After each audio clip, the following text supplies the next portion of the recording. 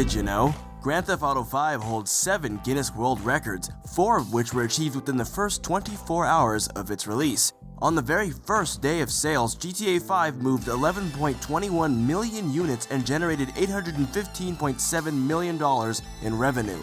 For reference, GTA 3 sold about 13.1 million copies in its entire lifetime. It became the best-selling video game as well as action-adventure video game in a 24-hour period, along with the highest-grossing video game and highest revenue generated by an entertainment product in 24 hours. The accolades didn't stop there, as GTA 5 would become the fastest entertainment property and video game to reach $1 billion in revenue in a matter of just 3 days. The game is also the third most expensive video game ever when factoring in inflation. GTA 5 had a development budget of $137 million and a total budget of $268 million, making it the 5th most expensive entertainment product to date behind Call of Duty Modern Warfare 2, Pirates of the Caribbean at World's End, Pirates of the Caribbean on Stranger Tides, and Destiny. The Grand Theft Auto franchise as a whole has sold over 195 million units since its debut in 1997, and around 45 million of those are GTA 5. On the subject of big numbers, Grand Theft Auto V's map is 49 square miles large, roughly an 80th the size of Los Angeles County on which it is based. According to Rockstar, the map is bigger than Red Dead Redemption, Grand Theft Auto San Andreas, and GTA 4's maps combined. But as of this video, the developers have not confirmed the actual map sizes of any of those games. In just less than 2 years since its release, GTA 5 has had a handful of lawsuits levied against it. In October of 2013, Bruce McMahon and Christopher Bankston accused Take-Two of falsely advertising that GTA Online would be available upon release on September 18, 2013. The lawsuit was quickly thrown out as the judge presiding over the case concluded that the box did not suggest that GTA Online would be available immediately. Later that month, rapper Daz Dillinger accused Rockstar of including 2 of his songs, Seawalk and Nothing But the Cavi Hit, in the game without his permission. Dillinger sent Rockstar a cease and desist, demanding that all copies of the game be recalled or that he be paid more than the $4,271 compensation they reportedly offer him prior to the game's release. At the time of the incident, Dillinger gave Rockstar 2 weeks to make amends, but as far as we've seen, no further discussion on the issue has come from either side since then, and the songs remain in the game on the radio station West Coast Classics. In December of 2013, rumors surfaced that actress Lindsay Lohan was planning to sue Rockstar over issues with GTA 5. The lawsuit was confirmed in July of 2014 and claimed that Rockstar used her image and created a character based on her without her permission. The first part of the case contends that her image was used for the blonde, bikini-clad woman holding an iFruit phone featured in-game and in various promotional material. Unfortunately for Lohan, prior to the release of GTA 5, it was confirmed that the artwork was based on model Shelby Wellender, who's credited in the game. The second part of the case claims that the random event Escape the Paparazzi, wherein players help a popular actress escape the paparazzi, is based on Lohan's interactions with paparazzi in the past. The event is triggered at a hotel that is possibly based on the Chateau Marmont, a hotel Lohan is known to frequent and once lived in.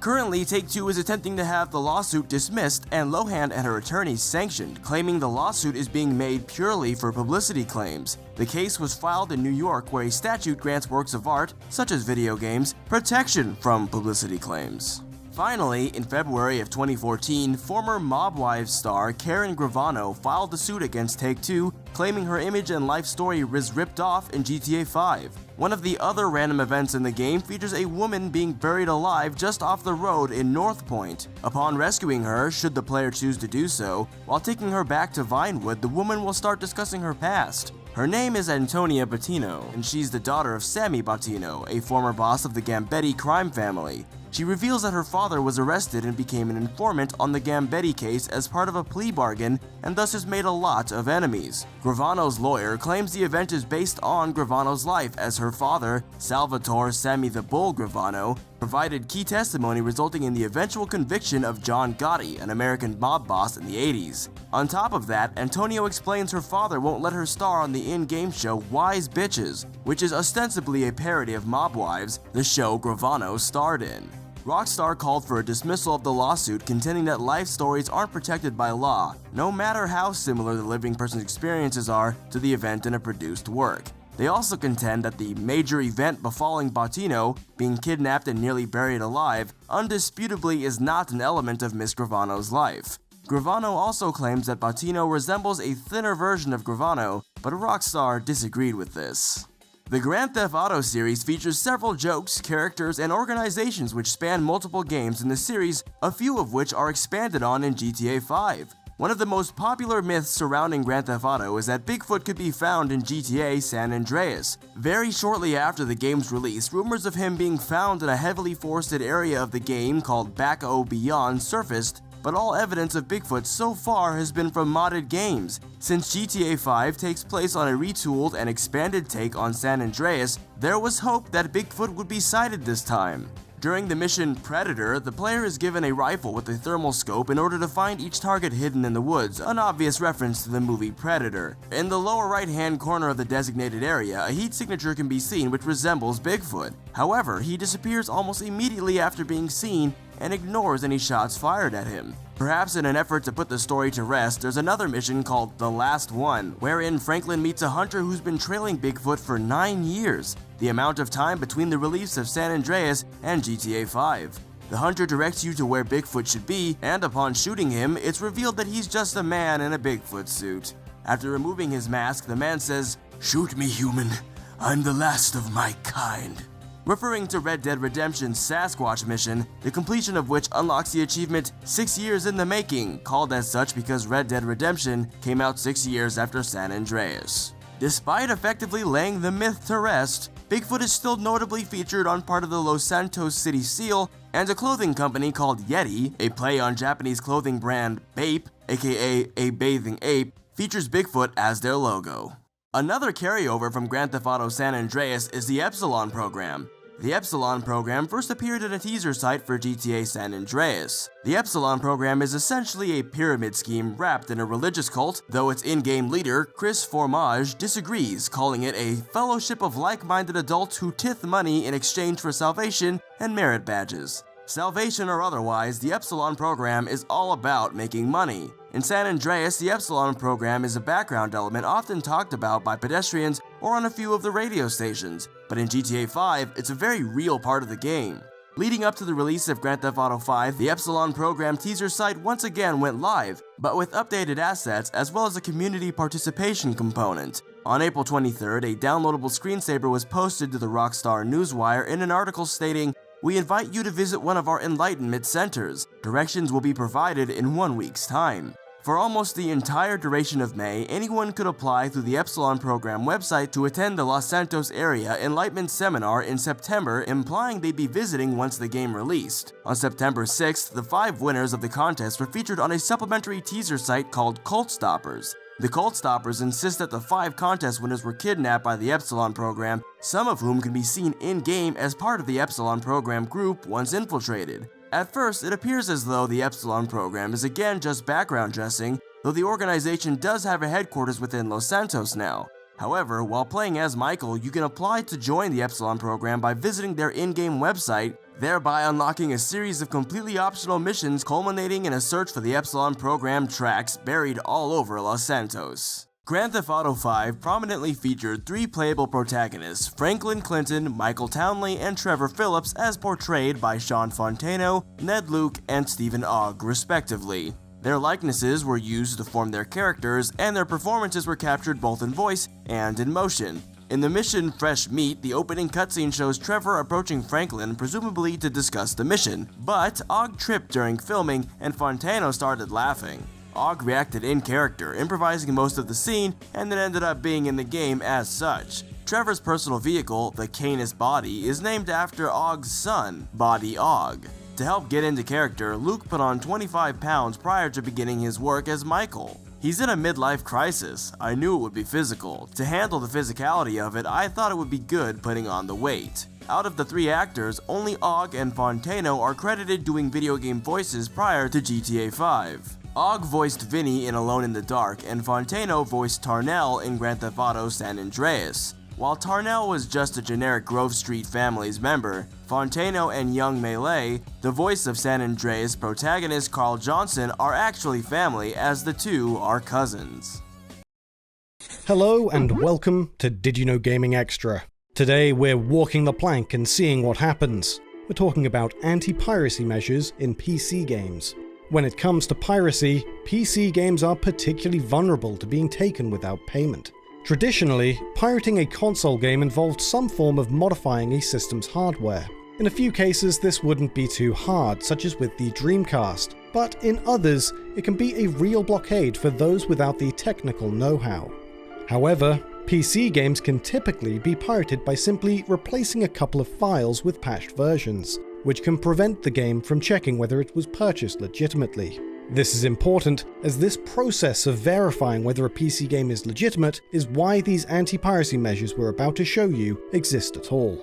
The first game we're talking about is actually a fairly recent one. Resident Evil 8 had a pretty bizarre case of anti-piracy. Legitimately purchased copies of the game made use of two different forms of DRM, one from Denuvo, as well as Capcom's own anti-piracy code, which sat within Denuvo.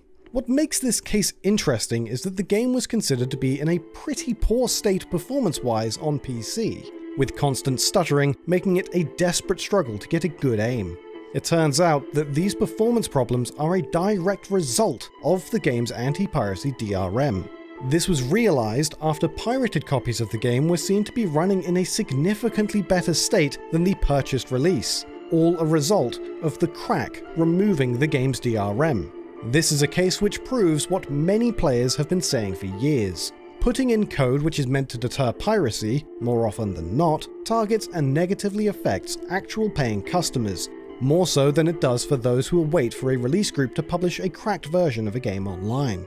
As a result of the numerous complaints directed at Capcom for their poorly executed protection, the company published an update which fixed the performance issues relating to the game's anti-piracy measures a couple of months after launch, which ended up angering some people further, as it was clearly an obvious issue from the moment the game was released, and Capcom likely knew about it before publication, yet they failed to fix the problem before selling it to customers. Despite knowing that their anti-piracy measures were causing problems for paying customers, it seems Capcom refrained from changing course on preventing piracy, as they possibly saw the first couple of months to be the most profitable, wanting to protect the game from being cracked during the initial hype phase of its release. The main problem with this approach is that it assumes a lack of skill within the piracy scene, which is known to frequently open up impossible-to-crack games in a matter of days. One anti-piracy method that was used by the team over at Facepunch for their massively successful sandbox game, Garry's Mod, was rather smart in not just its execution, but also its purpose. An update to the title resulted in a new error message when trying to boot the game, explaining that it was unable to shade polygon normals, along with a seemingly random error ID. Looking for how to fix this problem, users would post their error messages online in the search for a solution. What they didn't realize, however, was that the error was only turning up for those that pirated the game. And not just that, but the error ID was in fact their Steam ID. As a result, pirates outed themselves directly to the game's developer. Gary Newman, the game's lead, revealed that he'd found thousands of users that had pirated the game. But unlike most companies that equate these users as lost revenue, or introducing DRM as a way to prevent people from pirating the game, Gary felt differently, saying, "It's cool, I've pirated as much as anyone. I owned an Amiga. Did anyone actually buy games for that thing? It isn't meant to be some super DRM. Any DRM you come up with is going to be cracked, so why bother trying to make it hard to crack? Making it uncrackable isn't the motive here. Laughing at them is. I did this for the people that did buy Garry's Mod. They get to point and laugh at pirates. If we leave it easy for people to pirate, we're betraying the people that paid. The legit users need to see you taking steps to make it harder for pirates, or they just end up feeling like they should have saved their money and pirated too. While Garry's Mod prevented the player from booting the game, most games at least give pirates a small taste of what they're missing. Command & Conquer Red Alert 2 was a very popular game on release, and with it being a sequel to another popular game, the developers knew it would be widely pirated. If the game detected that it had been pirated, it wouldn't lock the player out, and instead, it would allow them to begin a mission. However, while the player is setting up their base, ready to dominate their adversaries, it would only give them 30 seconds to do so, before causing all of their units to self-destruct in a nuclear explosion. One issue with this is that the player can find themselves blowing up after installing the Yuri's Revenge expansion and patching the game. This would sometimes show up as a false positive to the anti-piracy system and trigger it. It should fix itself after a single instance in legitimate copies, however. This didn't stop a widespread issue, however, with the Origin release, where you can still find numerous people reporting this problem. One game which didn't have any DRM at all was The Witcher 2 from CD Projekt Red, who continue to believe that putting copy protection on games does not solve people pirating their game. While they believe that players should pay for the work the company has done, it doesn't believe in DRM, as it becomes more of a hindrance in the long term for those that actually purchase their games. At one stage, it was estimated that 1 in 5 copies of The Witcher 2 being played was actually legitimate, which is a pretty staggering figure. The company believed they could identify players that pirated their game and would send letters out to players found to be playing the game illegitimately, something which actually angered the players who had paid for the game. The company retracted from this after complaints arose, and even apologized for issuing legal notices to pirates. There was actually one method of anti-piracy included in the game itself, however, which is possibly even more disturbing than receiving a legal request for compensation.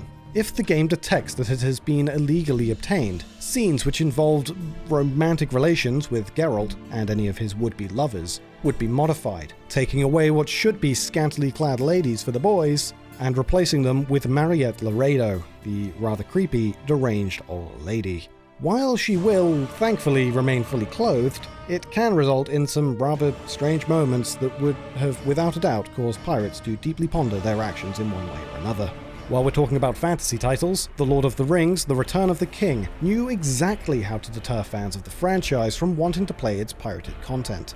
Though the game can still be played while pirated, it will often crash on the completion of a level, and certain actions can't be performed, meaning around a third of the game can't actually be completed.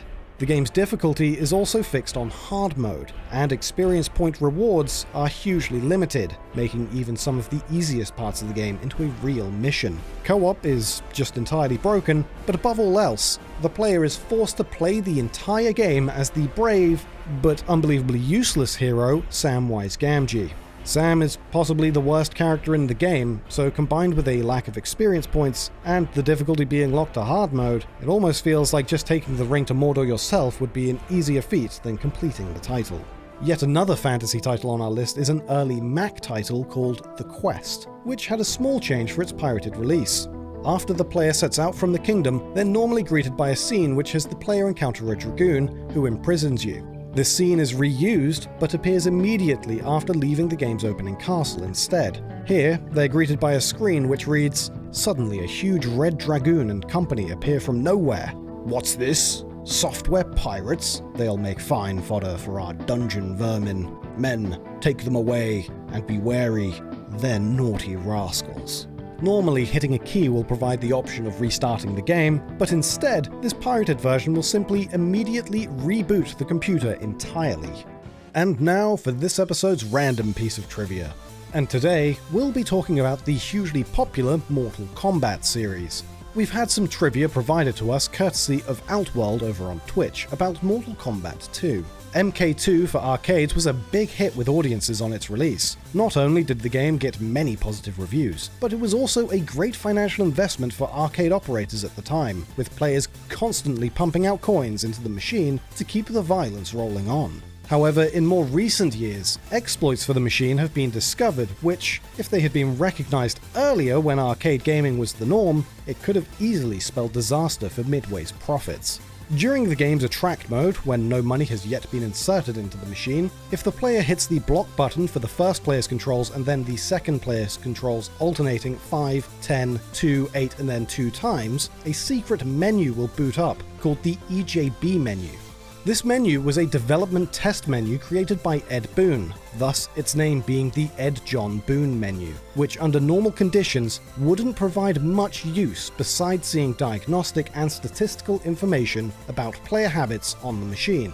However, by performing a diagnostic check from this menu, it seems the check was only considered for auditing purposes, as when it completes, it will send the user back to the system's actual audit menu, a different menu which provides options for the game's difficulty and, more importantly, the cost of credits. From this menu, it's possible to change the game into free play mode, meaning it can be played without having to pay.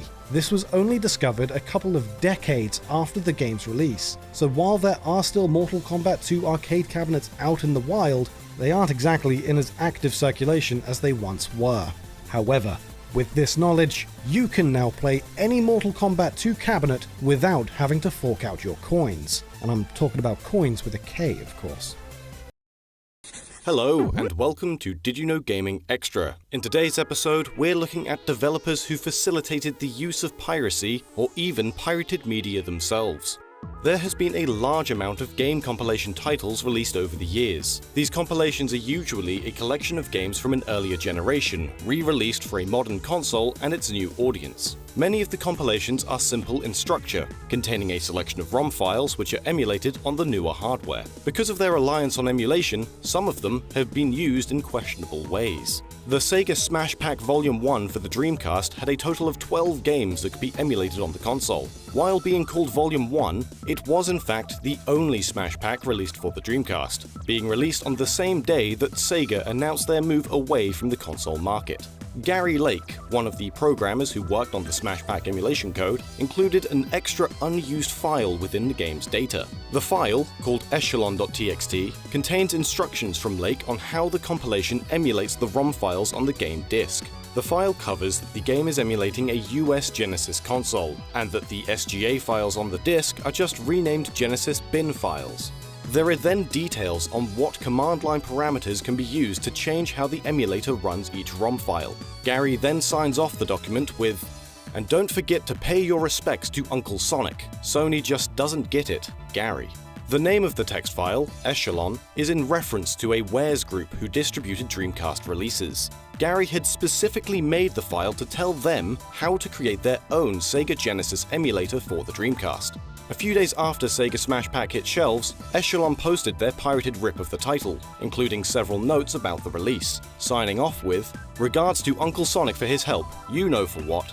It would only take a few days more for Echelon to release their own simple menu system that allowed users to insert their own ROMs into the emulator that Sega had created. This caused quite a controversy in the homebrew scene, as usually these sorts of emulators are based on code created entirely by the release group.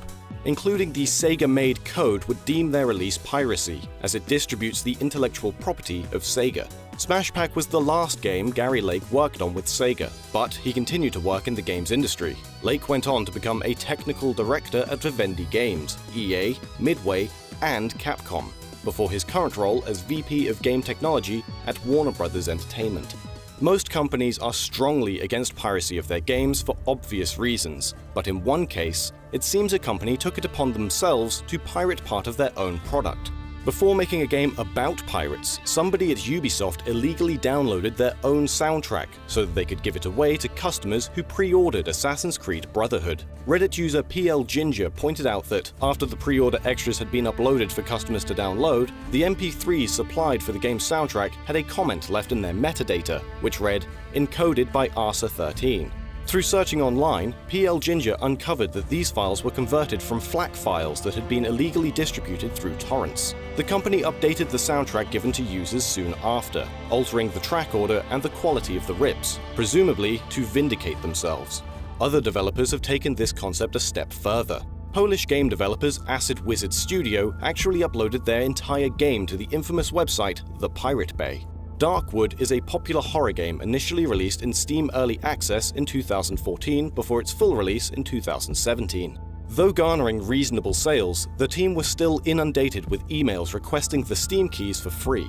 They feared that many of these people were actually just looking for keys to resell on controversial CD key websites like G2A, saying they make it impossible for us to do any giveaways or send keys to people who actually don't have the money to play Darkwood. In a bold move to draw attention to the issue of the game resales as well as to promote themselves, Acid Wizard uploaded their game in full, DRM free, while also politely requesting that players at least consider buying the game. They wrote, If you don't have the money and want to play the game, we have a safe torrent on the Pirate Bay. We have just one request. If you like Darkwood and want us to continue making games, consider buying it in the future, maybe on a sale, through Steam, GOG, or Humble Store. But please don't buy it through any key reselling site. By doing that, you're just feeding the cancer that is leeching off this industry. We spoke to Acid Wizard programmer Gustav. He told us that there was a visible bump in sales after the torrent was uploaded, and though they did not take any donations, people did their bit by purchasing several copies of the game for friends. Acid Wizard Studio still receive positive messages about the game from people of all walks of life, and consider the situation a win-win. They didn't lose sales, people who couldn't afford the game were able to play it, and it sparked a discussion about the grey market.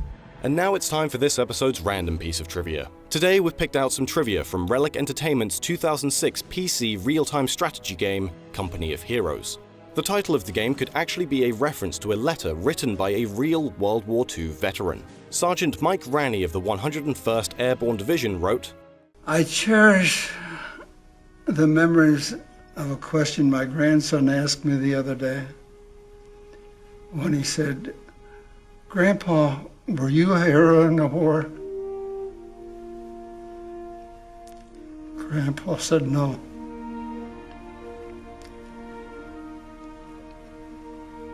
But I served in a company of heroes." Hello and welcome to Did You Know Gaming Extra. In today's episode we're looking at how developers combated piracy in their games.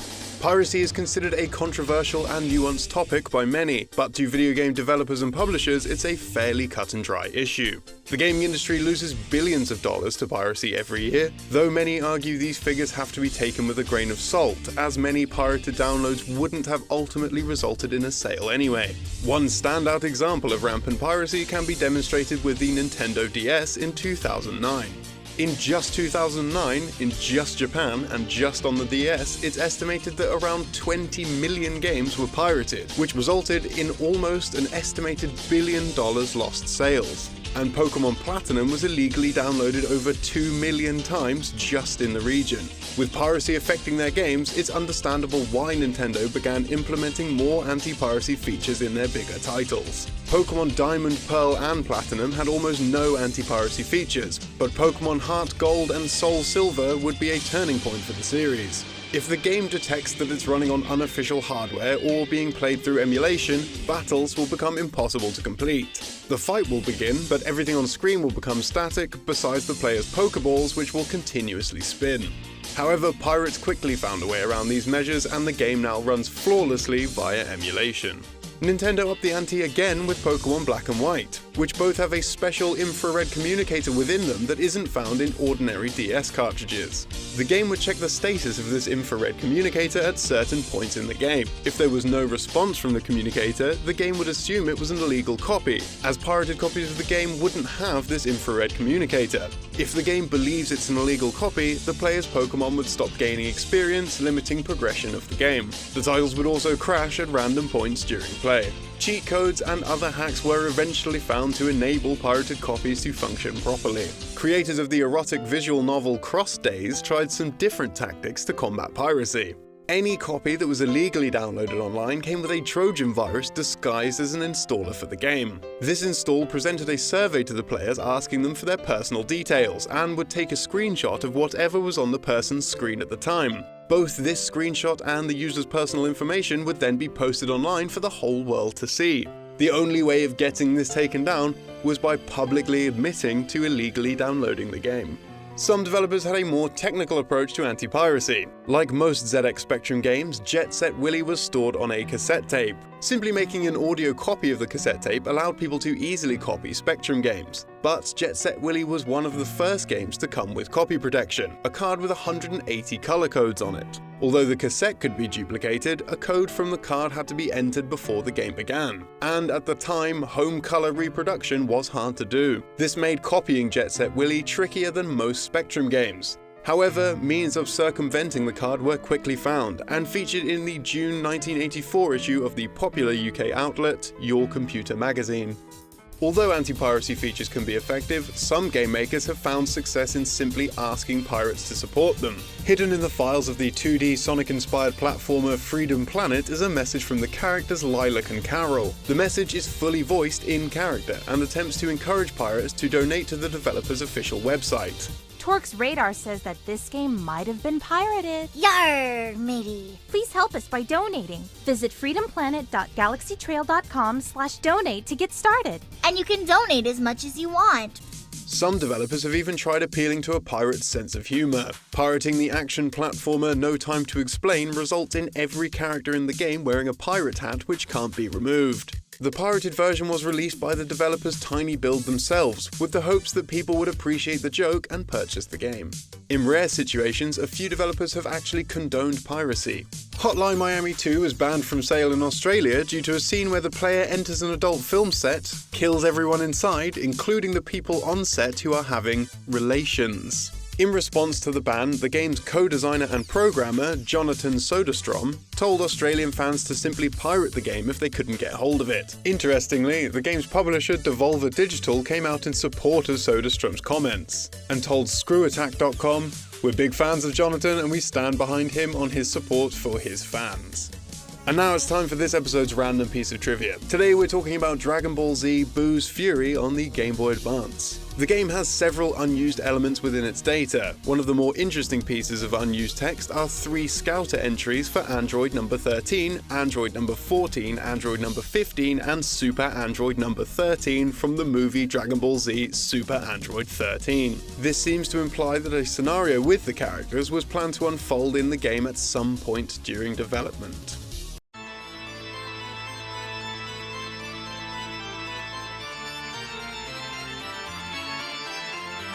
Did you know Dracula's full name is Dracula Vlad Tepes? This information comes from the Symphony of the Night instruction manual, where it is also revealed Alucard's real name is Adrian Fahrenheit Tepes. The name Vlad Tepes calls back to the original inspiration for Bram Stoker's Dracula character, a real-world prince known as Vlad III, or called Vlad Tepes, 3-time ruler of the Valahia region of Romania. When translated from Romanian to English, Vlad Tepes becomes Vlad the Impaler, referring to his widespread reputation for the cruel and unusual punishment of his enemies. The name of the Castlevania villain, and by extension Bram Stoker's Dracula, comes from Vlad III's nickname, Dracula. In Romanian, Dracula means son of Dracul, referring to Vlad II Dracul. Diving even further back, the name Dracul was derived from the Latin word Draco, meaning dragon. References to Vlad Tepes can be found in Symphony of the Night itself as well. The one-time use item, Power of Sire, is a magical spell that will kill all enemies on the screen or inflict massive damage to boss characters. If the player looks closely at the background when this item is in use, a portrait of Vlad III Tepes can be seen outlined in a rainbow of colors. The Castlevania games draw inspiration for characters from a diverse range of sources. Some are easily recognized, like Medusa, Frankenstein's monster, and Death, but others require more robust historical knowledge to spot. The Castlevania Bloodlines boss Elizabeth Bartley is likely based on a real Hungarian countess named Elizabeth Bathory. Bathory is the world's most prolific female serial killer, earning her the nickname the Blood Countess. Although she never faced trial, she was accused of murdering hundreds of girls. Some legends even say she bathed in the blood of virgins, believing it would help her retain her youth. The Castlevania 64 boss Tighe de Rai is named after the French army leader who fought alongside Joan of Arc. The real-world Tighe de Rai was later convicted as a pedophiliac serial killer of children. Some Castlevania characters derive names and traits from historical literature. The recurring boss character, Carmela, is a reference to an 1871 novel of the same name by Sheridan Le Fanu. In the novel, Carmela is a beautiful lesbian vampire who wore a mask to hide the fact that she had been dead for decades. This is why Castlevania's Carmela is always depicted with a mask. The Aria of Sorrow boss Headhunter is similar to Princess Langwidere from the 3rd installment of L. Frank Baum's Wizard of Oz series, is Ozma of Oz. In the book, the vain Princess Langwidere lives in isolation with a large collection of heads of beautiful women, which are interchangeable on her neck. Though it's possible the actual inspiration came from the 1985 Disney film Return to Oz, in which the character Princess Mombi has magical powers and the ability to change heads, similar to Princess Langwidere from the books. The Aria of Sorrow boss Balor is taken from Celtic mythology. Balor was the king of a race of supernatural giants known as the Fomorians. Some legends say Balor had only one eye that wreaked destruction when opened. The recurring boss character Karasuman is influenced by both Christian and Japanese mythology. The word Karasu means crow in Japanese, and it's thought the character is partially based on Karasu Tangu, supernatural beings from Japanese folklore that take the form of humanoid crows or ravens. Karasuman was referred to as Malphas from Dawn of Sorrow onward. Malphas is the name of a crow-like demon from Christian hell who has 40 legions of demons under his command. The Symphony of the Night boss Grand Falloon is named after a concept from a 1963 novel called Cat's Cradle by Kurt Vonnegut. In the novel, a Grand Falloon is a satirical reference to a group of hive-minded people who share a similar belief. The group is described by Vonnegut as a proud and meaningless association of human beings. The Grand Falloon in Castlevania would be a literal representation of this idea. The Japanese version and English localizations after Symphony of the Night refer to this boss as simply Legion. It's not just the boss characters that come from history and folklore. Random grunt enemies also have interesting origins. The Bitterfly enemies from Symphony of the Night are referred to as Konkons in Japan. A konkon is a mythical bird from the Machupe religion and is also found in Chilean and Argentinian folklore. These magical creatures have the head of a human with feathers and talons, and they fly using their exceptionally large ears as wings. The recurring enemies Giant Skeleton are sometimes referred to as Paranthropus, sharing a name with an extinct species of human that roamed Africa over 2.5 million years ago. Another skeleton enemy wanders the halls of Dracula's castle with its skull detached, kicking it as an attack. This enemy is called Yorick in the English version, a reference to the character Yorick from Shakespeare's Hamlet, a dead court jester whose skull is exhumed by the gravedigger. Besides the characters in Castlevania, many of the series' locations also have real-world parallels. The castle scene in the FMV opening to Symphony of the Night for the PS1 appears to be based on Neuschwanstein Castle in southwest Bavaria, Germany. This palace was commissioned by the reclusive 1864 King of Bavaria, Ludwig II, as a personal refuge for solitude. The castle depicted on the Japanese cover of Castlevania 3 and the American cover art for Symphony of the Night is based on Mont Saint-Michel Abbey, located off the coast of Normandy, France. The abbey was built upon a rocky islet founded in the year 708. The cover art of Castlevania Dracula X features a fortress inspired by another real-world castle, Bran Castle, located in Romania. The in-game graphics feature a different castle, however. This one appears to be directly inspired by the titular location in the Hayao Miyazaki film Lupin III, Castle of Cagliostro. Castles weren't the only features in Castlevania artwork influenced by outside sources. The pose Simon Belmont is seen taking on the original cover for Castlevania appears to have been inspired by a painting called The Norseman by American fantasy artist Frank Frazetta.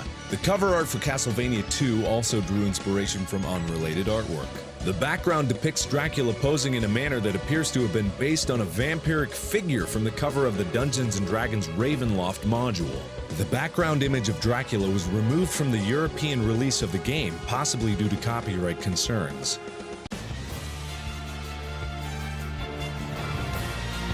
Did you know? In Castlevania Lords of Shadow 2, Victor Belmont was named after a character from a cancelled Castlevania project, Castlevania Resurrection. Producer for Lords of Shadow 2, David Cox, told Did You Know Gaming, "We used the name Victor as a tip of the hat to the cancelled Dreamcast project. Originally, Victor was going to be Julius Belmont from Aria of Sorrow, but we felt it was stepping on Mr. Igarashi's ideas and concepts. And so, the Lords of Shadow's Victor Belmont was named after a safer reference, an unused character from a non-Igarashi project. The original Victor Belmont was a washed-up gambler who rejected his destiny as a vampire hunter from the Belmont clan. His story is set in 1666, directly before Simon Belmont's adventure in the original Castlevania. Sonia Belmont from the Game Boy title Castlevania Legends was set to make an appearance in Castlevania Resurrection as well. Sonia's role was to be resurrected from the dead after 3 centuries to do the job that Victor Belmont refused. This clear attempt to link Resurrection with the main series canon storyline would have turned out problematic later on, as Castlevania producer Koji Igarashi removed Castlevania Legends from the series' official timeline. And because of the Sonia Belmont connection, it's likely that Resurrection would have been retconned out of the timeline as well, if it were ever released. Ultimately,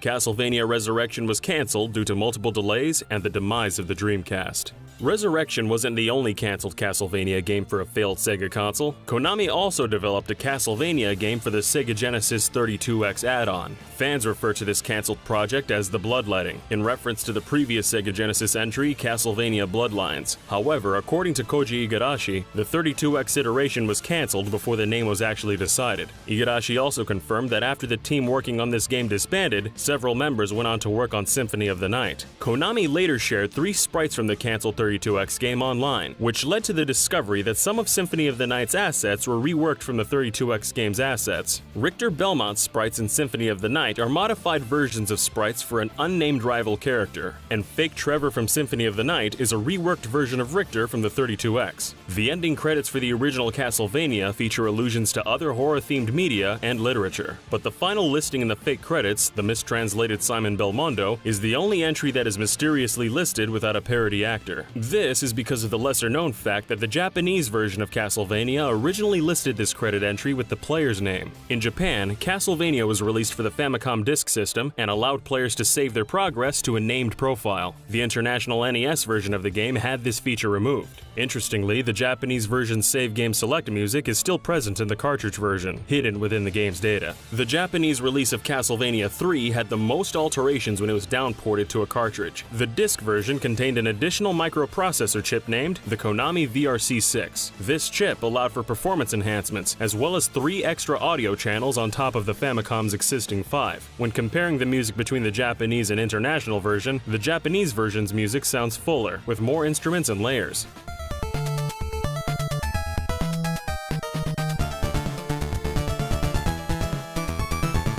When it came to Castlevania 3, alterations to the game's international version were due to censorship. However, this was mostly relegated to nude statues. Surprisingly, much of the religious imagery remains largely the same, despite Nintendo of America's strict policy on religious content. The official Castlevania timeline was originally created as private reference material for the developers of Symphony of the Night, but it slowly evolved into an officially recognized chronology. Koji Igarashi once stated that he actually regrets establishing the series timeline to begin with. In an interview with Wired.com, Igarashi said, "Since Dracula only appears every 100 years, we made the whole timeline and ran out of places to put in another game. I made the timeline, but I shouldn't have actually released it, because now it's all official. That was a bad decision." This is why the 2013 Lords of Shadow saga is set in an entirely separate universe from the original Castlevania timeline. Lords of Shadow producer David Cox told VideoGamer.com, "We didn't want to follow the timeline because we felt it would put us in a bit of a box in terms of what we could do creatively. We didn't want to be in that box." It also makes sense the story is separate from the main series, as the Lords of Shadows games were developed in Spain instead of Japan. The influences on Lords of Shadows are also different. Instead of the anime-style look and feel of the Japanese games, the Spanish take on the series was heavily inspired by the work of Mexican filmmaker Guillermo del Toro. Hideo Kojima of Metal Gear fame also had a tremendous impact on the Lords of Shadows series. Kojima provided valuable feedback on some design elements and also handled the Japanese localization of the game. He brought in many of the same voice actors from the Metal Gear series for the Japanese dub, and even voiced the Chupacabra himself. Even though Lords of Shadows was made in a different country, Koji Igarashi was actively involved in the development of Lords of Shadows. He lent support and advice, both technical advice and advice on the story. David Cox once mentioned what it was like when Igarashi would check on the project. He said, "You gotta make sure that the quality of what you deliver is very, very high. You're constantly saying to yourself, is that really good enough? Is that really gonna be good enough?" It's funny because sometimes you think, no, he's not gonna like that, and he loves it. And then other times you think, check this out, it's amazing, and you'll go, Don't know. Despite being unpopular with a vocal group of fans, according to Konami, Lords of Shadows was the single most successful Castlevania title in the history of the series. That said, the series has always been popular and has actually been referenced multiple times in other media. One example of this is a Yu-Gi-Oh card called Vampire Hunter. Not only can the Castlevania castle be seen in the art's background, but the card's name in Japan is Vampire Killer, the name of a whip passed down through the Belmont family. A reference to Castlevania also made it into the Game of Thrones episode, and now his watch is ended. Creator of the Dothraki and Valyrian languages, David J. Peterson, secretly referenced Castlevania in Daenerys Targaryen's dialogue. Peterson told Vulture.com, "This one's funny, the word for chain is Belmont. That's clearly a shout out to Simon's Quest. In Castlevania 2 Simon's Quest, Simon Belmont can eventually upgrade his leather whip into a chain whip." Speaking of Simon's Quest, Dracula's grave in the game's credits reads 1431 to 76. This is a reference to Vlad Tepes, also known as Vlad the Impaler. Vlad was a major inspiration for Bram Stoker's original Dracula character, who was also born in 1431 and died in 1476.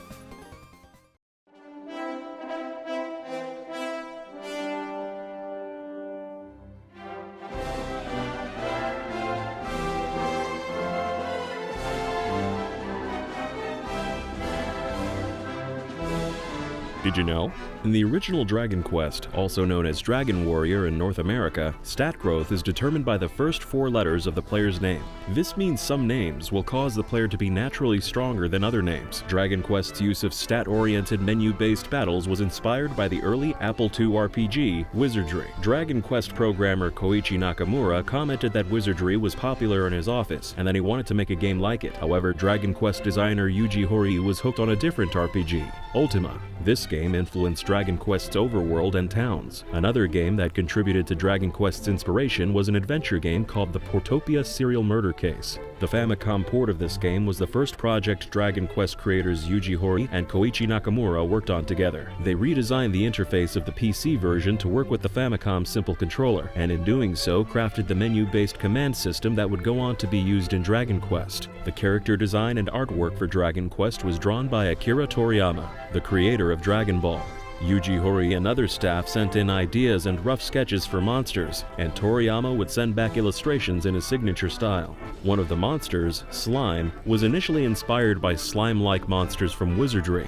Horii and Nakamura said they were blown away by the simple brilliance of Toriyama's slime design, which was loved so much by the staff and fans that it became the series mascot. There was even a slime-shaped controller released in Japan for the PlayStation 2. For the designs of humans and monsters, Toriyama used much more detail than he'd normally use in his own manga. In Dragon Ball Daizenshu 5, Toriyama revealed why. When it's ultimately going to be made in a video game, the character sprites will be small, so you can make the design illustrations relatively complex. It's not like you're going to draw it in a comic and develop it, and it's not going to be drawn as animation, so you can ignore the "it would be a pain if I did it this way" aspect. Also seemingly reused designs for Dragon Quest and Dragon Ball, like how the ghost monster resembles fortune teller Baba's assistant, and the knight uses the same design as one of Oolong's early transformations.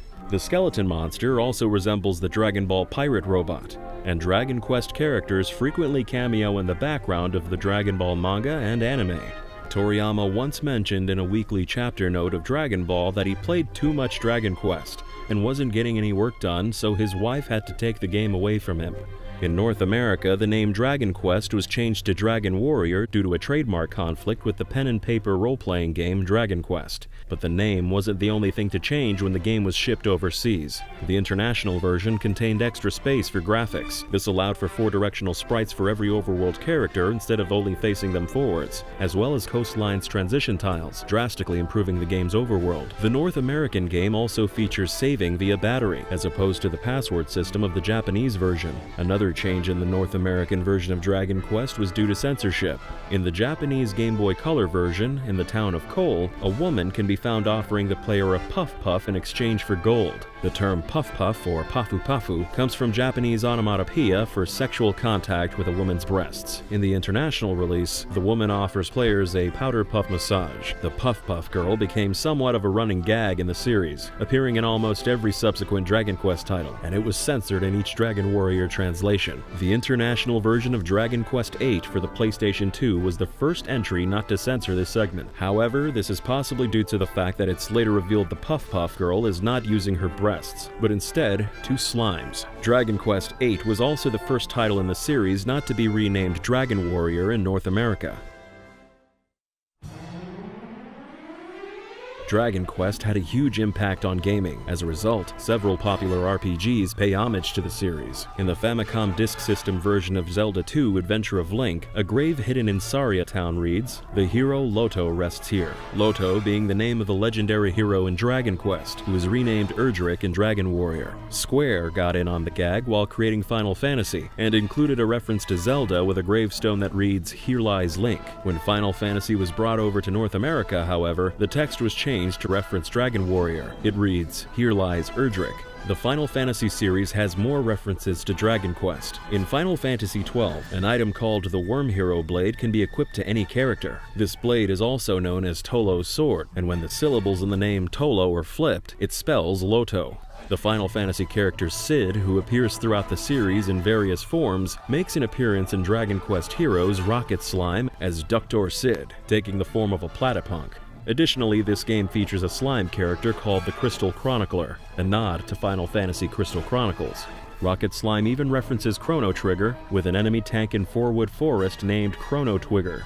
Some Dragon Quest games have subtle connections to other games in the series that are easy to miss. In Dragon Quest Heroes Rocket Slime, Mount Krakatoa's temples has pictures of Trode from Dragon Quest VIII, caring for his daughter Medea in her horse form. This is also the location where the player receives the alchemy pot named Crackpot, implying that this is the same pot used by the hero in Dragon Quest VIII. In the opening scene of Dragon Quest V, the protagonist's father Pancraz suggests the name Madison for his son.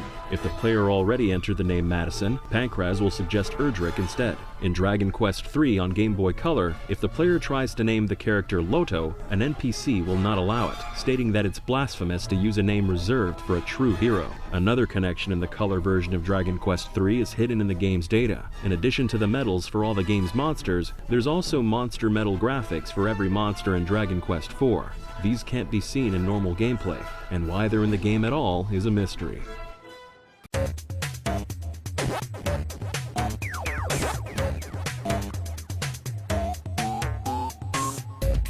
Did you know Pac-Man's name was inspired by the Japanese onomatopoeia paku paku, a sound that, when spoken, forces a mouth to open and close in rapid succession, much like Pac-Man himself. Pac-Man was created in 1979 by a team of 10 at Namco, led by Toru Iwatani. Iwatani wanted to create a game that would appeal to a broader audience than what was available at the time. Iwatani has stated, all of the computer games available at the time were the violent type, war games and Space Invader types. There were no games that everybody could enjoy, and especially none for women. I wanted to come up with a comical game that women could enjoy. This led the development team to include cute creatures and relatable things like eating. Pac-Man's design was partially inspired by the rounding of the Japanese symbol for mouth, and also by the shape of a pizza that is missing a slice. The original Pac-Man arcade cabinet was released in Japan in 1980 with the name Puck-Man, which is said to be because of his hockey puck-shaped design. This name was changed when the arcade machine was brought to the West, out of fear the logo would be vandalised to spell an obscenity by changing the P to an F. While planning for an international release, Namco originally contacted Atari to work out a distribution deal for the United States. Atari reportedly turned down the offer because they thought the game was too easy. So instead, Pac-Man was licensed by Midway, where it quickly became one of their most popular titles. Midway's alteration to the original Japanese version contained a series of awkward translations that potentially put English-speaking gamers at a disadvantage. The original Japanese version listed personality traits for the ghosts that were meant to indicate each enemy's unique behaviour. For instance, the red ghost chases Pac-Man, the pink and blue enemies try to position themselves in front of Pac-Man, and the orange ghost chases Pac-Man most of the time but moves towards the lower left corner when it gets close. As such, the Japanese personalities listed were Chaser, Ambusher, Fickle and Stupid. In the English translation, however, these personalities are discarded and replaced with Shadow, Speedy, Bashful and Pokey. Because of this, many Western players assumed the enemies moved randomly and were not aware they could plan their movements based on the colour of the ghosts.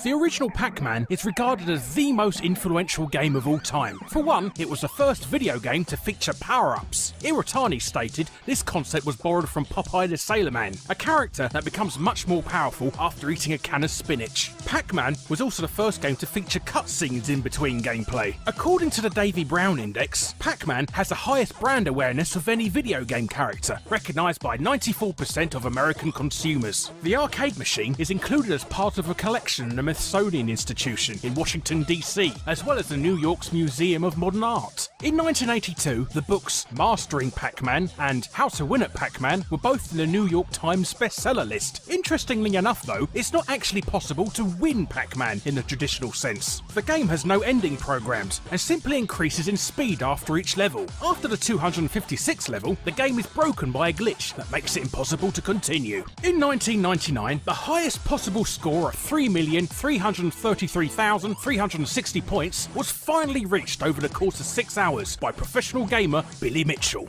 The Pac-Man series shows no sign of declining in popularity. In 2010, Google celebrated the 30th anniversary of Pac-Man by creating a small playable version of the original game to temporarily replace the website's logo. It's thought that 505 million unique users were active on Google.com on the day the Pac-Man logo went live. Because so many people played the game at work, it's estimated a loss in productivity cost the economy over $120 million.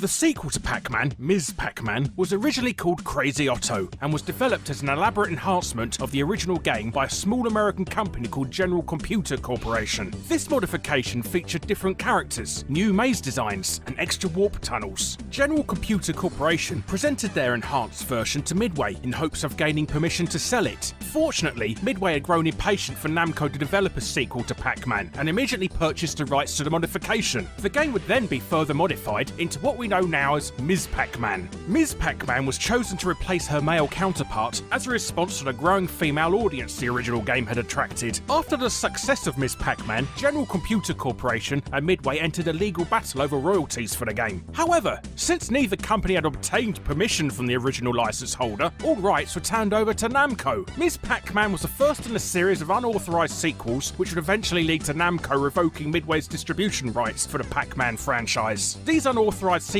were Pac-Man Plus, Baby Pac-Man, Junior Pac-Man, and Professor Pac-Man. Midway wasn't the only company in the business of making Pac-Man clones. Pac-Man was one of the most unofficially copied titles in the early 80s, and it's estimated that the combined sales of all counterfeit machines matched the sales of the official machine. Some notable rip-offs of Pac-Man include Hangly Man, Piranha, Lock and Chase, and Snapper, among others. One Pac-Man clone for the Magnavox Odyssey 2, known as Casey Munchkin, was responsible for a legal dispute that established how US copyright law would apply to the look and feel of computer software. Pac-Man was one of the best-selling franchises for its publisher Midway, but despite this, Toru Iwatani sadly never received much attention for creating this popular game. A rumour spread that Iwatani left the industry after receiving a $3,500 bonus for creating one of the most lucrative video games to date. These rumours are untrue. However, in an interview for the publication The Ultimate History of Video Games, Iwatani stated, "I don't recall receiving anything special, although I am told I received recognition in my semi-annual bonus." Even though his bonus was nothing worth mentioning, Iwatani didn't leave Namco. He was later assigned as General Manager of Research and Development.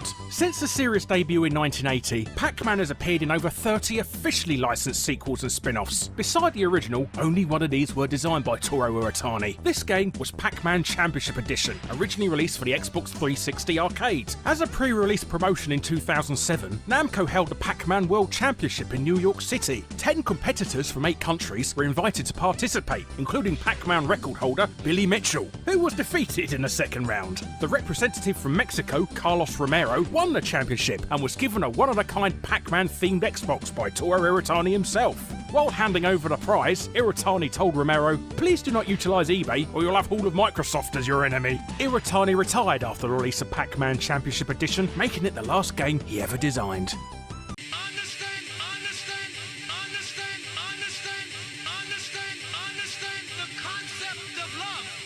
Did you know? A few weeks before Jet Set Radio's North American release as Jet Grind Radio, Sega hosted a contest in San Francisco called Graffiti is Art. The contest aimed to promote graffiti as art rather than vandalism. Willie Brown, mayor of San Francisco at the time, attempted to shut the event down by revoking Sega's permits. Unfortunately for them, Sega of America had acquired all of its permits to host the competition through entirely legal methods, and it went off without a hitch, receiving over 130 entries. While Jet Set Radio's gameplay primarily involved skating, graffiti was an integral part of it from the beginning. Masayoshi Kikuchi, the project lead on Jet Set Radio, and art director Ryuta Ueda's previous project was Panzer Dragoon Saga for the Sega Saturn. After coming off such a hardcore fantasy title, Kikuchi said the team wanted to work on something completely unlike Panzer Dragoon, something dealing with pop culture. Ueda's initial concept art for Jet Set Radio led to the idea of a punky street kid wearing headphones rollerblading between people in a crowded town. From there, the team was inspired by the anti-establishment themes of the movie Fight Club. Jet Set Radio's graffiti tagging mechanic was a natural product of combining anti-establishment, the streets, and pop culture. Once the design was settled on, Jet Set Radio saw completion after only 10 months of development with a team of less than 25 people. Jet Set Radio takes place in Tokyo-to, a vibrant interpretation of Tokyo, Japan. This was done so that the game's world was immediately recognizable and welcoming to a Japanese audience. Worried about how this would be received by Western audiences, Sega made some changes when localizing the game. The version sent to North America and Europe featured 2 extra levels, Bantam Street and Grind Square, inspired by New York City and Times Square respectively. Bantam Street features a central street below an elevated rail system, a blacktop park, and several tightly packed, tall buildings. While the level takes place during the day, its design, as well as its name being an anagram of Batman, hints that the level was based on Gotham City. In fact, there's an image of an unused poster hidden in the game's code featuring 3 shadowy characters and the words, "Darkman Returns." But perhaps due to copyright for a game called Darkman already existing, the poster was modified. Lastly, the game also features a few tracks specific for the North American and PAL regions, such as a remix of Rob Zombie's Dragula, featured on Bantam Street. While the game's composer, Hideki Naganuma, composed most of the game's varied soundtrack, he also found various artists throughout Japan to contribute. Underground J-rock group Guitar Vader contributed the songs Magical Girl and Super Brothers. Super Brothers appears to be a parody of the Super Mario Bros, as suggested by a part of the lyrics, which follows,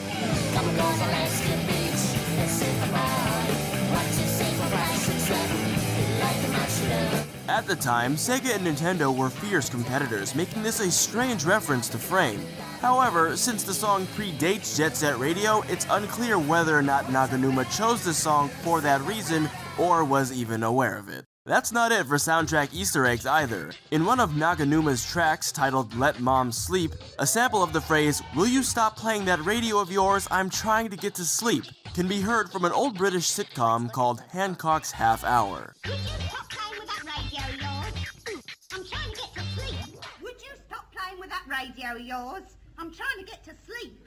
There are a couple fine touches that were made to Jet Set Radio's characters during development. Throughout the game, you'll receive messages from DJ Professor K, the DJ of the eponymous pirate radio station Jet Set Radio. There are unused designs still in the game's code that show the characters without their wrist gadgets, suggesting that the station was a late addition to the game's design. In the character Beat's early texture files, his shirt says Ereki, short for electricity, and featured a lightning bolt and light bulb logo instead of what exists today. Beat was also featured on the European pre-release box art of Jet Set Radio with 6 fingers on one of his hands, though this was fixed in subsequent official art. Despite being a much larger and more detailed game, Jet Set Radio Future took roughly the same amount of time to create and featured most of the same team members. The game was a launch title for the Xbox in Japan, a decision which appeared strange considering it was competing with Japanese consoles. Kikuchi chose to develop Future for the Xbox because the US market appeared to be more accepting of Jet Grind Radio than Japan was of Jet Set Radio.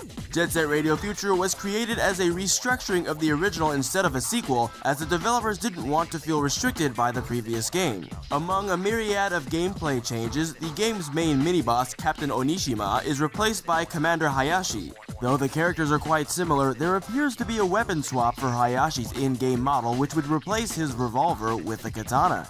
However, he is never actually shown wielding the sword. Jet Set Radio Future also pushed the amount of fake in-game branding with more flyers, in-game objects, and billboards, one of which hides a possible reference to Prince of Tennis. This billboard features a tennis player with dark blue sleeves and shorts and a white hat, closely resembling the outfits featured in Prince of Tennis. The billboard also says Contrail. This could thus be a reference to a musical single of the same name made by Chotaro Otori, a Prince of Tennis character who composes music in his spare time. There are a number of hidden Easter eggs and odd occurrences in Jet Set Radio Future. Hidden in the GG's garage is this upright, old-style bullet train. It's unclear why this exists as it's hidden away in the game's level design, but if you observe the window at the top of the train, you'll see what appears to be a joke on the behalf of an artist. Kibokaoka Hill is a messy, crowded residential district. There are a large number of stray cats strewn throughout the level, including a small room hidden amongst the buildings filled with cats. Suspiciously, Kibokaoka Hill is also the level where you can unlock Potts, the GG's dog, as a playable character. Many of the levels in Jet Set Radio Future are inspired by and named after real places in Japan, despite not being direct recreations. Dokenzaka Hill, the first major level in the game, refers to a neighborhood in Shibuya, Tokyo, named after an Edo period bandit who renounced his ways and became a Buddhist monk. Perhaps more famously, it features a large number of antique stores and love hotels, which are short-stay hotels for couples seeking some additional amenities and privacy. Chuo Street refers to the main thoroughfare in Akihabara, a part of Japan famous for its shopping and classic gaming arcades, from which a massive Sega building is clearly visible. There hasn't been a new Jet Set Radio game since Jet Set Radio Future, but in 2006, Kuju Entertainment created and proposed a concept for a new entry in the series to Sega. The untitled successor was planned for the Wii and would have brought back Beat, Gum, Tab, DJ Professor K, Poison Jam, and featured a new game called the Squabblehawks. However, Sega was not interested in the concept, and thus the game never came to be. Since the development team behind Jet Set Radio was reabsorbed into Sega in 2004, Kikuchi and Ueda have done major work together on the Yakuza franchise. Instead of joining them, Naganuma left Sega to pursue his own prospects, the latest of which include music for an upcoming game called Hover Revolt of Gamers, an open-world skating game largely inspired by Jet Set Radio.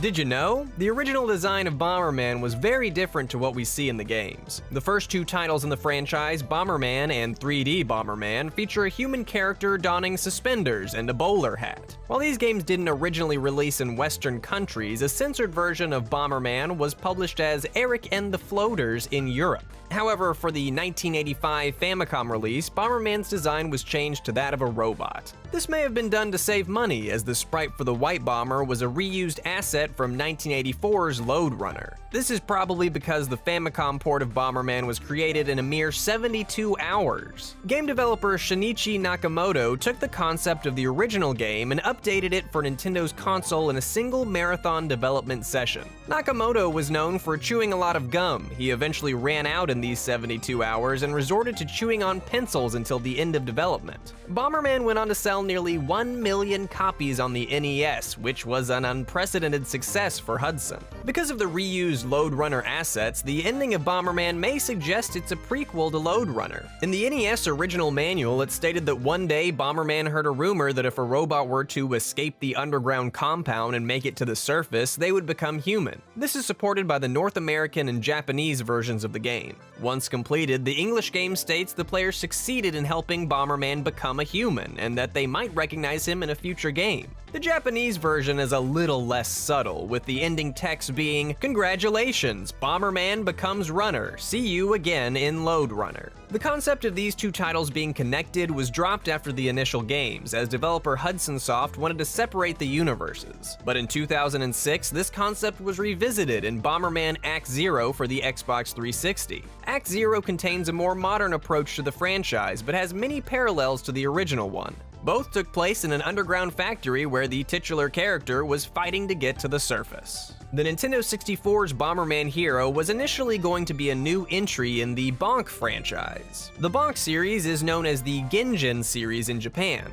and according to Bonk developers Shoichi Yoshikawa's official website, a game called Ultra Genjin was in development for the Nintendo 64. After production was halted on Ultra Genjin, it was reworked into Bomberman Hero. This may explain why Bomberman Hero was one of the only games in the franchise which allowed the player to jump. Bomberman Hero's story may have also been based on Star Wars A New Hope. The antagonists, the Garadan Empire, are based on a giant spherical space station similar to the Death Star. The lead female character, Princess Million, is captured by the Empire while carrying important data, but smuggles it out via a robot. This robot then encounters Bomberman in the middle of a desert while seeking assistance. Later in the game, Princess Million is found laying in the exact same pose as Princess Leia when she was in the Empire cells. And, likely as a reference to Empire Strikes Back, the robot is held captive and turned to stone. As well as having references in his own games, Bomberman has made cameo appearances in other franchises. Bomberman appears in the Japanese exclusive Dream Mix TV World Fighters as a playable character. He appears alongside Metal Gear's Solid Snake, Castlevania's Simon Belmont, and even Optimus Prime in a 4-player fighter similar to the Super Smash Bros. Games.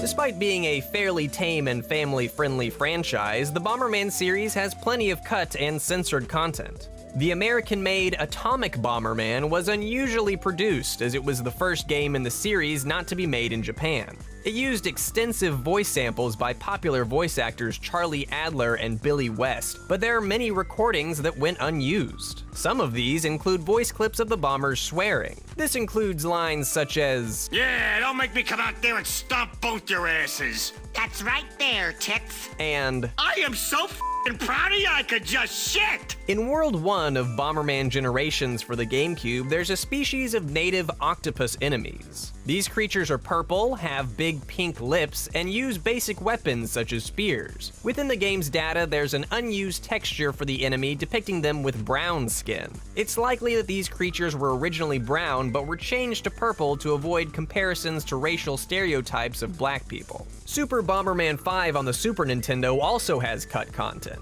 The game had a 10th playable character named Subordinate Bomber that was cut for unknown reasons. However, they can still be used by hacking the game, and they're even fully animated.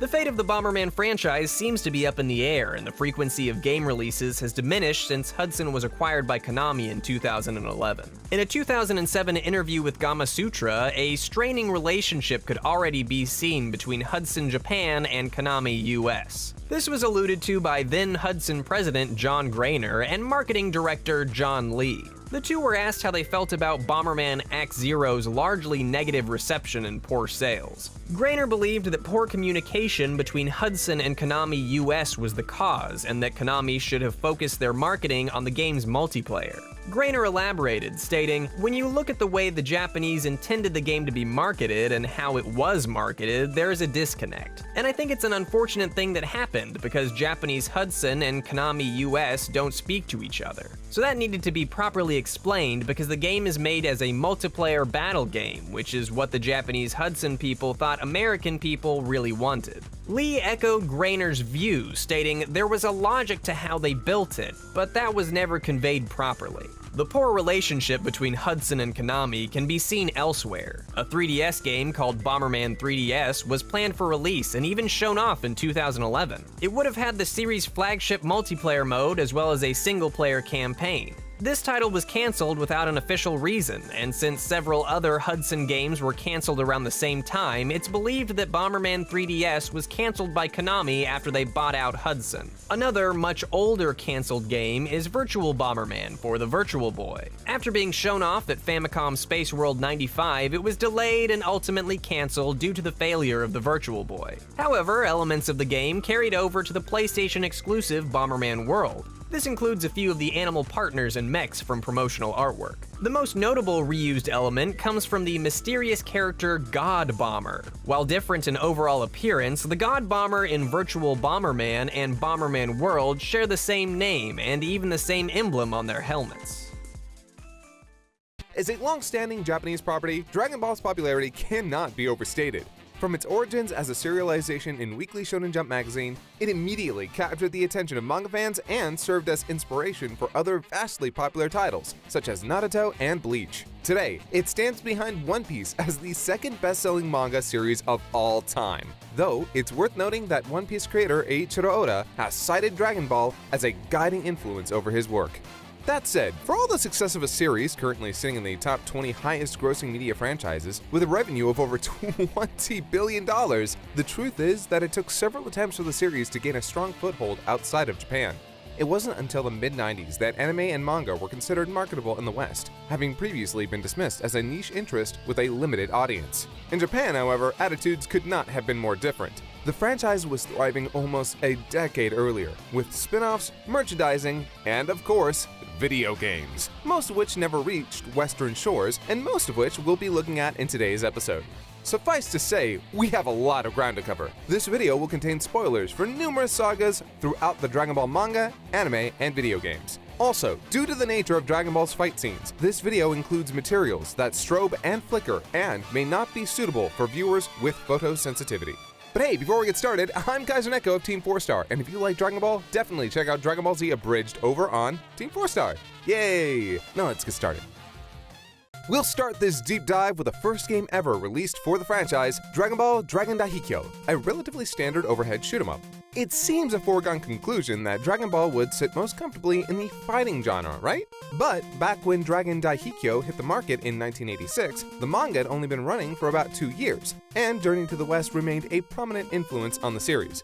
It was only later, after the series had started to approach its Z-era content, that its fairy tale origins became swiftly overshadowed by the superheroic martial arts in later volumes. Instead, Dragon Daihikyo features Goku taking on waves of enemies while surfing the flying Nimbus, aided by his power pole and Kamehameha technique. Make it to the end of the stage, and the game will reward you with a Dragon Ball. However, if you take too many hits, Goku will fall from Nimbus and it's game over. Granted, the game does include hidden bonus stages featuring Master Roshi sparring with Goku in a typical 2D fighter format, but make no mistake, this is no Street Fighter. Dragon Daihikyo is also notable as the only game in the franchise with no ties to Bandai. Instead, it was developed and published by Epic for their very own Super Cassette Vision, a follow-up home console to the Cassette Vision, which had held its own as the best-selling console in Japan for 2 years until Nintendo's Famicom came onto the scene. This would change with the next entry in the series, Shenron no Nazo, which was both produced and distributed by Bandai. Instead of negotiating the license to release the game for the North American market, Bandai made the decision to strip the game of all references to the source material, rename it Dragon Power, and tout it as a loose adaptation of Journey to the West instead. After making little impact on an unimpressed audience, Bandai retreated back to Japan for the release of Daima Fukatsu on the Famicom in 1988. Unlike its predecessors, Daima Fukatsu made a concerted effort to follow the manga, opening with the death of Krillin following the World Martial Arts Tournament featured in the King Piccolo saga. It's also the first game in the franchise to introduce card battling as a primary mechanic. Combat is split into rounds and plays out like a modified game of war, but the player and their AI opponent choose a card from a randomly generated hand. Whoever holds the highest number wins that round, and the battle's outcome is illustrated to the player in a series of surprisingly detailed animated stills. Cards can perform many actions in combat and are split into types such as offensive-based kicks and punches, special attacks like the iconic rock, scissors, paper and Kamehameha, or defensive cards that allow Goku to dodge incoming attacks. The overworld is represented by a route map reminiscent of a roll and move board game, with cards used as movement currency rather than dice. Once Goku reaches target destinations on the map, the game shifts into a traditional text-based adventure game, presenting options that the player must choose in correct order to progress the story.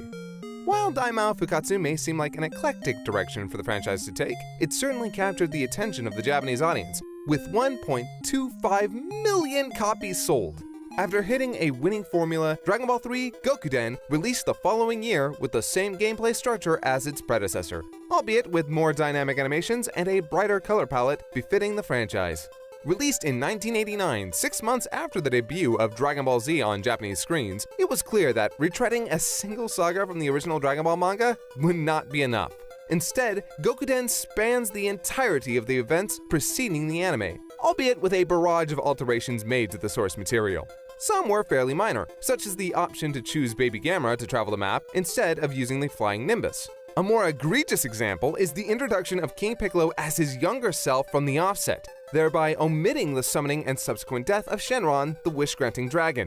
Nevertheless, Gokuden closely follows Goku's adventure all the way up to his epic battle with Piccolo Jr. in the World Martial Arts Tournament Finals. Retelling the Goku saga from start to finish in a single title created cohesion to the series, cementing the card battling system as a mainstay mechanic.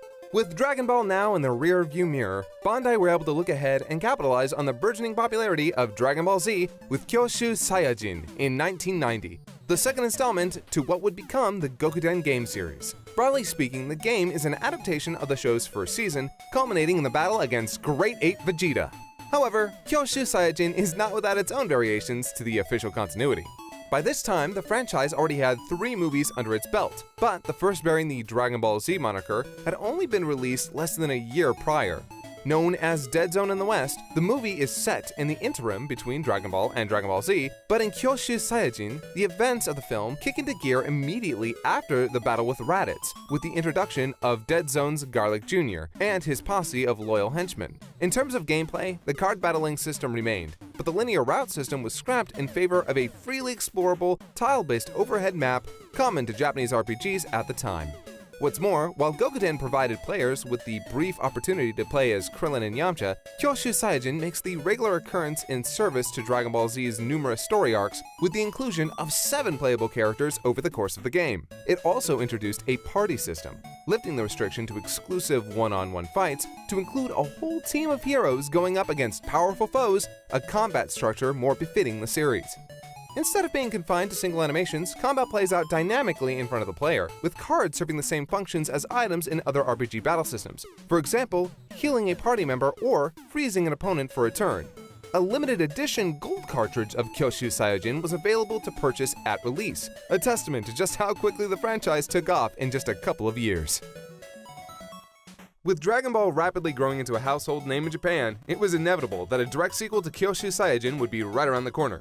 Released in 1991, Dragon Ball Z 2 Gekishin Frieza closely follows the events of the Frieza saga. Gameplay remained consistent with previous titles, with little deviation from the card battling mechanics of its predecessor. Graphically, however, the game benefited from more intricately drawn sprites and smoother animations, particularly during combat sequences. At this point, the Dragon Ball Z anime series was rapidly catching up to the manga, necessitating filler material and extended action sequences to give Akira Toriyama the time to turn out new issues. As a result, subplots exclusive to the anime series were also included in Gekishin Frieza, such as the mirror spaceship crewed by children displaced by Frieza, as well as the widely reviled illusion of Namek created by shape-shifting aliens. Much like Kyoshu Saiyajin incorporated elements of Dead Zone, Gekishin Frieza also includes a brief glimpse at Kanasa, a planet featured in the TV special Bardock, the father of Goku.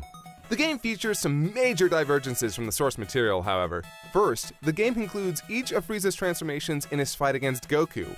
However, as far as both the anime and manga are concerned, Goku arrived late to the conflict, once Frieza had already reached his final form. Second, the game omits Goku's own transformation into Super Saiyan for the first time, a huge moment for the character and the series as a whole.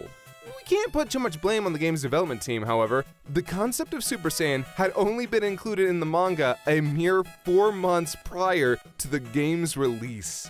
Once the Frieza saga had wrapped up on paper and on screen, there was a clear need to return to the series as a whole with a renewed faithfulness to the source material, stripping back the movie tie-ins and unneeded filler. Super Saiyajin Densetsu, or Legend of the Super Saiyan, was released in 1992, a remake of both Kyoshu Saiyajin and Gekishin Frieza, bridging the Saiyan and Frieza arcs in a single title. Its release on the Super Famicom created the potential for a great leap forward in quality, and Super Saiyajin Densetsu delivers with fantastically detailed sprites and environments immediately recognizable from the anime. Combat became more dynamic than ever, with characters flying towards the screen and key powers blasting enemies out of the sky. The card battling system was overhauled to incorporate individual character values such as power level, attack speed, and key points. Outside of combat, the game dispenses with using cards as movement currency altogether, allowing characters to move freely, albeit still subject to random encounters typical of most RPGs on the Super Famicom at the time. To satisfy the need for commonly recurring enemies, the game relies on endless waves of recolored Cybermen, Frieza's henchmen, and even members of the Ginyu Force. Also in line with other RPGs for the time is the inclusion of rest stops and item shops. By interacting with Fortune Teller Baba or a Namekian salesman, the player may sell or purchase item cards for Zenny, Dragon Ball's in-universe reverse currency, which can be used to restore health and ki, or provide a temporary boost to characters in combat. As its title suggests, Super Saiyajin Densetsu does include Goku's iconic transformation to Super Saiyan, remaining so faithful to the source material that the player must sacrifice one of their party members before the option becomes available. However, while the anime and manga specifically present Krillin's death as its catalyst for Goku's transformation, the player is free to spare him for the sake of another if they prefer. While it never left Japan, Super Saiyajin Densetsu remains well loved by many Dragon Ball Z fans who embraced the emergence of SNES emulation in the mid-90s, and its gameplay was compelling enough to spark translation projects for added accessibility. But hold up, because Bandai wasn't quite finished with the game series they'd already started on the Famicom. The sequel to Kekishin Frieza, Dragon Ball Z 3, Ressen Jinzo Ningen, was released in 1992, 7 months after Super Saiyajin Densetsu. Rather than jumping straight into the events of the Android saga, the game includes a recap sequence of Frieza's defeat. This not only brought newcomers up to speed, but doubled as an opportunity to rectify the glaring omission of Goku's Super Saiyan transformation at the end of Kekishin Frieza. Like Kyoshu Saiyajin before it, Ressen Jinzo Ningen ties in elements of the latest movie released during its development, in this case, Cooler's Revenge. The game recounts the arrival of the eponymous brother of Frieza and his men, though the conflict is quickly resolved in favor of focusing on Cell, the primary antagonist of the Android saga. To pick up the pace, battle sequences for random encounters were set to auto-resolve once the level of the party surpasses that of the enemies in that area, doing away with the lengthier action sequences that, while well-designed, became long-winded and tedious after hours of gameplay. Instead, those more intricate animated sequences were left to shine during major battles. Overall though, Ressen Jinzo Ningen kept the established format of the Gokuden series, and any changes to the card battling system were minor tweaks to streamline it and aid accessibility. Ressen Jinzo Ningen wasn't the only game released in 1992, however. The year also saw the release of Dragon Ball Z Gekito Tenkaichi Budokai, the very first game in the franchise to implement traditional 2D fighting mechanics. Sporting typical controls of the time, the game offered a variety of modes, ranging from one-on-one battles to knockout tournaments featuring up to 8 characters. However, not content with being just like any other fighting game, Gekito Tenkaichi Budokai came packaged with a detached joint ROM system, a barcode reader developed and released by Bandai. Rather than select a character from an in-game roster, the player is prompted to scan in one of the many characters' cards provided with the hardware itself. While the game only supported 28 playable characters, the player was also provided with an additional 12 cards, which served as stat variants to switch things up. Of course, the system proved particularly troublesome for anyone unfortunate enough to lose the deck, or the reader for that matter. Despite its official endorsement by Nintendo, the detached never really came close to becoming a staple feature of the Famicom, with only 6 further games released to support it before it fell out of favor entirely. The record-breaking success of Street Fighter II catapulted the fighting genre into the limelight in the early 90s. After its console port proved a hit with audiences hungry for high-caliber fighting games beyond the arcade, Bandai released Dragon Ball Z Super Butoden in 1993. Unlike Gekito Tenkaichi Budokai, which consisted entirely of characters duking it out with no overarching plot, Super Butoden followed Street Fighter's lead and included a narrative of its own. Once again, adapted from the anime, of course. While it remains primarily focused on the Android saga, the game covers an impressive amount of material from Dragon Ball Z, including the battle between Piccolo and Goku at the World Martial Arts Tournament, as well as the conflicts against Vegeta and Frieza in earlier sagas. Beyond the story mode, Super Butoden also features versus and tournament modes, the latter supporting up to 8 players.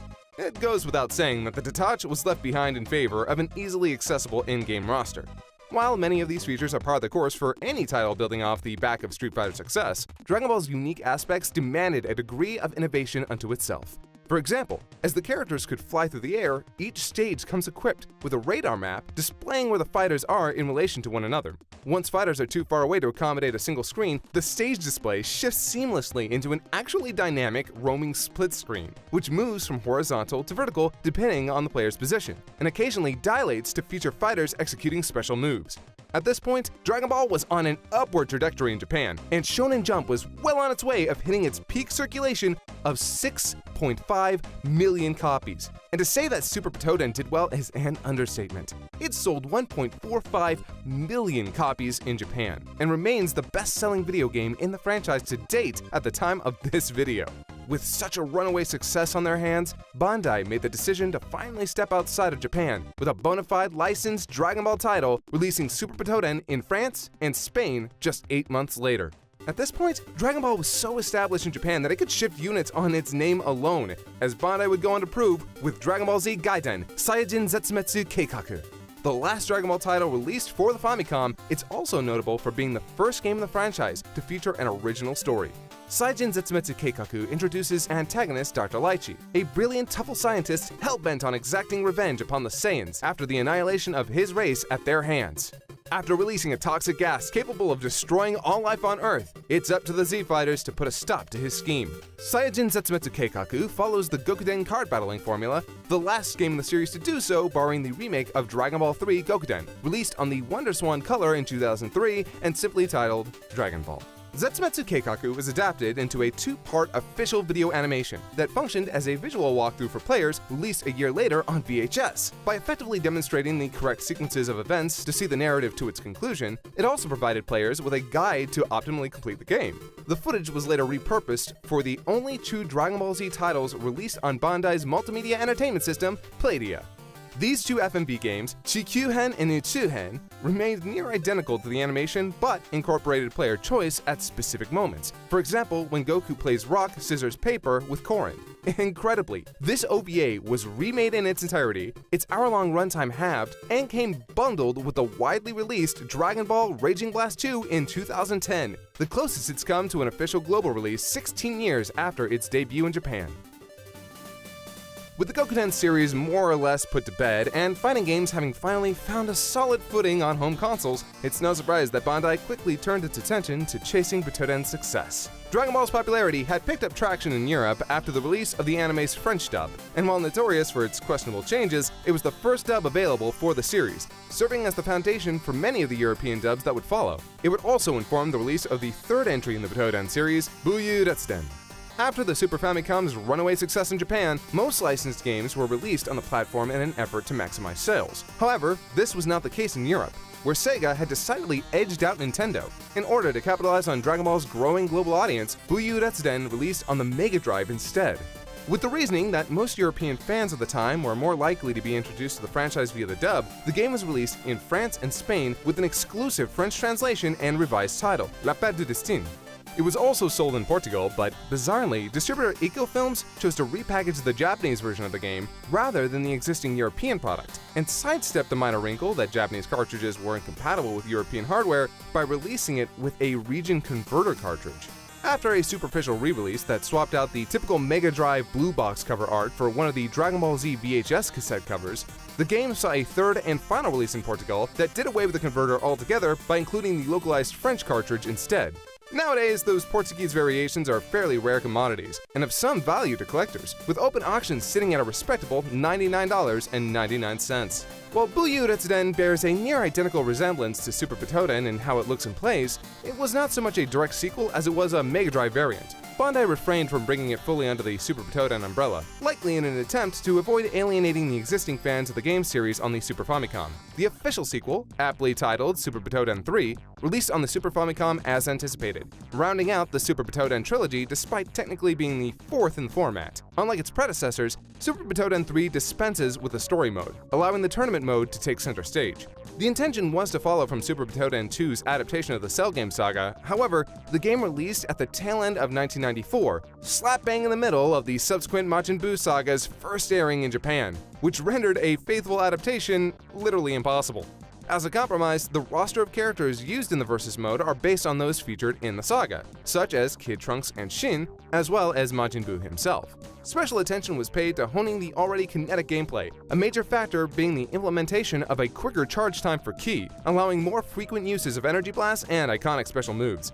Overall, however, Super Butoden 3 stuck to the tried and true formula that would make the series a mainstay favorite in Japan for years to come. Now, if you don't mind, I'm going to hand this off to my good friend and business partner, Nick Lanny Batorlandis. Lanny, take it away. Thank you, Kaiser. I'm done warming up, so let's do it. The fighting game genre might have established itself as a sweet spot for Dragon Ball games by the mid-90s, but that didn't mean that developers were just going to churn out Street Fighter clones and call it a day. The franchise was still ripe for experimentation, exemplified by Idainaru Son Goku Densetsu in 1994. Released shortly after the anime saw Goku's decision to sacrifice himself in order to protect the Earth from future threats, the game serves as a love letter to the character, charting his 7 most iconic battles against the big names of the Dragon Ball Rogues gallery. From his fight against Mercenary Tao as a young boy to his fateful final battle with Perfect Cell. What sets this 2D fighting game apart from the Butoden series is a unique system that doesn't actually allow the player full control of Goku. Instead, the combat is split into 2 phases. The first phase incorporates a tug-of-war system paired with a number of action modes the player can choose from, allowing Goku to focus on charging up energy, dodging incoming attacks, or going on the offensive himself. No damage is actually dealt during this phase. Once one side clearly has the upper hand, combat shifts to the second phase, where the superior fighter is tasked with combining kana symbols to unleash a special attack that does impact their opponent's health. Intricately detailed animations play between battles that capture Dragon Ball's visual style so completely it appears almost indistinguishable from the anime. Through these cutscenes, the game implements the sentimental narrative framework of Goku's eldest son Gohan relaying these greatest hits to his kid brother Goten, who was born after their father's death and thus never got a chance to know him. Idainaru Son Goku Densetsu is a wholly idiosyncratic title, refusing to neatly fit into the predefined mold of what a fighting game should be. But these decisions pale in comparison to the decision to release the game exclusively for the PC Engine, more familiarly known as the TurboGrafx-16 to our North American viewers. The PC Engine preceded the Super Famicom and Mega Drive as the first console of the 16-bit era, though the more discerning retro fan will be quick to point out that this was achieved via a modified 8-bit CPU. It never made much of a splash in the West, largely due to poor marketing and the unintended stranglehold of Nintendo's exclusivity agreements. In the midst of the console war between the 2 powerhouses of Sega and Nintendo, it's no surprise the TurboGrafx-16 hardly got a look in. However, the console's manufacturer, NEC, was a long-established market leader in the personal computer business in Japan. This ensured a success that is oft overlooked due to the TurboGrafx-16's abject failure to crack Western markets. On the contrary, the PC Engine outpaced the Mega Drive in Japan and became a momentary credible threat to Nintendo's monolithic console. However, the decision to forego the Super Famicom did not help the game's standing and was the only Dragon Ball title in the PC Engine's Japan-centric library. The viability of selling Dragon Ball to a handheld audience was first established with the explosive popularity of the Game Boy, creating the opportunity to sell Dragon Ball to an audience of millions. Goku Hishoden released on the platform in 1994, though again exclusively in Japan, spanning from Goku's victory over Piccolo at the end of Dragon Ball and retreading the entirety of the Saiyan saga. Goku Hishoden is a turn-based RPG with unique combat features. Each opponent is allowed a certain number of actions per turn, and the player can choose to attack or move around the grid map, which displays the positions of each fighter. Each attack uses up the character's ki energy and can be combined into powerful energy attacks ranging from ki blasts to spirit bombs. Once the player's actions are exhausted, combat switches to the opposing fighter, with the player instead focusing on blocking or dodging their moves by completing a set of minigames. Despite these eclectic divergences from the typical turn-based gameplay at the time, Goku Hishoden garnered enough interest for a sequel, Goku Geki Toden. Goku Geki Toden was released less than a year later, following immediately on from its predecessor by adapting the Frieza saga in full, and including a further 4 playable characters as a result: Gohan, Krillin, Vegeta, and Piccolo. It also brought Goku Hishoden's combat system into real time, complete with rolling illustrations of the fighters mid-battle as they would look in the anime. In 1995, the franchise would make a quick retreat back to the Super Famicom for the release of Super Gokuden Totsugeki Hen. As an unofficial extension of the Gokuden series, the game returns to the franchise's earlier action RPG identity, albeit one that dispensed with card battling. Instead, combat is represented by an overview of Goku facing off with his opponent, each positioned at either end of a battlefield. Both fighters will gradually make their way towards each other, attacking once they reach a certain distance. Utilizing a rock, paper, scissors battle system, each move has a corresponding effectiveness against an enemy. As the player makes their way through the game, they gradually learn which techniques effectively counter others, as well as unlocking more moves to maximize success in battle. Outside of combat, Totsugeki Hen is dialogue heavy, to a frankly astonishing degree. In fact, players will spend the majority of their time wading through lengthy conversations between characters more than anything else. Frequently, multiple choice questions interrupt the flow of dialogue, prompting the player to decide on how Goku should respond to a given scenario. In most cases, these questions serve to arbitrarily quiz the player on the events of the manga. That said, there are certain questions where answering differently can prompt the narrative to diverge from its canonical path, if temporarily. Despite being branded with the Dragon Ball Z prefix, the game's narrative is adapted from the events of the original Dragon Ball series, culminating in Goku's pivotal battle against King Piccolo. The release of Kakusei-hen 6 months later would go on to wrap up Dragon Ball with Goku's match against Piccolo at the World's Martial Arts Tournament, before transitioning into the events of Dragon Ball Z. Given the short development time between games, Kakusei-hen is a direct continuation of its predecessor, with very few changes to gameplay and visual design. However, this follow-up more readily embraces the alternate narrative in the storyline, incorporating several bad endings such as the death of Piccolo at the hands of Kami, or Frieza stealing the Dragon Balls back and achieving immortality after all. The mid-90s also saw a reprisal of the Butoden game series, though it's impossible to discuss without first mentioning the release of Ultimate Battle 22, a 2D fighting game set on a 3D plane exclusive to the PlayStation 1. While the game hit Japanese store shelves in the summer of '95, Western fans were likely more familiar with its controversial release in North America in 2003, long after the console's obsolescence. Horribly dated as it was, with no accompanying English dub and gutted of all additional cutscenes, Ultimate Battle 22's cripplingly late debut in the States was written off as a quick cash grab by Atari. Its critically panned gameplay is paint by numbers in most respects but one, and it's a biggie. All the character sprites were designed by Toriyama's animation team, bringing the anime likeness to the gameplay itself. These sprites were recycled just 4 months later in Shin Butoden on the Sega Saturn, which featured the exact same roster as a result. Not that it's to the game's detriment. In fact, Shin Butoden was considered to be a vast improvement over its predecessor. The split screens so quintessential to the Butoden titles were rejected by Ultimate Battle. Instead, the camera dilates to accommodate its fighters, shrinking and distorting the sprites significantly. However, in Shin Butoden, split screens returned, allowing players to zip across the stages at astonishing speed. It also includes a story mode spanning the Android and Cell Game sagas, as well as a group battle mode involving teams of 5 characters going up against each other, with the winner decided by the number of victories overall. These features alone one-upped Ultimate Battle's bare-boned offerings, but they too are eclipsed by the absurd chaos of Mr. Satan mode, where players take the role of the mode's eponymous character who must bet on matches in order to pay off a rather substantial debt. To shake things up, Mr. Satan mode incorporates a cheat mechanic. The player can buy items such as banana peels and explosives to throw from the sidelines, disrupting the match and ensuring the outcome needed for a payout. Between matches, the player may also choose to gift items to a chosen fighter, boosting their stats to give them an edge. Whether the fighter accepts this gift is decided by a spinning wheel of fortune, as is any other action available to boost chances of success. The final entry of the Dragon Ball series on the Super Famicom came in the form of Hyperdimension in 1996. While this too sits comfortably in the fighting genre, there is a notable divergence in gameplay away from the Street Fighter template. Instead, Hyperdimension experiments with the fighting styles of SNK's hit franchise King of Fighters and Fatal Fury, encouraging aerial attacks and jump maneuvers and an increased emphasis on close-range fighting rather than the overabundance of ki powers and long-range energy blasts seen in the Butoden series. To facilitate late-match comebacks, fighters are capable of regenerating health in a similar manner to the ability to power up ki in Butoden. And if health falls too low, players gain access to a highly powerful desperation attack unique to their character to turn the tide back in their favor. In order to better accommodate a story mode in a fighting game format, the player does not just assume the role of one character fighting against many different combatants over the course of the narrative. Instead, each scenario is based on key moments of conflict from the Frieza, Cell, and Kid Buu sagas, while the player transitions easily from one character to another.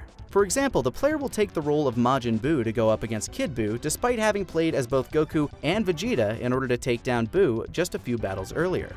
The plot advances regardless of the player's success in battle, and defeat doesn't always hinder progression. If worse comes to worse, key characters such as Goku might require the player to use a senzu bean in order to revive them. As tightly orchestrated as the story mode appears, in practice it's not the most faithful adaptation. Critically, Goku is the one who beats Cell in Hyperdimension, which ignores the poignant sacrifice in Dragon Ball Z. What's more, the game's French version was released without the story mode altogether, likely due to the controversy stirred up around the level of violence in the anime at the time. It was eventually deemed unsuitable for young audiences and abruptly yanked from broadcast schedules in November 1996, leaving the Buu arc yet unresolved. French players of Hyperdimension had to make do with the versus and tournament modes, while the rest of the world had the full spread. That same year, Bandai embraced the distinctly polygonal future of the consoles, releasing Idainaru Dragon Ball Densetsu to the PlayStation and Sega Saturn in Japan. It also made store shelves in France, Spain, and Portugal as a Saturn exclusive. All European versions were translated solely into French, but bizarrely, the French version itself was sold under the original Japanese title, while the latter two countries saw the game renamed Dragon Ball Z: The Legend.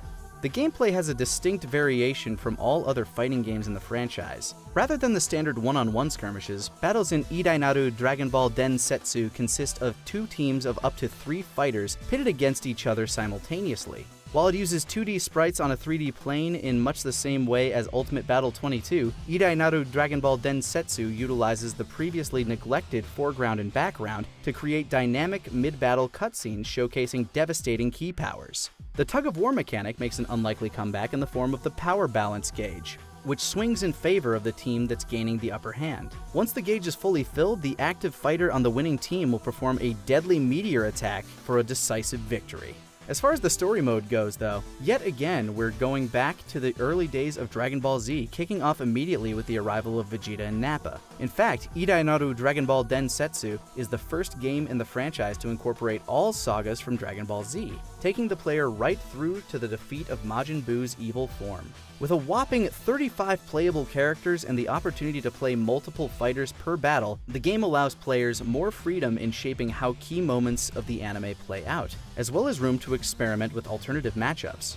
It also rewards players who faithfully reenact the events of Dragon Ball Z in scenarios by granting them a Z rank, the highest available. Several fights can also play out differently to reflect the outcome in the anime. For example, Goku will turn Super Saiyan if the player allows Frieza to kill Krillin, and Android 16 won't fight in the match against the androids if Goku isn't chosen in the lineup, as he is specifically programmed to kill Goku and would refuse to fight anyone else at that point in the anime. By the turn of the millennium, Dragon Ball rose to its zenith of global prominence, and worldwide releases of games under the franchise's umbrella became the rule rather than the exception. Bandai settled comfortably into releasing titles on Sony consoles and Nintendo handhelds, a trend that has continued to the time of this video, though not without exceptions. In 2011, Dragon Ball Kai Ultimate Butoden made waves due to its exclusive release in Japan for the Nintendo DS. It was not only the first Butoden game released since GT Final Bout in 1997, but the first Dragon Ball title to go without an American release in 15 years. The Kai prefix refers to the remastered version of the anime released for the series' 20th anniversary in 2009. In fact, the series was in the process of airing its final few episodes at the time of Ultimate Butoden's release. Unsurprisingly, the game's story mode is a comprehensive adaptation spanning from the Saiyan saga to the Kid Buu saga, just as Dragon Ball Z Kai does. It boasts a frankly enormous roster of 51 playable characters, though it's worth pointing out that many of these are alternate versions, as the game does not allow for mid-battle transformations. Unlike its predecessors, Ki is generated automatically, removing the awkward few seconds required for players to charge manually, which had, in earlier titles, disrupted the flow of combat. Of course, no DS game is complete without incorporating touch controls, which the player can use to activate the more devastating attacks in their fighter's arsenal. Though this does more closely resemble the attack menu straight out of Pokemon than anything else. Nevertheless, Ultimate Butoden demonstrated the viability of a portable version of the Butoden series, a decision that Bandai fully embraced by the time of Extreme Butoden's worldwide release in 2015 for the Nintendo 3DS. Finally, we're wrapping things up with a slew of Japanese exclusives that go right back to the early card-based systems adopted by the Dragon Ball video games in the late 80s, filtered through a modern lens. Super Dragon Ball Heroes made itself at home in Japan's booming arcade scene in 2010, sporting a cabinet that would read physical cards to spawn various heroes and player avatars into the game. This was certainly not the first Dragon Ball product to grace Japan's omnipresent arcade scene. The first licensed cabinet released to the franchise was simply named Dragon Ball Z, a popular versus fighter you'd expect to find in a post-Street Fighter arcade landscape of 1993. Dragon Ball was also one of many properties appropriated for Bandai's dedicated trading card dispensing machines known as Cardos, which quickly rose to prominence from 1988 onwards. Over the course of a single decade, these machines dispensed 2 billion Dragon Ball cards, to the tune of approximately $370 million.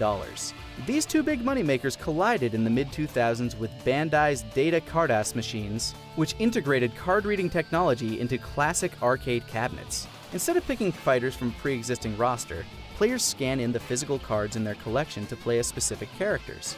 Dragon Ball's Data Card-Ass series performed exceptionally well, but didn't hit its stride until 2010 with its 6th incarnation, Dragon Ball Heroes. The game proved insanely popular upon release, claiming the title of #1 digital card game in Japan for 5 consecutive years, with an average yearly gross of approximately $46 million. By 2013, a port was released in Japan on Nintendo 3DS, Dragon Ball Heroes Ultimate Mission.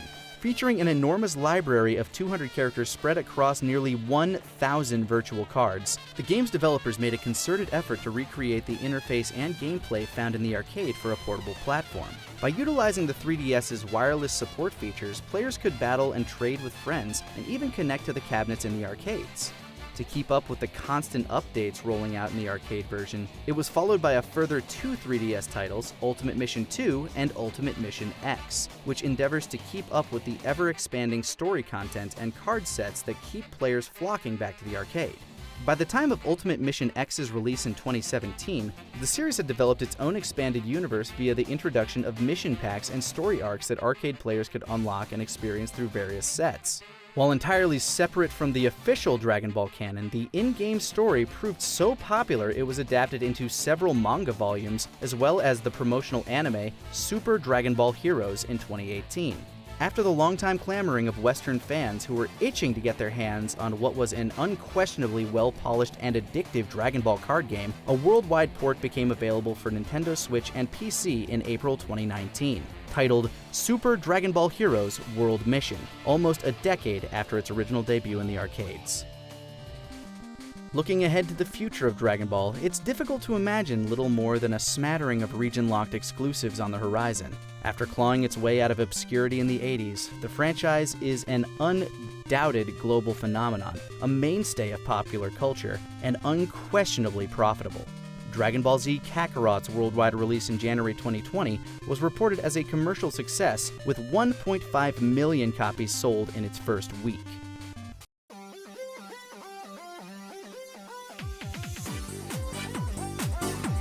Did you know? Super Monkey Ball started out as one of Sega's Naomi arcade cabinets, simply titled Monkey Ball. It contained all of the main stages found in Super Monkey Ball, but it lacked multiplayer and the playable character Gon. It only had one master stage and utilized a banana-shaped joystick. The concept for the game was created by Amusement Vision, a branch of Sega led by studio head Toshihiro Nagoshi. Nagoshi wanted to move away from realistic simulators and develop a game that players could instantly understand. To achieve this, Nagoshi created a physics-based prototype that focused on rolling a ball through mazes. However, the game was quickly found to be visually unappealing, and the developers found it difficult to express the motion of the ball on a solid color round model. They even tried putting textures on the ball, but it didn't solve the problem. On a whim, Nagoshi put a monkey model previously designed by an unnamed female employee inside the ball. The entire team found it cute and appealing, and the concept stuck. After the addition of collectible bananas and some distinctive ears on the monkey, the physics prototype debuted as the 2001 arcade game Monkey Ball. The GameCube revamp of Monkey Ball, Super Monkey Ball, was notable for bettering the relationship between rivals Sega and Nintendo. Sega's Naomi arcade cabinets shared the same hardware architecture as the Dreamcast, making it easier to port games to the console. Monkey Ball was originally going to be ported to the Dreamcast, but this became impractical as the console was scheduled to be discontinued. Instead, Amusement Vision chose to release the game on the Nintendo GameCube, which they found easy to develop for. Nagoshi liked the features of the GameCube and even joked out of the GameCube, PlayStation 2, and Xbox, Nintendo's console was the only one he didn't hate. When asked why Super Monkey Ball wasn't ported to all 6th generation consoles, Nagoshi said, "From the developer's side, every hardware piece is very different, even though we use them to program similar video games. Last autumn, everyone was talking about what hardware is better to develop for, but in my point of view, GameCube seemed the most fun and interesting to develop games for. Additionally, from my point of view, I think the GameCube hardware will allow us to easily port our arcade titles."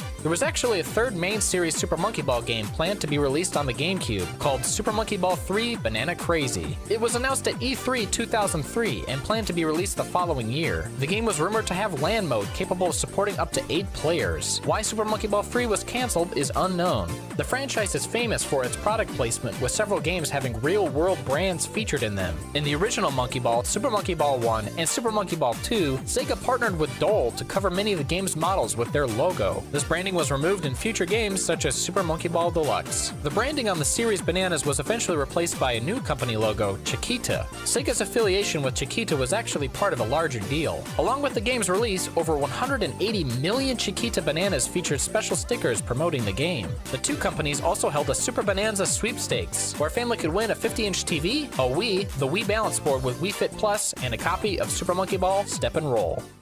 The main characters from the Super Monkey Ball series are arguably Ai, Mimi, and Baby. Rather than being simply alternate characters, Sega revealed that they are actually family members. It's not known for sure where Ai got his name. He does, however, share his name with the robot monkey in the Japanese version of Sonic the Hedgehog 2, which is called Coconuts in the English game.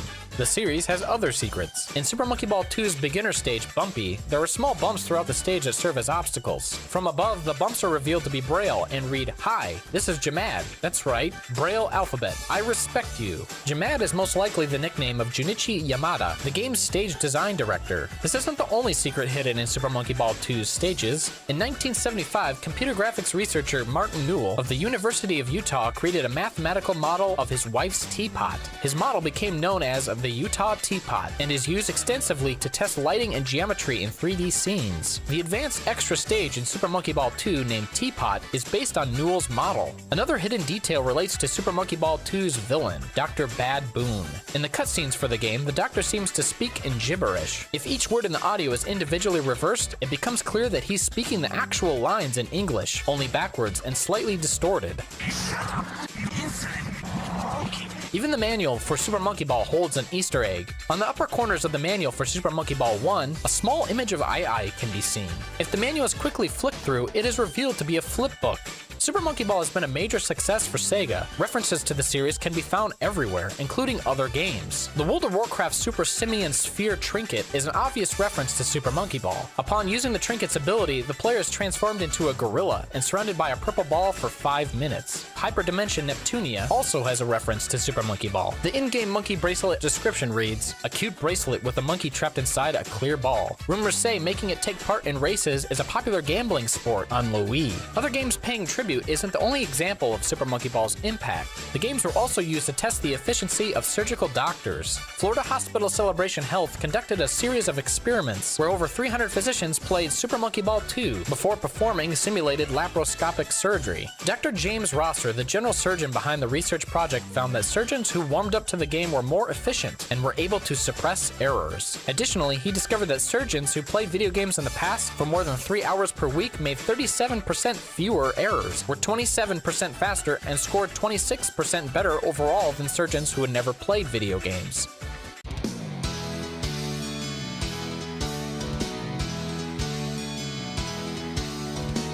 Did you know? Rumors began circulating about a successor to the struggling Sega Saturn as early as 1995, less than a year after the Saturn's release. Lockheed Martin, who had worked with Sega on arcade boards, was said to be working on a more powerful version of the Saturn. They allegedly submitted a number of designs over the next few years, but Sega became impatient and decided to design a new system themselves. Nvidia also approached Sega, hoping to work on their new console. Their first video card, the NV1, was based on Saturn hardware. While it was powerful, it was unorthodox and difficult to develop games with. Sega gave Nvidia a chance, demanding they produce a working prototype of their hardware. When Nvidia's Saturn V08 chip returned a blank screen during the presentation, Sega dropped them on the spot. Sega's next strategy was an unconventional risk. They approached both the Japanese company Videologic and the American-based 3DFX and hired them to develop new hardware. Their projects were codenamed White Belt and Black Belt respectively, as they were intended to deliver the knockout blow that Sega needed. The two teams were effectively in competition with one another, although neither of them knew it. The Japanese team was led by Hideki Sato, who had designed the Genesis. Their project White Belt was later renamed Dural, after the Virtua Fighter character. Its final codename was Katana. manner. The white belt team used Videologic's Power VR2 GPU, which was an appealing solution due to its high performance at low cost. Additionally, NEC, the company manufacturing the chip, were Japanese. Meanwhile, 3DFX were working on their version of the hardware, codenamed Black Belt. Sega partnered with Microsoft, who designed the console's OS, or operating system. Because of this partnership, the Black Belt was easy to program for, which corrected one of the Saturn's biggest flaws. The reception to this deal was positive, with many expressing relief that Sega were towing the industry line with their new console. However, success bred its own problems. 3DFX received a lot of positive attention for their powerful graphics chips, and the company soon decided to go public. They released an IPO, an intent of public offering, to let the public buy stocks in their company. To comply with US law, they had to disclose the details of their work with Sega, including details of Sega's new secret project. Sega would eventually choose to go with Videologic's design over 3DFX's, a decision that caused some members of Sega of America to quit in protest. Some speculate that 3DFX going public created friction between the two companies, although the ex-president of Sega America, Bernie Stolar, denies this. In retrospect, he felt that Sega should have gone with the 3DFX hardware, but he explained Japan wanted the Japanese version and Japan won. 3DFX losing the Sega project caused the stock to plummet by 43%. They filed a lawsuit against Sega claiming that they had been misled. They accused Sega of improper conduct for secretly pitting 3DFX and Videologic against one another, resulting in a lawsuit which was settled out of court. Electronic Arts, who were historically Sega's allies, chose not to support the Dreamcast. Though EA owned stock in 3DFX, ex-Vice President Bing Gordon denied that the lawsuit affected relationships between Sega and EA. However, he admitted that the decision to choose Videologic confused him. He said, if Sega had picked the direct competitor to 3DFX at the time, it would have been fine, but they picked someone we had never heard of. It was somebody's friend of somebody's friend at a Japanese country club. According to Gordon, EA distanced themselves from the console for a number of reasons. Developers had little enthusiasm for the Videologic chipset. Sega were indecisive about including a modem, and Sega's financial situation meant that they couldn't afford to give EA the discounted licensing deal that they'd grown used to. Ex-president of Sega America, Bernie Stolar, had a different account of EA and Sega's relationship. He claims that EA demanded exclusivity on sports games in exchange for their support. However, Sega had just purchased Visual Concepts for $10 million,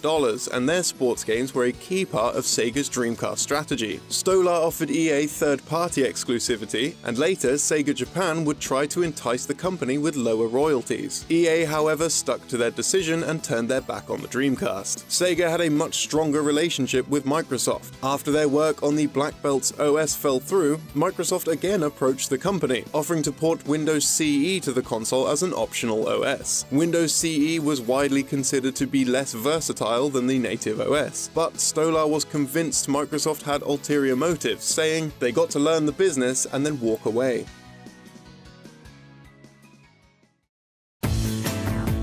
The branding company Interbrand went through 5,000 potential names for the console. They eventually settled on Dreamcast, a portmanteau of Dream and Broadcast. Despite all of its problems, it looked like the Dreamcast was going to be the hit that Sega needed. The Dreamcast's American launch on September 9th, 1999 was huge. The console sold a record 225,132 units in its first day, and cleared 1 million units in 11 weeks. But this winning streak was short-lived. Sony unveiled the PlayStation 2 in March 1999, during the Dreamcast's Japanese launch window. Lingering doubts about Sega carried over from their failed consoles, which led many to see the PlayStation 2 as a much safer purchase. Though Sega claimed it was to promote the launch of their Sega Net service, the Dreamcast price was lowered to $149 in the face of this fierce competition. Sega intended to rely on software sales to make a profit. Unfortunately for Sega, it was very easy to play pirated games on the Dreamcast. The console used Sega's proprietary GD-ROM discs, which had 3 tracks. The first contained text files with licensing information, and the second contained an audio track that warned the user not to insert it into a CD player. The last track was the game itself. To prevent piracy, the table of contents on the disc only mentioned the first 2 tracks, so the final track would be skipped if inserted into a PC. To dump the game's data for copying, all the pirate had to do was swap the discs without the computer knowing, thus skipping the table of contents. contents. While the Dreamcast would check for authenticity while reading the disc, hackers found an easy workaround by using the console's MILCD feature. MILCD, or Music Interactive Live CD, was another proprietary format intended to add multimedia capabilities to music CDs. This basically meant that MILCD added features such as enhanced menus, internet capabilities, and video to music albums and singles. The format was unsuccessful as no major music labels were willing to back it, resulting in just 8 discs being released in Japan. However, pirates could trick the console into booting illegally copied discs by posing them as MILCDs instead of GD-ROMs. Later versions of the Dreamcast had the MILCD feature disabled to prevent this, but by then it was too late. In September of 2000, Sega of America executives Peter Moore and Belfield came to the conclusion that the company had to withdraw from the console market. The duo prepared a Manifesto of the Future, which they presented to Sega's Japanese higher-ups in a meeting that same month. Though Microsoft had not yet announced the Xbox, Moore and Belfield were aware of their intentions to enter the gaming industry as other Sega executives had speculated. However, this meeting was the first time that Sega's Japanese leadership were told of the impending competition from Microsoft. When Moore and Belfield told them that the Dreamcast had to be discontinued, the Japanese executives walked out of the meeting, a very rude gesture in Japan. However, some ex-Sega staff, such as founder David Rosen, thought that the company ought to have withdrawn from the hardware race a lot sooner. In an interview with Next Generation magazine, he said, "I've always felt that it was a bit of a folly for them to be limiting their potential to Sega hardware." Sega announced that they would be restructuring to become a platform-agnostic third-party publisher in January of 2001. The Dreamcast was dropped to $99.95 on February 4th to expedite Sega's departure from the hardware business, and was formally discontinued on March 31st. The console had dropped further to a mere $49 by the end of 2001 as Sega tried to clear their stock. Sega's chairman, Isao Okawa, approached Bill Gates numerous times to ask if it was possible to make the Xbox backwards compatible with the Dreamcast, allowing Sega fans to migrate to a new console. While these negotiations fell through, Sega maintained a close relationship with Microsoft, signing an 11-game deal for the Xbox. Okawa returned his stock in Sega to the company and donated 85 billion yen, roughly $737 million at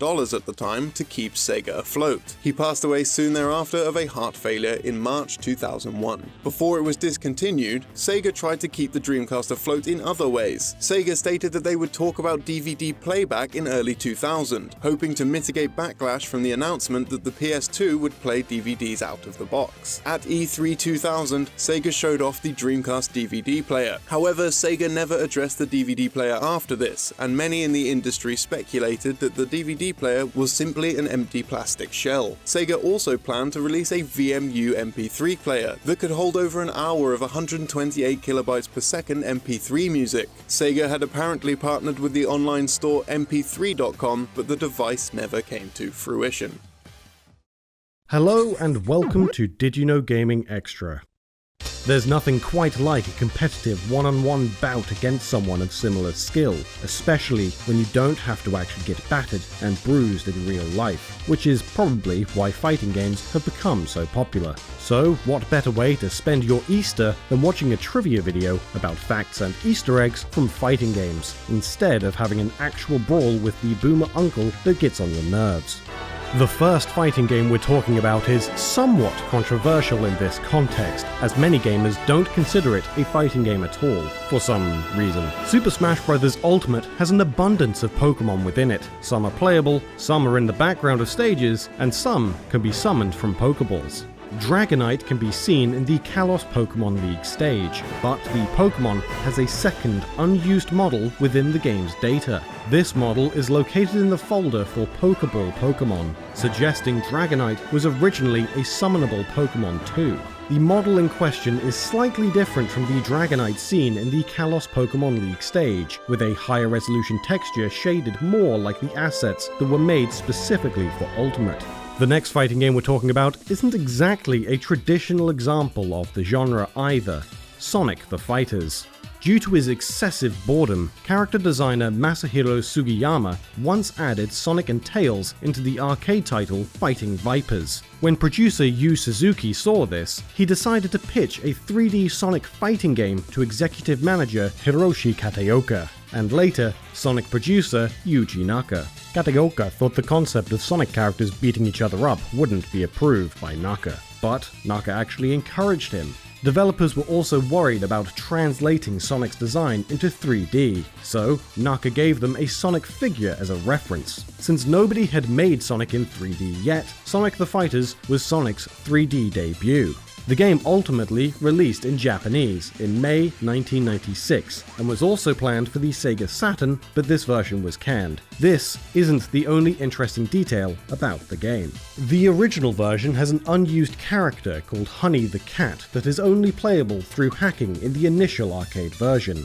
Her in-game data is nearly complete, with a moveset primarily based on Knuckles, and a model somewhat based on Amy.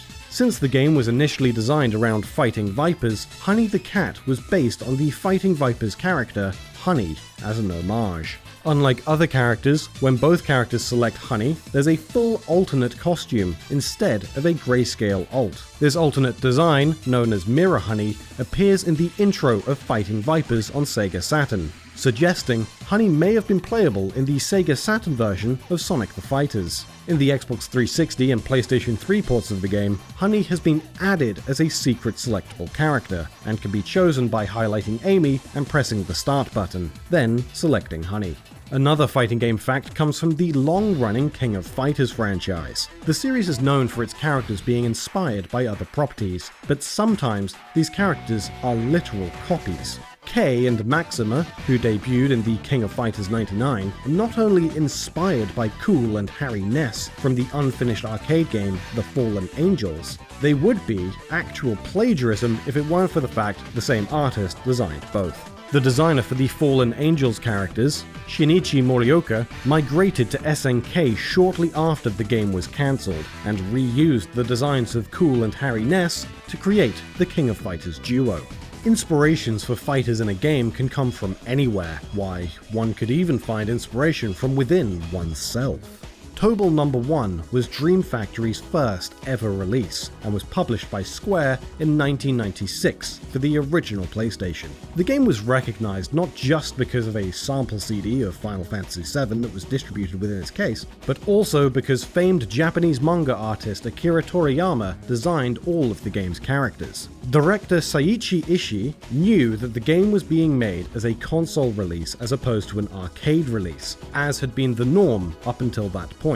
Because of this, a large volume of concentration was put on adding depth to the single-player experience of the game. This led to the creation of the game's Quest mode, a game mode that has the player navigate a large dungeon, bolstering stats with various items and fighting a wide array of different fighters, more than can be playable in a normal versus battle. This mode is considered to be rather tough, but as a reward for getting to the end of the 30-floor Udan dungeon, the player can unlock a small robot named Toriyama Robo, based on Akira Toriyama himself. Prior to Tobal, Toriyama Robo was often referred to as Toribot, and could be found in various works produced by Toriyama, such as the back panels of Dr. Slump comic books and the Dragon Ball manga. One of the most highly respected fighting titles to date, Marvel vs. Capcom 2, pit Capcom's lineup of video game heroes up against Marvel's supers. But within the title was an original character that stole not just a large quantity of booty, but also players' hearts. Ruby Heart was introduced to players in this game's initial release, appearing as the game's main protagonist, though she had originally been designed to appear within an entry of the Darkstalkers series. While her design and concept were previously rejected, she was given a new lease of life by being included within Marvel vs. Capcom 2. At one stage, Capcom had actually planned to bring Ruby Heart back into the limelight, though perhaps not quite center stage. An announcement had been made in 2012 that Capcom, alongside mobile developer Gree, planned on publishing several social games to mobile devices, one of which being DYKG Frontier, or Great Voyage Frontier. The game would have been Ruby Heart's first reappearance in a game since Marvel vs. Capcom 2's first release back in the year 2000. Sadly, while several of these social games had been released, it seems Ruby Heart's starring title was ultimately cancelled. Other characters that were considered but never made it into the final release were The Thing, who seemed too similar to the Hulk, and the Human Torch, but due to development complications, he was removed. Another fighting franchise with some interesting character backstory is Soul Calibur. In the first Soul Calibur game, the character Mitsurugi filled the spot of generic samurai badass amongst the game's sword wielders. However, when the game was released in South Korea, Mitsurugi was nowhere to be found. Instead, the game's katana-wielding sword fighter was a white British guy from Southampton called Arthur. This is due to Japanese representation being frowned upon, or sometimes outright banned, in various forms of media in South Korea, with samurai being an especially touchy subject. But clearly, a British samurai with an eye patch was just different enough to get the okay. Interestingly, the character of Arthur wasn't simply a fleeting regional patch. Despite being a reskin of Mitsurugi, Arthur was eventually added to Soul Calibur 3 internationally as a bonus character for all to enjoy.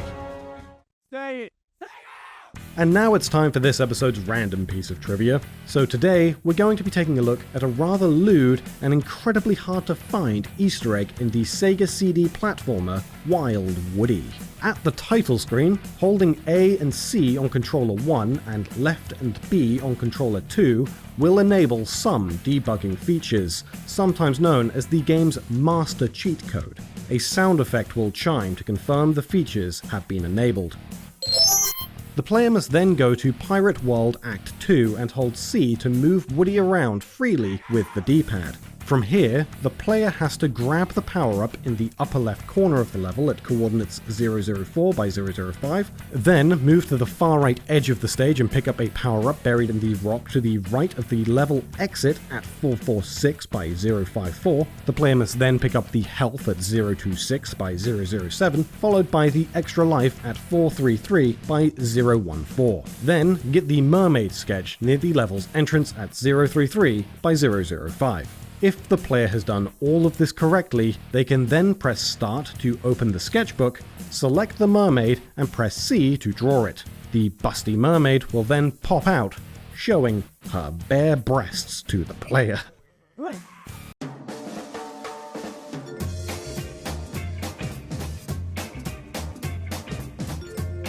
Did you know?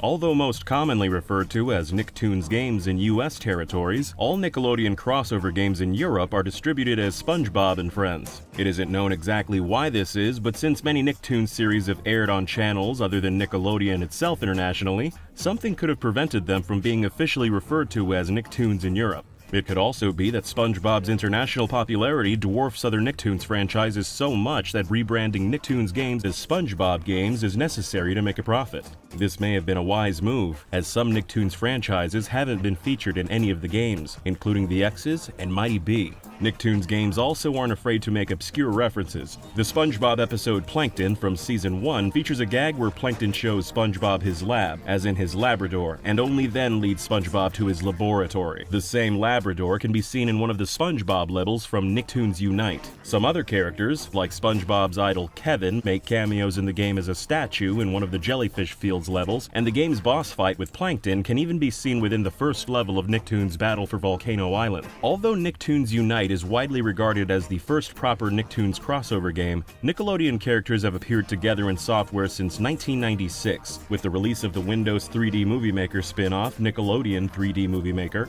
With the help of two moderators, the software lets users place 3D characters and props into a pre-rendered environment. Since SpongeBob would become a major selling point for the company a few years later, the concept was revisited in 2003 with Toon Twister 3D, which had a few interface upgrades and featured characters such as SpongeBob and Jimmy Neutron. 1999 saw the release of the first multiplayer Nicktoons game with Nicktoons Racing for the original PlayStation, which would be re-released on multiple platforms over the following years. This included an arcade cabinet in 2003, which alongside another racing game called Nicktoons Nitro would be the only times those Nicktoons characters were playable in an arcade machine. A total of 4 kart racing games would be released, with other non-platforming titles including Nicktoons Move-In for the PlayStation 2's iToy add-on, which would also be the only PS2 exclusive Nicktoons game. One of the more controversial games in the series was 2011's Nicktoons MLB, which was heavily criticized for the eerie mixture of realistic-looking baseball stars alongside Nicktoons models. Although it featured the largest selection of Nicktoons characters in the series and included fan favorites like Powdered Toast Man from Ren and Stimpy, which came as a pleasant surprise to some, Invader Zim's creator Jonan Vasquez was not pleased with the game's inclusion of his characters. In a now deleted tweet, Vasquez said, "It's like seeing one of your own kids sucking on the corner for a cold hot dog. Just keep driving, don't cry."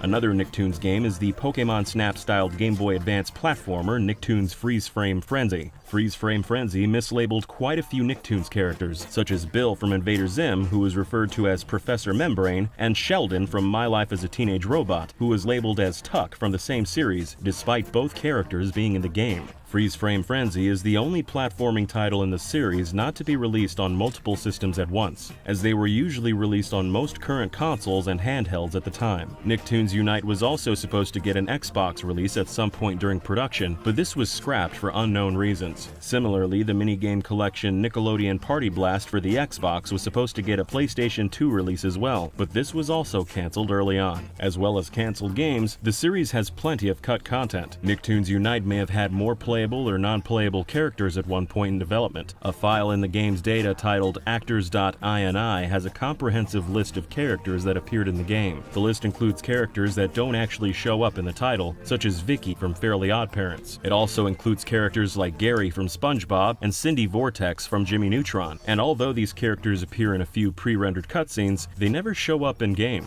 The majority of the series' cut content can be found within Nicktoons Attack of the Toybots, where in the game's concept art gallery showcases sketches for an unused area called Invasion Force. The titular character from Hey Arnold can also be seen inside one of the pods, suggesting he too was planned to be a playable character at some point. Jimmy Neutron was also planned as a playable character in Nicktoons Battle for Volcano Island, if a piece of concept art featuring the 4 main characters sitting around a fireplace is anything to go by. Those aren't all the secrets hidden within Attack of the Toybots, however. Looking through the game's source files also reveals an additional level centered around the Fairly OddParents' main character, Timmy. There's also a master model for Snap from Chalk Zone, alongside multiple characters from the early Nicktoon Kablam and its spin-off Action League Now. While it's unknown why these were cut from the game, it's likely that Nick was not able to include them due to licensing issues. Kablam in particular was more of a showcase of different cartoons, rather than having a fixed cast of characters to be used in a game, adding the series to the list of Nicktoons that were never featured in any of the games. Another interesting piece of unused content can be found within the data of Nicktoons Racing. Inside the PC version's files is an unused image of a badger wearing a green suit. This might have a relation to Jeff Badger, who's listed as morale consultant in the credits. The PC version also has an unused graphic for a meter that says main screen. The graphic doesn't fit the Nicktoons Racing art style and is most likely a leftover from NASCAR Racers, another Windows game that Software Creations were developing at the same time.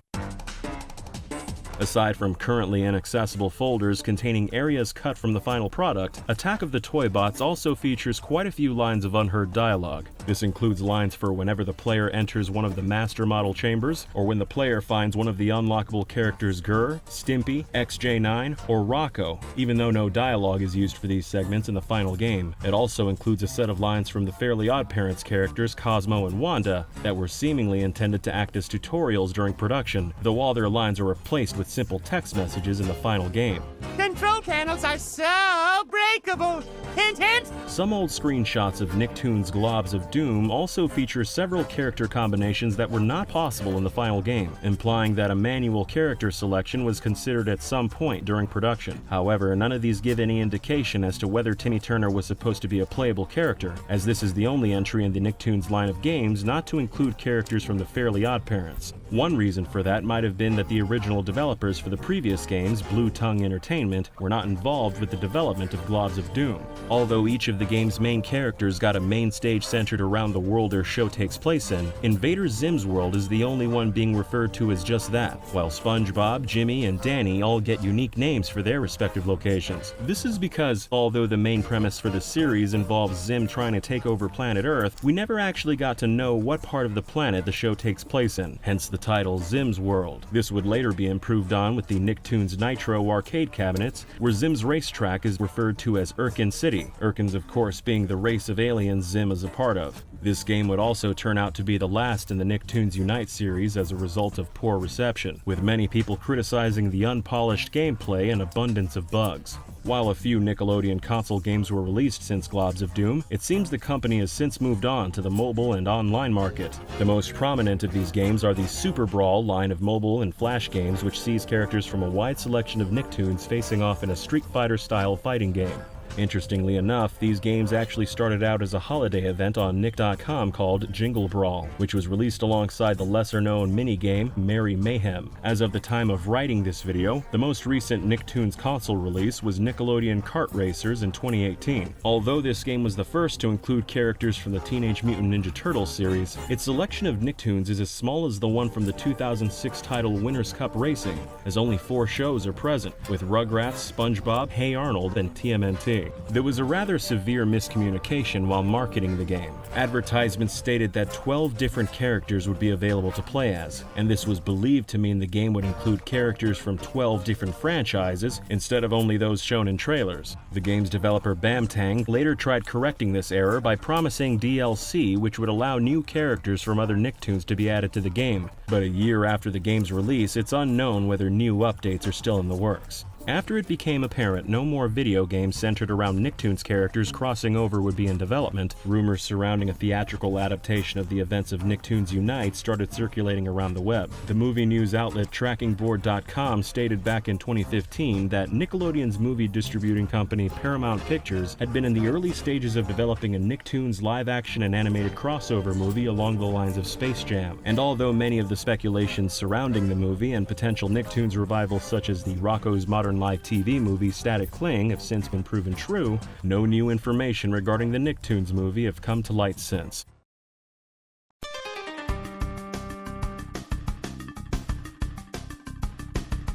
Did you know? Decisions made by Sega for the Saturn actually helped both of Sega's competitors. When the Saturn was being developed, Sega of America president Tom Kalinske was concerned about the system's specs, and during this time 2 different companies offered to work with Sega to resolve their concerns. These were Silicon Graphics Incorporated, aka SGI, and Sony. Kalinske met with SGI founder Jim Clark, who pitched their new energy-efficient chips.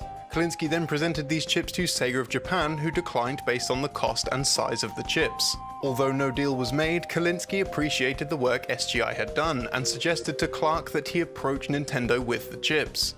Nintendo ended up accepting SGI's offer, which helped them to create the Nintendo 64.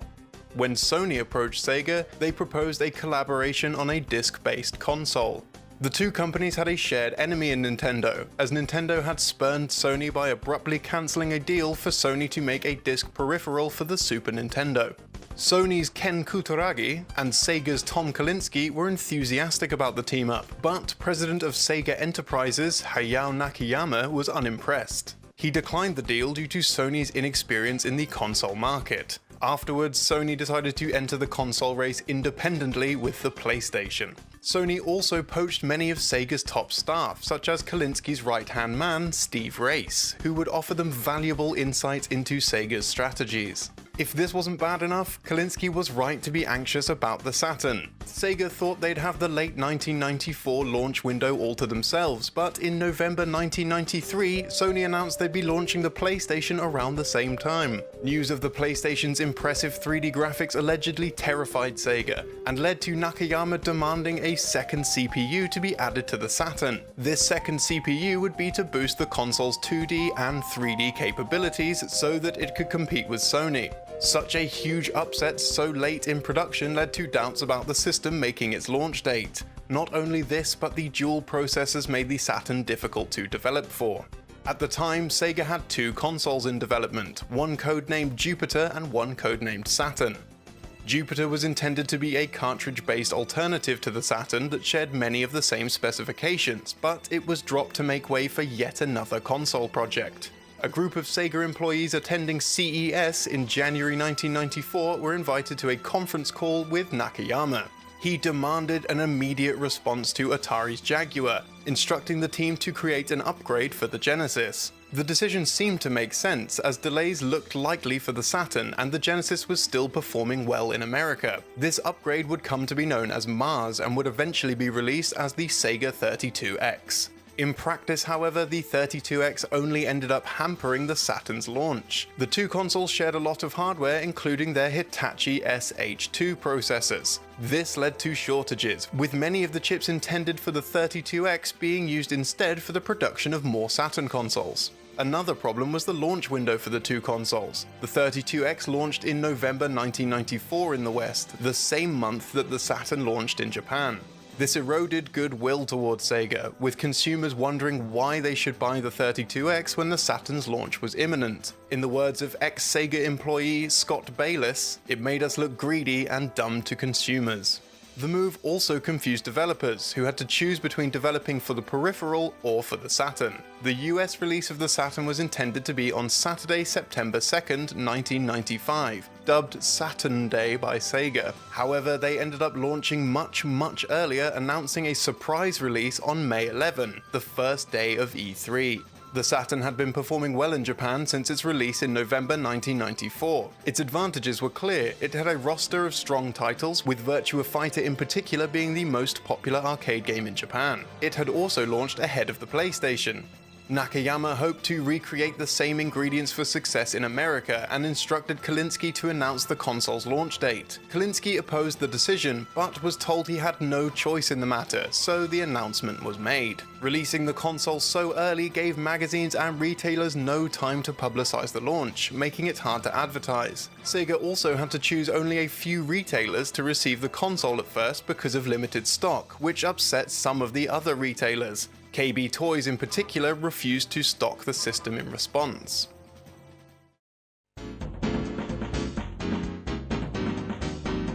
Many attribute the Saturn's poor performance to its lack of mainline Sonic platformer, such as the cancelled Sonic Extreme. The game had a tumultuous development. The project started at Sega Technical Institute as a side-scroller for the Genesis, but it was soon moved to the 32X under the working title Sonic Mars. When the 32X flopped, the team were told to shift their focus to the Saturn. The pressure was immense, and the team chewed through many members. They split into two groups, one to create the game's engine and levels on PC, and the other, known as Team Condor, to port the game directly onto the Saturn. The team quickly encountered issues with the 3D perspective, and to combat these issues, they employed a unique fisheye camera that would warp the playfield over a sphere, giving a greater field of view. Unfortunately, Nakayama was so displeased with their efforts that he took one look at the game before storming out of the building. He instructed them to rebuild the game around the boss engine, the only part he liked. Sega wanted the game to be released in Christmas 1996. To help meet this deadline, the team requested to use the engine and dev tools for Nights into Dreams programmed by Yuji Naka. Permission was granted and they began to familiarize themselves with the technology, but this precious time was ultimately wasted. Yuji Naka had not been consulted about the decision and was furious when he found out. Fueled by the rivalry between Sega of Japan and America, he threatened to quit if they continued using the engine. Despite all this scrambling, the team were miraculously able to find a foothold. Despite this, Sonic Extreme was officially cancelled almost as soon as they solidified their level creation tool. Designer Christian Sen believed that with the assets and working creation tools, he and programmer Ofer Alon could have finished the game by themselves in 6 to 12 weeks. The Saturn version of the game was handled by Chris Coffin, who was so dedicated to finishing the project that he cancelled his lease and moved his belongings into the office. Coffin almost drove himself into the ground, catching pneumonia as a result of his intense work schedule. To make up for the lack of Sonic, Sega tried out other mascots to fill the spot. This included real-time associate Bug, where a Hollywood acting insect accepts a film in which his girlfriend is kidnapped. Bug received generally positive reviews, but was heavily criticized for bringing nothing new to the genre, and attempted to copy Sonic's bad boy persona. The game was even praised by film director Steven Spielberg, who claimed, This is the character that is going to do it for the Saturn. A Bug 2 was also released, but to far less favourable reviews and sales. Kalinsky's disagreements with Sega Japan's policies also led to his departure in 1996. He was replaced by ex-Sony employee Bernie Stolar, who took a controversial stance on the Saturn. He infamously declared at E3 1997 that Saturn is not our future, and decided to reinforce quality over quantity. This meant holding back the localization of many Japanese games, particularly ones that were less likely to succeed in the Western market. The Saturn went through a number of models. A white model was released in Japan in 1996. The new color scheme, as well as the lowered price point, was intended to make the console appeal to women and children. Another unreleased Saturn model was discovered in 2013, codenamed Pluto. The console was posted on the Assembler Games forums by a user claiming to have worked at Sega. The Pluto included a built-in Netlink modem for online play. In today's episode, we'll be exploring more trivia from one of Sega's most beloved consoles, the Sega Genesis, also known as the Mega Drive. We all know that Sega's success was helped in no small part by the creation of their iconic mascot, Sonic the Hedgehog. However, one iconic character from the series wasn't initially planned. After the first game on the console became a smash hit, Sega unsurprisingly requested a sequel from the original team. One of the fundamental elements that developer Yuji Naka wanted to be included was some form of multiplayer. Originally conceived as a competitive racing mode, it eventually evolved into what they referred to as a 1.5-player co-op mode too. For this edition, the team needed to come up with a new character, eventually resulting in the creation of Tails Miles Prower. However, to begin with, this character was not a fox, but a tanuki, otherwise known as a Japanese raccoon dog. The initial designs were based on a UFO catcher plush doll, but the design was too clumsy. The decision to change the second character's species was made due to Nintendo having close ties to the tanuki at the time, with tanukis appearing in Super Mario Bros. 3 as a power-up for Mario. To give this fox character more personality, a second tail was added.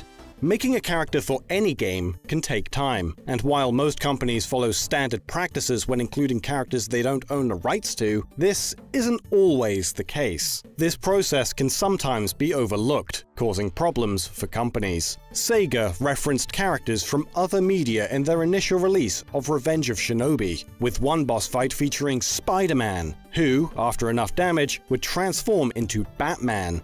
The boss fight is implied to be against a ninja capable of shape-shifting, not the actual characters. After this initial publication of the game, a revision was made and released again as version 1.01, this time altering the appearance of Batman into a demon with wings, with a close resemblance to the titular character from the manga series Devilman. This wouldn't be the only revision made, however. Revision 1.02 changed Spider-Man's appearance to more closely resemble the character, and included a copyright notice for Marvel Entertainment after Sega obtained a license to the character for other titles on the console.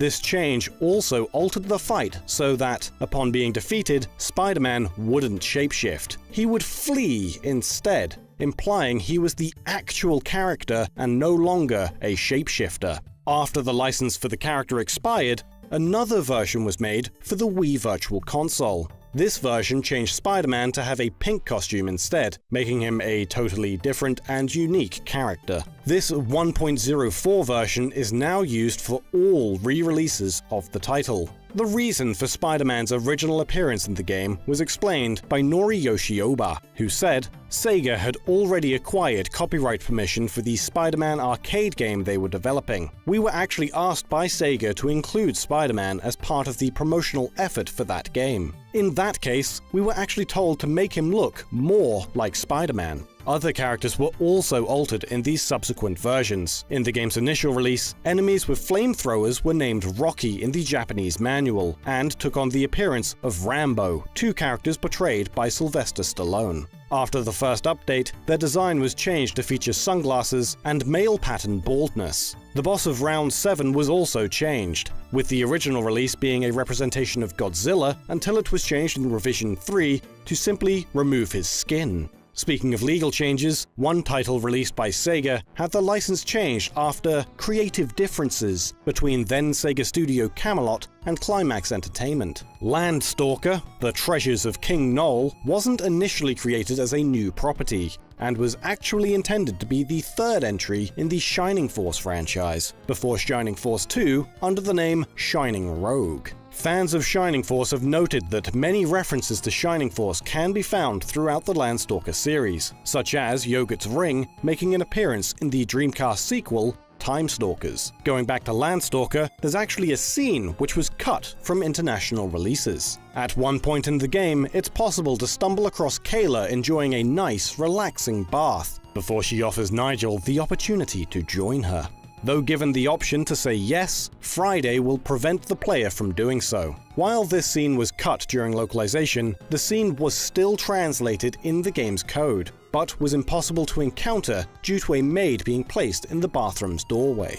By removing the character in the game's code, or by way of a cheat device, it's possible to still gain access and sneak a quick peek. Sound effects are another important part of any good title, though their creation and implementation are often overlooked. With Sega's Golden Axe, it appears that those in charge of creating the death sounds took inspiration from classic 1980s action films. In the Mega Drive version, one of the death cries is actually just a digitized version of a scream from Conan the Barbarian.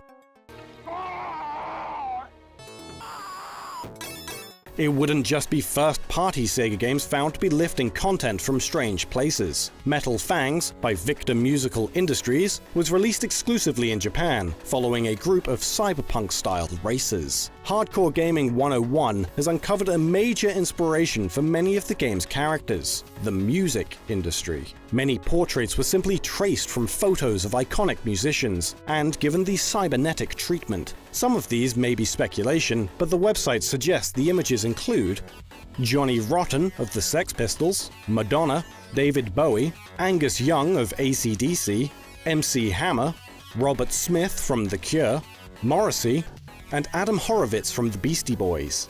Another game on the system with an interesting musical reference, amongst other things, is Contra Hardcore. This music reference appears in a secret ending found during Stage 3, after talking to a man on top of a climbable wall. The man offers the player a chance to participate within the battle arena, where the player will enjoy a remix of Vampire Killer from Konami's other series, Castlevania.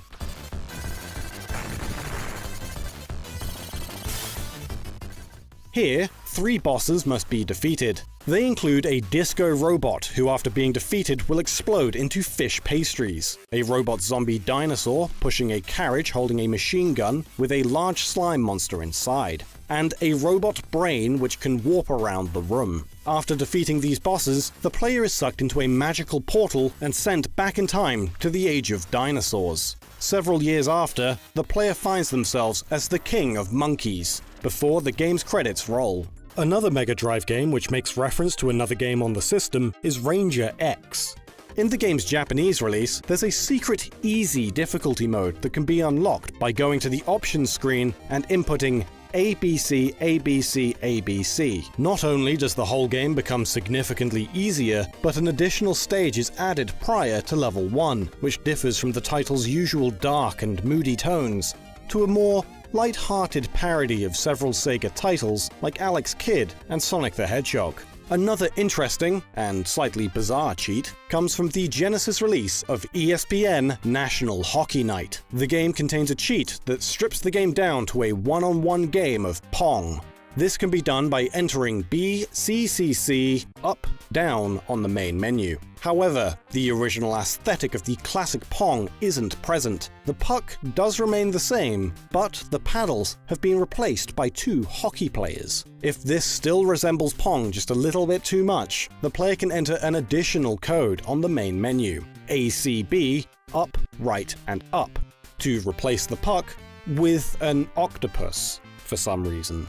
Phantasy Star 2, the sequel to the Master System classic, has an interesting regional difference. Ust-Vestia, a piano teacher found in the northwest outskirts of Oputa, will play music for the party, acting as a sound test board so players can listen to the game's soundtrack.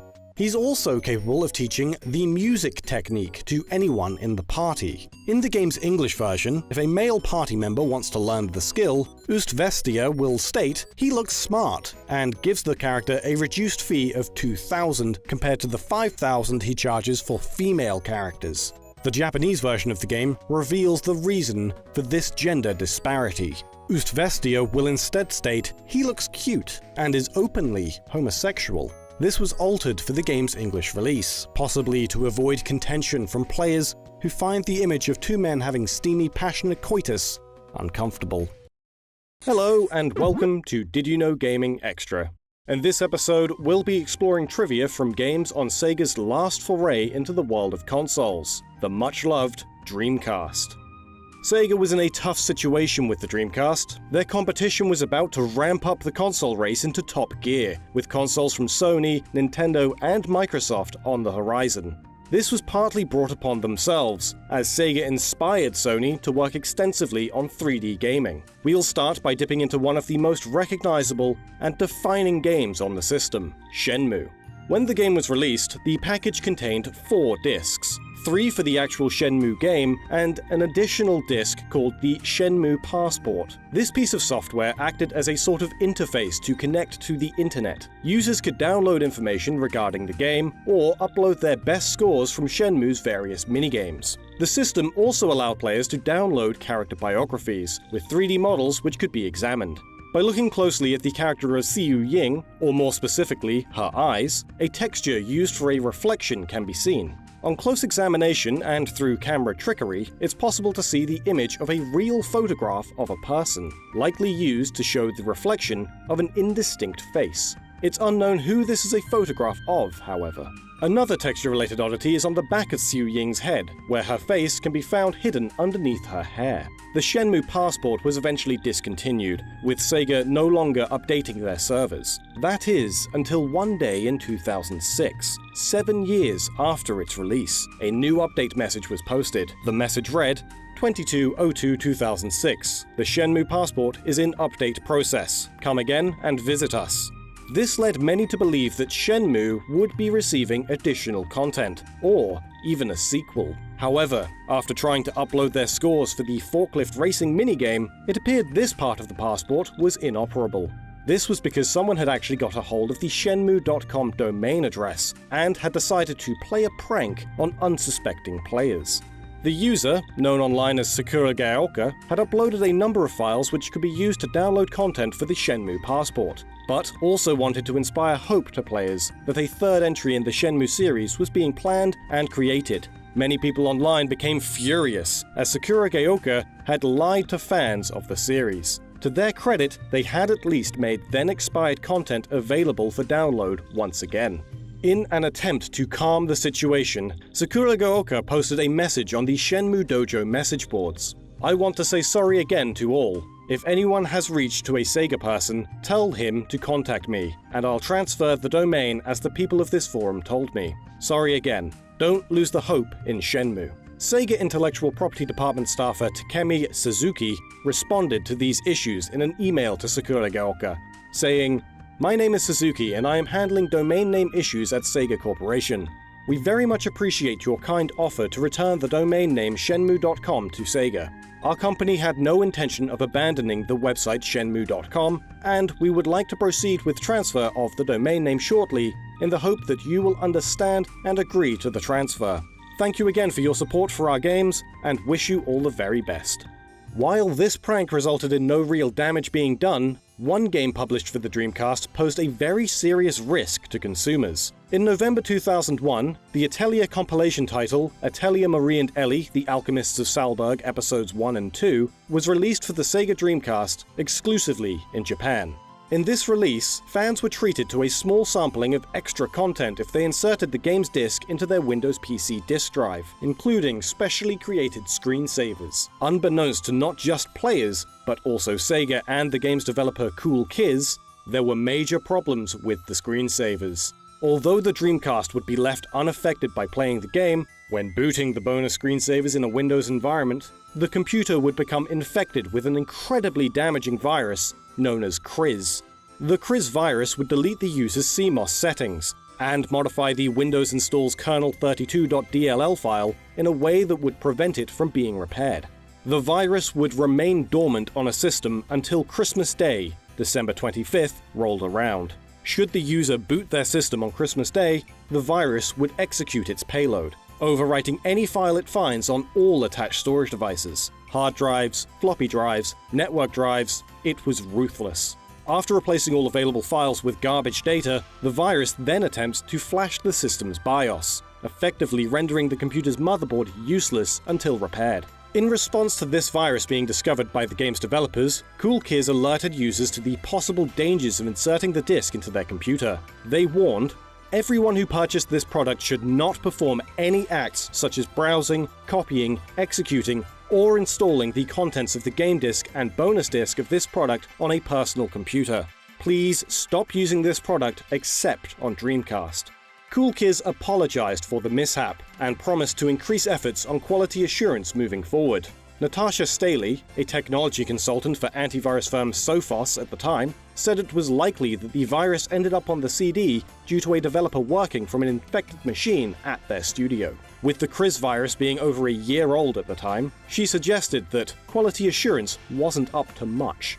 The game was recalled from stores and later reissued, with the screensavers being published online, virus-free, at a later date. It seems Sega's misfortunes came thick and fast during the era of the Dreamcast. While working on Metropolis Street Racer, the team recorded the game's car sound effects by renting a Mercedes SLK and hooking it up with microphones. The team took the car out onto a test track, shifting the car into various gears and recording the resulting noise. That was until, unexpectedly, the car's engine blew. The car was towed to a country lane nearby, and a breakdown service was called in to repair the damage. The engine was fixed, and the car was returned to the hire company. Unsurprisingly, however, the hire company reviewed the machine's engine management report, and ended up billing Sega for thousands to replace the engine entirely. This wasn't the only unstable part of the game's creation. Multiple delays pushed the game's release back from 1999 to late 2000, also resulting in the game's planned Japanese release to be cancelled entirely.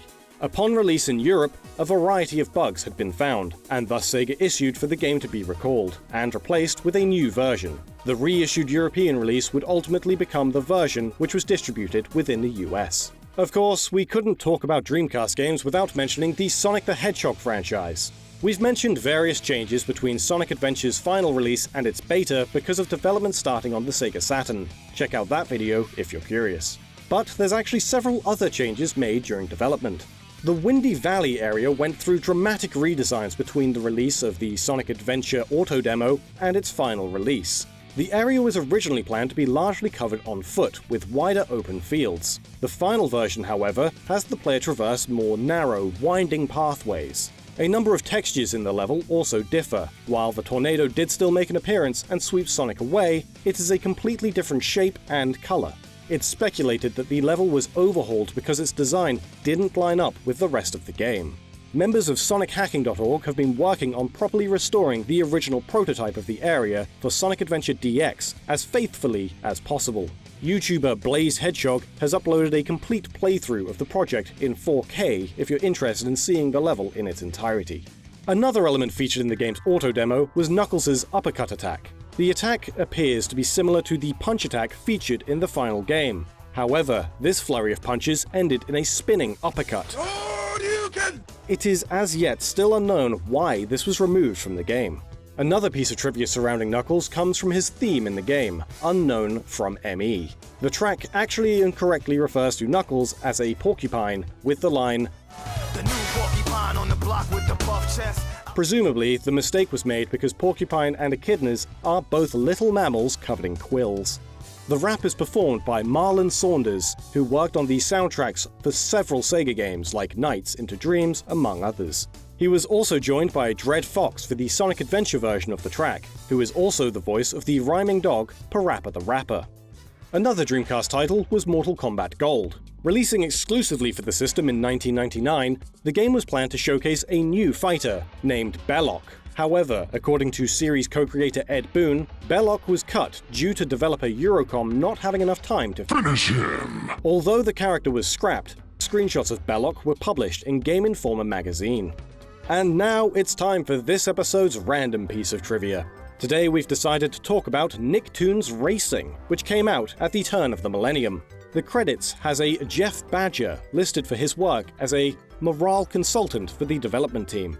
This is a peculiar entry in the game's credits, not just because the role of a morale consultant is not typically a real thing, but also because Jeff Badger doesn't appear to be a real person. A clue behind the meaning of this credit comes from within the game's data itself. Here, an image of a badger wearing a green suit and red tie can be found. This image doesn't appear anywhere within the game.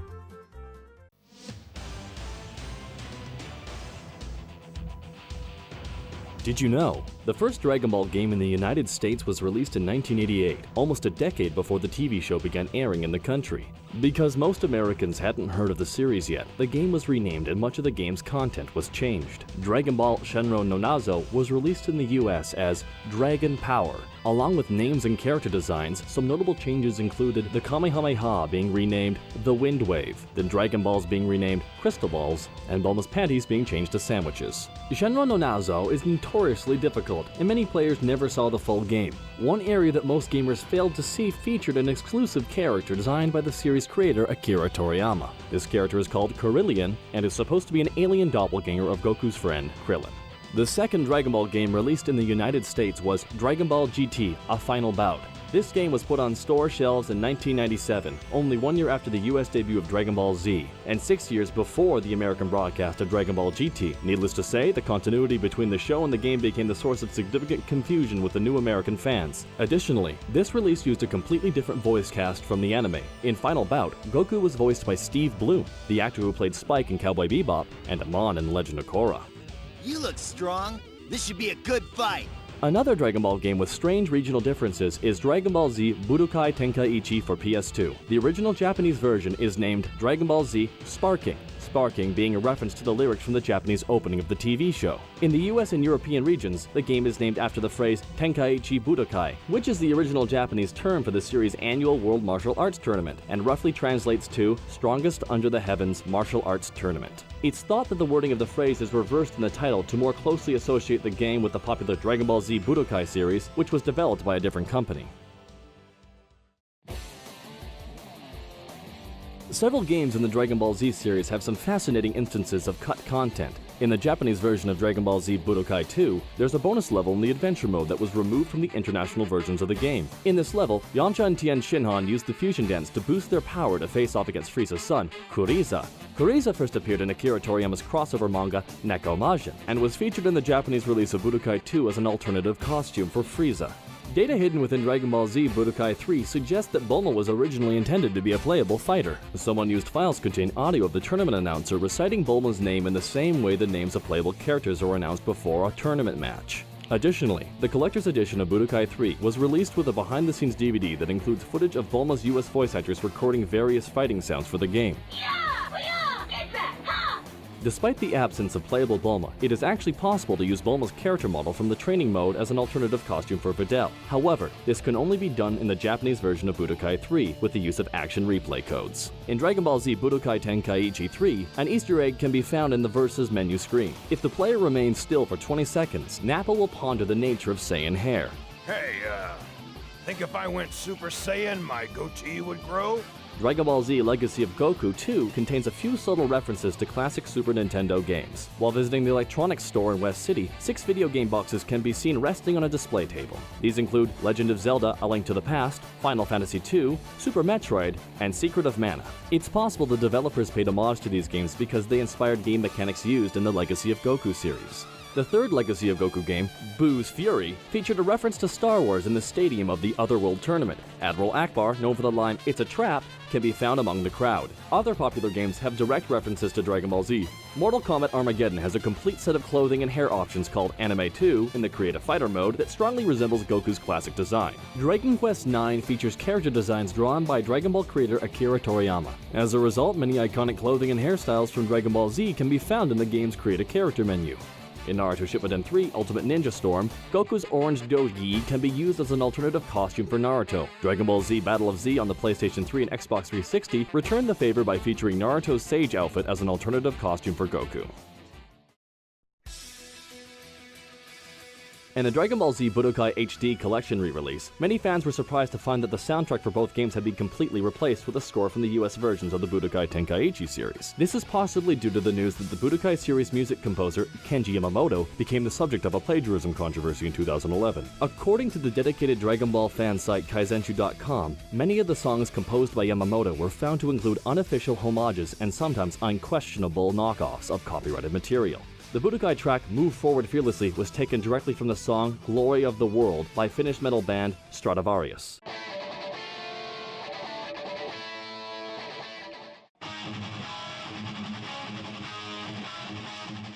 The track Senritsu no Toki uses a breakdown that sounds extremely similar to the iconic verse in Black Sabbath's Iron Man.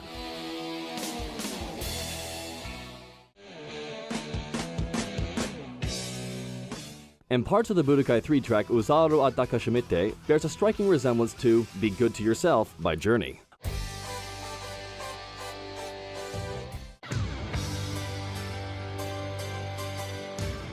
Along with the music, some of the game's more violent imagery was altered in the HD re-release. In Budokai 3, there was an ultimate attack for the legendary Super Saiyan Broly, where he grabs the face of his enemy and slams their head into the ground. In the HD version, the screen fades to white right before Broly slams their head into the ground. In the story mode to Budokai 1, there's a cutscene where Raditz is shot and has a hole through his stomach. The original game had a red, wet-looking texture to represent his insides. In the re-release, this was changed to pure black. Over the years, fans have found a wealth of hidden content by looking at the data of various Dragon Ball Z games. A user at Dragon Ball fan site Kanzenju.com named Coldskin found evidence of cut content in the debug menu for Super Butoden 3. A full animation of Android 18's super move can be seen, despite the fact that Android 18 was one of 2 characters in the game that, mysteriously, never had super moves. The cut super move was based on an attack Android 18 inflicted on Gohan in the History of Trunks TV special. Another unused animation that was discovered in the debug menu shows Trunks deflecting a blast from an opponent. This is interesting, as Butoden 3 does not give players the ability to deflect energy blasts. Super Butoden 3 also shows evidence of a cut stage in the debug menu. The stage is a variation on the plain stage with a stone statue of Piccolo in the background, referencing the moment in the series where Piccolo is spat on by Dabura and thus turned to stone.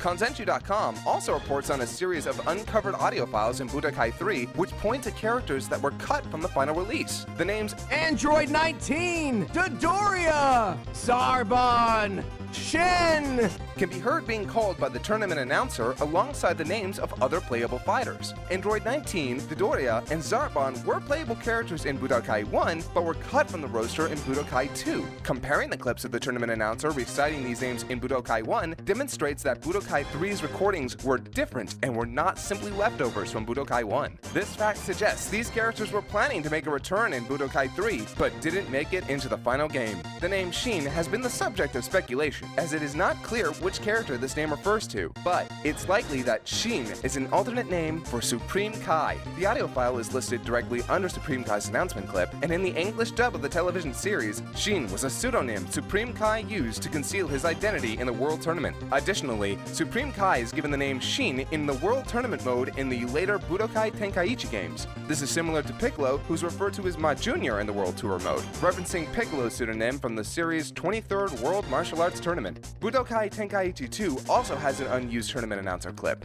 This time, the character is called Galaxy Soldier!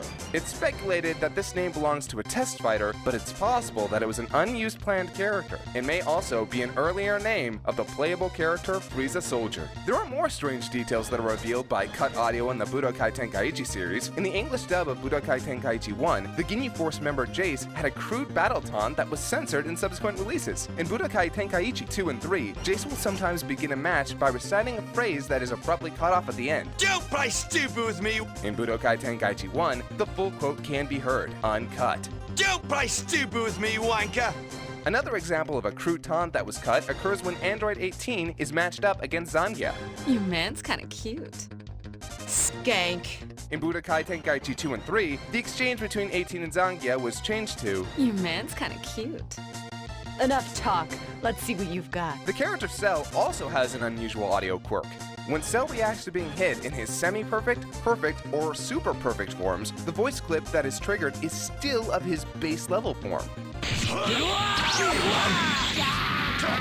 This is because in the original Japanese version of the television show, Cell, played by Norio Wakamoto, does not change voices when he transforms into another state. This was added in the English dub for the voice actor Damien Clark. When the games were programmed in Japan, the voice clips were designed around the Japanese voice cast. Thus, no extra spaces were included for voice clips that are exclusive to each transformation for Cell. This is the case for all English dubs of Dragon Ball Z games from Budokai 1 onwards. Oh, did I kill him? A similar instance occurs in the story mode of Budokai Tenkaichi 3. During the fight between Kid Goku and Nova Shenron, after Goku transforms into a Super Saiyan 4, the adult body Goku will sometimes speak with Kid Goku's voice. In the Japanese version, Goku is voiced by the same person, Masako Nozawa, in both child and adult forms. J-Star's Victory Versus is a crossover title featuring franchises tied to the weekly Shonen Jump manga. The game features some very prominent anime and manga series such as Naruto, One Piece, Fist of the North Star, JoJo's Bizarre Adventure, and Dragon Ball. And as you might expect, it features characters and locations from these franchises, some of which have some fairly sneaky Easter eggs. For example, if the player goes to the Planet Namek stage and goes to the bottom of the lake, they can find the 4-star Dragon Ball underwater. This is likely a reference to a part of the Namek arc in Dragon Ball Z, where in one chapter, Vegeta throws the 4-star Dragon Ball into the water for safekeeping after wiping out everyone at a Namekian village. Speaking of Dragon Ball, the franchise may have had a large impact on a certain Japanese video game company.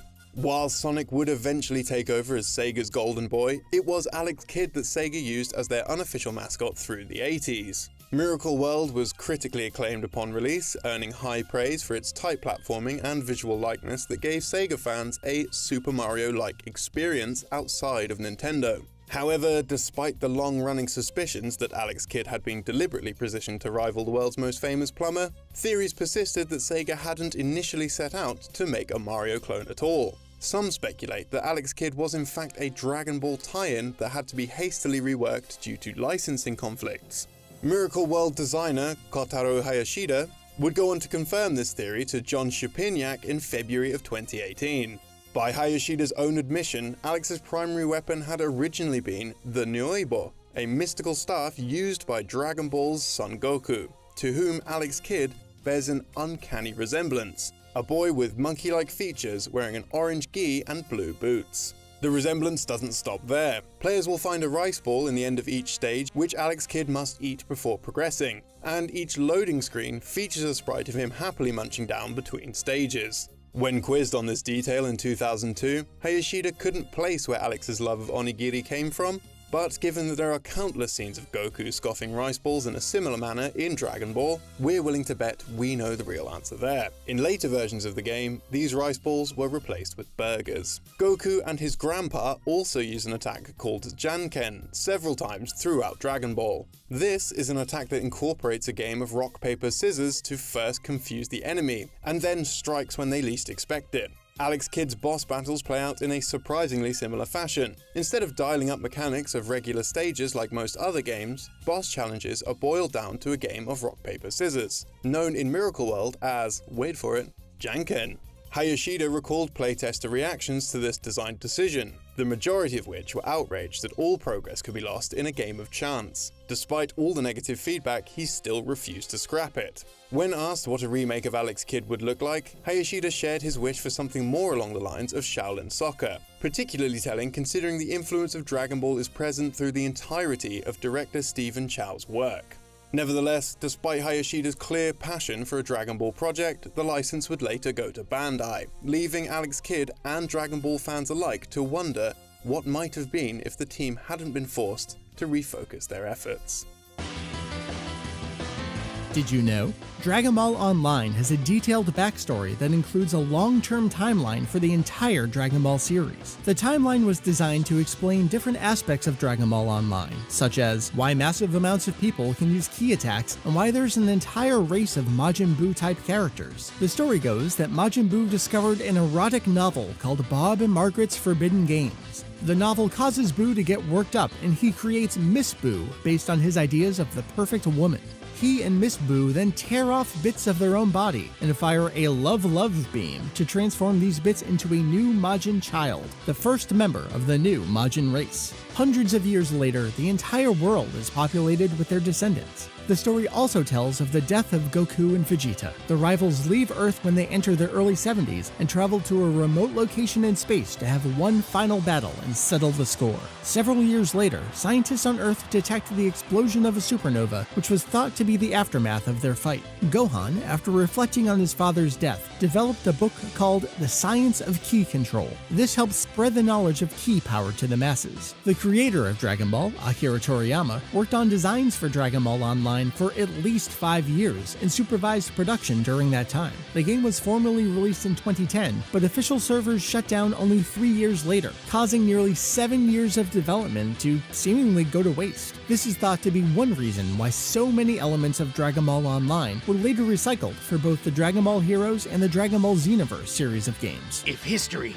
is in any way altered or distorted, it could change the world as we know it. The English dub of Dragon Ball Xenoverse 1 and 2 includes a truly unique instance of fan service. The studio that recorded the dub, Okratron 5000, asked members of the online fan group Team 4-Star to provide voices for some of the game's custom characters. Oh! Ha-ha! Audio! Okratron actually encouraged the group to rewrite lines of dialogue for more comedic takes. Go blank! Ha! Marchand double obelisk! Speed the time! The attack Crusher Ball was originally going to be renamed Dingo Ball as a subtle reference to Dragon Ball Z Abridged, but Okratron allowed the team to be even more direct, so the attack name was changed to Space Australia. Space Australia! Yeah! One strange variation with this character voice involves the Kamehameha. Every time the character uses the attack, it is pronounced incorrectly.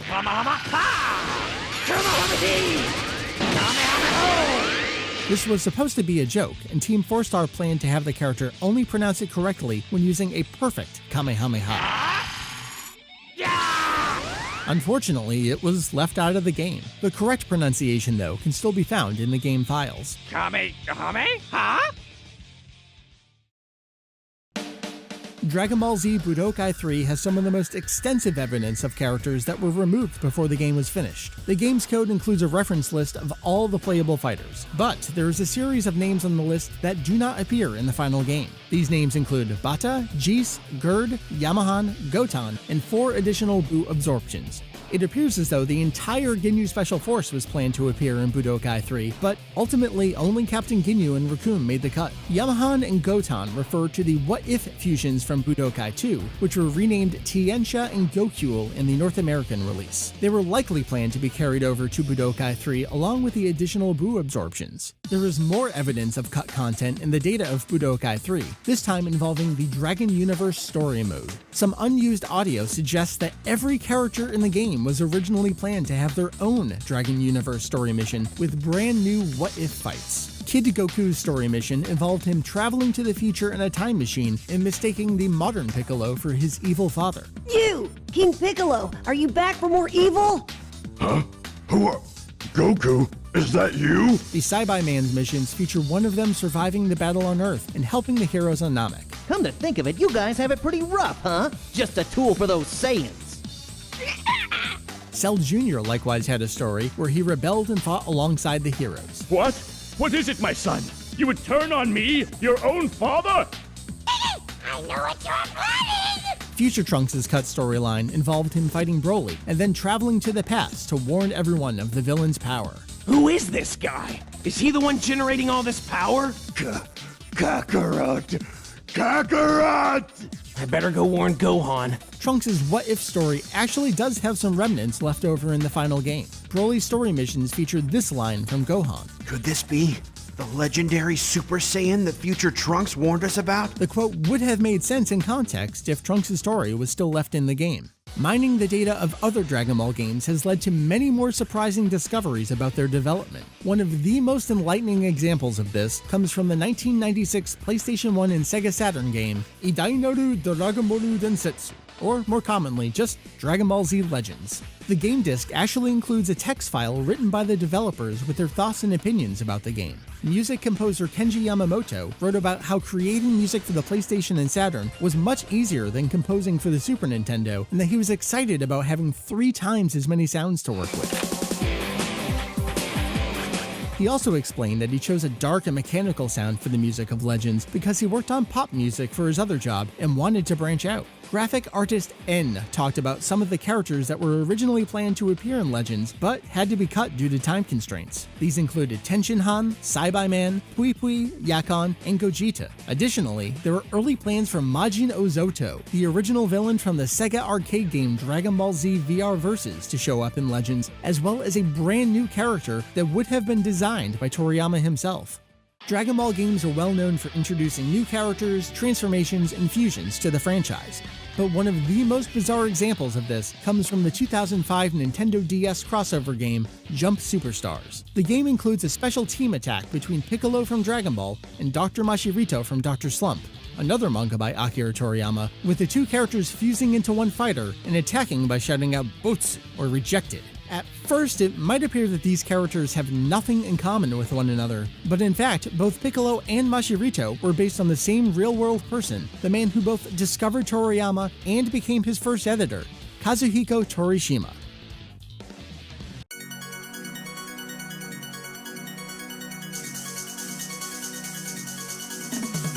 Did you know? Nights into Dreams was first conceived during the production of Sonic the Hedgehog 2. Sonic 2 was developed by Sonic Team in conjunction with Sega Technical Institute, which was located in San Francisco. As a result, the game's lead programmer Yuji Naka had to travel back and forth between Japan and America. While he waited for his plane to take off on a return trip to Japan, Naka was struck with the idea of creating a game centered around flight. Sonic's character designer Naoto Oshima was enthusiastic about the idea and saw it as a way for Sonic Team to break new ground. That said, Sonic Team were unsure how to design a platform action game where the main character could simply fly over the platforms. Tackling this problem required a trial and error approach, which led to many ideas being rejected.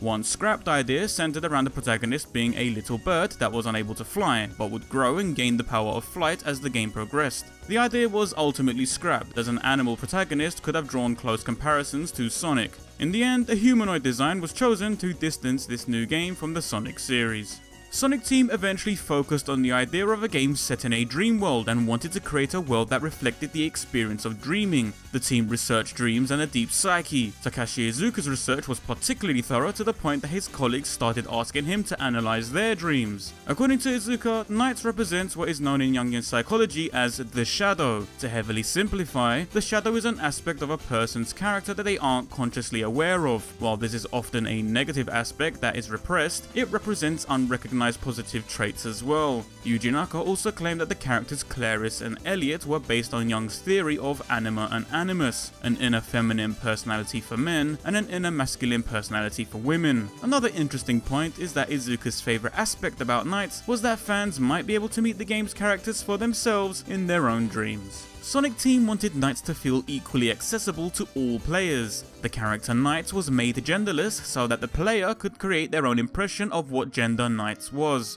According to Naoto Oshima, Nights themselves was inspired by Peter Pan. Both characters are capable of extraordinary feats that humans could only dream of. Oshima wanted to create juxtaposition with two gameplay styles, one where you play as a regular human and one where you play as Nights to accomplish these feats. Yuji Naka has also cited the Cirque du Soleil show Mystère as his biggest source of inspiration when it came to designing Nights. Knights was also designed to appear more European. This was an effort to differentiate it from Sonic the Hedgehog's more American style. The European aspects of Knights are further emphasized in the sequel Journey of Dreams, where the characters are given British accents and live in a city that resembles London. Nights in the Dreams didn't have voice acting in the traditional sense, but some characters talk in an unrecognizable language. This choice was made to reinforce the idea that the game takes place in a dream, where language is distorted and alien. This dream language was made by Takashi Iizuka and has real-world translations. One of the best demonstrations of this takes place when Knights encounters their arch-rival Riala, who exclaims, "There is no night." According to Yuji Naka, Riala is saying, "Come on, Knights." Sonic Team didn't have any soundproof recording facilities during production, so dialogue was recorded late at night once everyone had left the offices.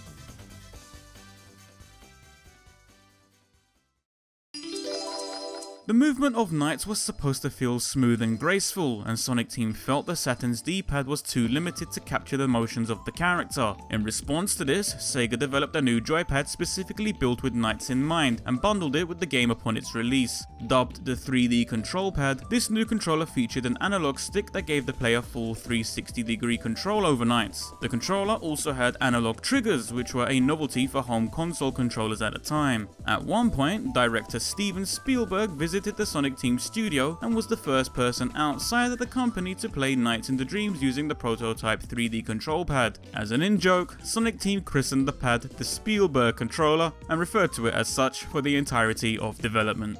During the holiday season of 1996, Sega released a promotional build of the game titled Christmas Nights into Dreams. This sample included the first level of the retail release, which would undergo seasonal reskins depending on the time of year. For example, during Christmas, the characters don Santa outfits, and on April Fool's Day, Nights is replaced by Riala. This was all done according to the Saturn's internal clock. Christmas Nights also included an unlockable karaoke mode, as well as a mode called Sonic the Hedgehog into Dreams. In this mode, the player has the opportunity to run around the game as Sonic. This actually marked the first time that Sonic was playable in a fully 3D environment on home console, predating Sonic Jam by half a year. The Nightopians that can be found in almost every level have their own AI, dubbed Artificial Life, or A-Life, by Sega. The Nightopians' mood, as well as the overall mood of the level, is affected by the player's actions. Breeding and hatching more Nightopians results in the level feeling more upbeat, whereas killing them makes the level more dismal. A-Life would go on to be used as the basis for Chow in the Sonic Adventure titles. The characters from Nights have made numerous cameos and appearances in other Sonic Team developed titles, including both Sonic Adventure and Sonic Adventure 2, Billy Hatcher and the Giant Egg,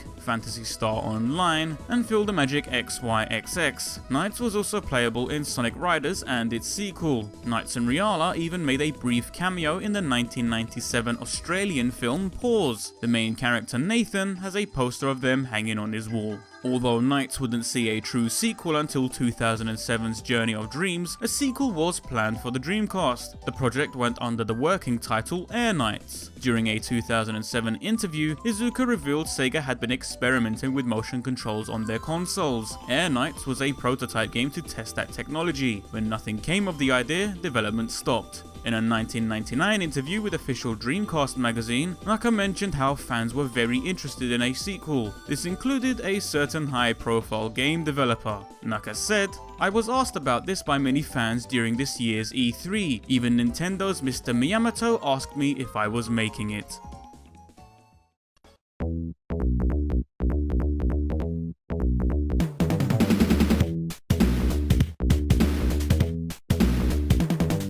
Did you know? The hardware of the Sega Genesis, or Mega Drive outside of North America, was based on a modified version of Sega's System 16 arcade boards. Arcade cabinets that used the System 16 hardware included Altered Beast, Shinobi, Golden Axe, and Alex Kidd: The Lost Stars. Because of the similar hardware, Sega was able to launch the Genesis with a collection of recognizable games that looked and sounded very similar to their arcade counterparts. However, these ports were slightly scaled down. Even though both systems used the same CPU, the arcade boards were clocked at 10 MHz, while the Genesis ran at a slower 7.61 MHz. The idea of having popular arcade kits at home helped move Genesis systems at first, but Sega soon found that what works in the arcade doesn't necessarily work in the living room. Gamers in the gaming press complained that early Sega Genesis games were too short and repetitive. This in part prompted the creation of Sega's killer app, Sonic the Hedgehog. Sonic was also the answer to Sega being able to contend with Mario, but this was just another example in a long line of competitive moves between Sega and Nintendo. Nintendo had the Famicom modem and the Super Famicom Satellaview add-on, so Sega tried their hand at a series of similar devices. One of these devices was the Mega Modem in Japan. It was a device that allowed users to check the news, weather, banking data, and even let them use an optional printer. Sega also released a Sega Network cartridge. This gave users access to the Sega Games Library, a subscription service that allowed owners to download and play games from a menu. Nearly half a dozen titles were available at launch, with more promised in the future. However, due to lackluster sales, the network was taken offline a year later. In Japan, 16 Mega Drive games made use of the Mega Modem for online play, although there was considerable lag and it was fairly expensive. Sega of America planned to release the Mega Modem in North America under the name the Telegenesis Modem, but these plans were cancelled without announcement. A download subscription service eventually made its way to North America late in the Genesis lifecycle with a device called the Sega Channel. For $12.95 a month, users could play downloadable games and demos, as well as check the news and read gaming tips. Some games were released for the service before they were sold in stores, and a few import titles were placed on the service that were never released in North America, including Mega Man: The Wily Wars and Game Freak's Pulse Man. A few years into the Super Nintendo's reign, Nintendo came out with the Super FX chip. This enabled the Super Nintendo to render more advanced 2D and 3D effects. Sega responded to the Super FX chip with their own SVP, or Sega Virtual Play chip. The one Genesis title that used the SVP chip, Virtua Racer, retailed at nearly $100, making it the most expensive Genesis cartridge to ever be sold in stores. Ironically, the price of additional chips was the primary reason Sega publicly criticized Nintendo in a 1994 issue of Game Fan magazine. Nintendo would like you to believe that by adding chips into their cartridges, they will be saving you money. If Donkey Kong Country, priced at $69.99, is any indication of the money they are saving you, it's a good thing that they are a game company and not your banker. There were plans for at least 2 more games to use the SVP chip, Virtua Fighter and Daytona USA, but they never materialized in regular cartridge form. The SVP chip didn't turn out to be a good investment, so Sega focused their efforts on the 32X add-on instead. Arguably, the most memorable competition between Nintendo and Sega was in marketing. The Sega Genesis has blast processing. Super Nintendo doesn't. Contrary to popular belief, the widely used Genesis marketing buzzword, blast processing, wasn't just a nonsense term made up for the casual audience. The word was based on a trick that programmers discovered that temporarily increased the graphical capabilities of the Genesis. In an interview with Retro Gamer, former Sega of America technical director Scott Bayless stated, "There were all kinds of subtleties to the timing and the trick didn't work reliably on all iterations of the hardware, but you could do it and it was cool as heck." So during the run-up to the Western launch of the Mega CD, the PR guys interviewed me about what made the platform interesting from a technical standpoint. And somewhere in there I mentioned the fact that you could blast data to the digital to analog converters. They loved the word blast, and the next thing I knew, blast processing was born. The term was used in promotions as a short way of boasting the superior processing speed of the Genesis. However, this was just a convenient side detail, as the Super Nintendo outperforms the Genesis in almost every other category. Despite technical inferiority, Sega was able to grow from less than 8% of the North American market prior to the launch of the Genesis to 55% in 1994. This was achieved through a series of savvy and calculated marketing decisions. Nintendo's strategy was to hook gamers while they are children with a steady stream of quality, family-friendly games. Sega saw this as a chance to cater directly to older gamers and teenagers. Sega of America coordinated with a market research firm where they studied the daily lives of around 100 teenagers. They spent months analyzing every aspect of their lives, filming what they said and observing the teens with their friends. The result of this research was a brash and aggressive advertising campaign featuring catchy slogans like "Genesis does what Nintendo don't" and the famous Sega scream.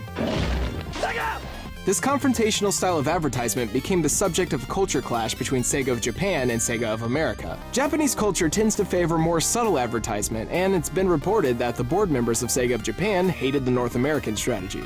But Sega president Hayao Nakayama trusted the North American branch, and he gave them permission to do what they felt was right. The results of Sega's marketing not only helped spearhead the Genesis to serious competition for Nintendo in North America, but they also opened the doors for later consoles like the Sony PlayStation to occupy the same market space. In fact, prior to the release of the PlayStation, a Sony conducted focus group test found that teenage boys were reluctant to admit whether or not they owned a Super Nintendo. Sega's aim at an older audience in North America made an enormous impact on gaming. In the mid-90s, a series of court hearings in the United States were held after parents and politicians discovered children were potentially exposed to violence and sexual themes. The Genesis port of Mortal Kombat and the Sega CD game Night Trap were at the center of these hearings. The lawsuits prompted Sega of America to create their own rating system to help guide parents and children on the content within their games. Sega introduced the Video Game Ratings Council in 1993, which categorized games with 3 different ratings. Sega's Video Game Ratings Council was replaced by the industry standard ESRB, or Entertainment Software Ratings Board, after the hearings in April 1994. The reaction to Sega of America's attempt at broadening the demographics of video game consumers reverberated all over the world in the decades that followed. Other regulatory agencies were formed and followed the mold set by the ESRB, including PEGI, Pan-European Game Information, and Japan's CERO, the Computer Entertainment Ratings Organization. These ratings boards command a lot of power over the content within video games today, meaning the Genesis really lived up to its namesake as a new beginning in gaming. Hi, I'm Nostalgia Nerd, and welcome to Did You Know Gaming Extra. In this episode, we'll be taking a look at Sega's contribution to the 3rd generation of console gaming, kicked off by the golden age of arcades, the Master System. The home console market had taken a hard hit after the crash of '83, which saw the gaming sphere oversaturated with consoles and truly terrible third-party software. Despite the crash, the life and soul of gaming was still very much alive in bowling alleys and shopping malls. Arcade cabinets housed enough power to outstrip anything bought on store shelves, and offered experimental titles with superior design. It's no surprise that companies looking to sell home consoles would turn their attention to porting and emulating the games that kept players, pocket change in hand, coming back for more.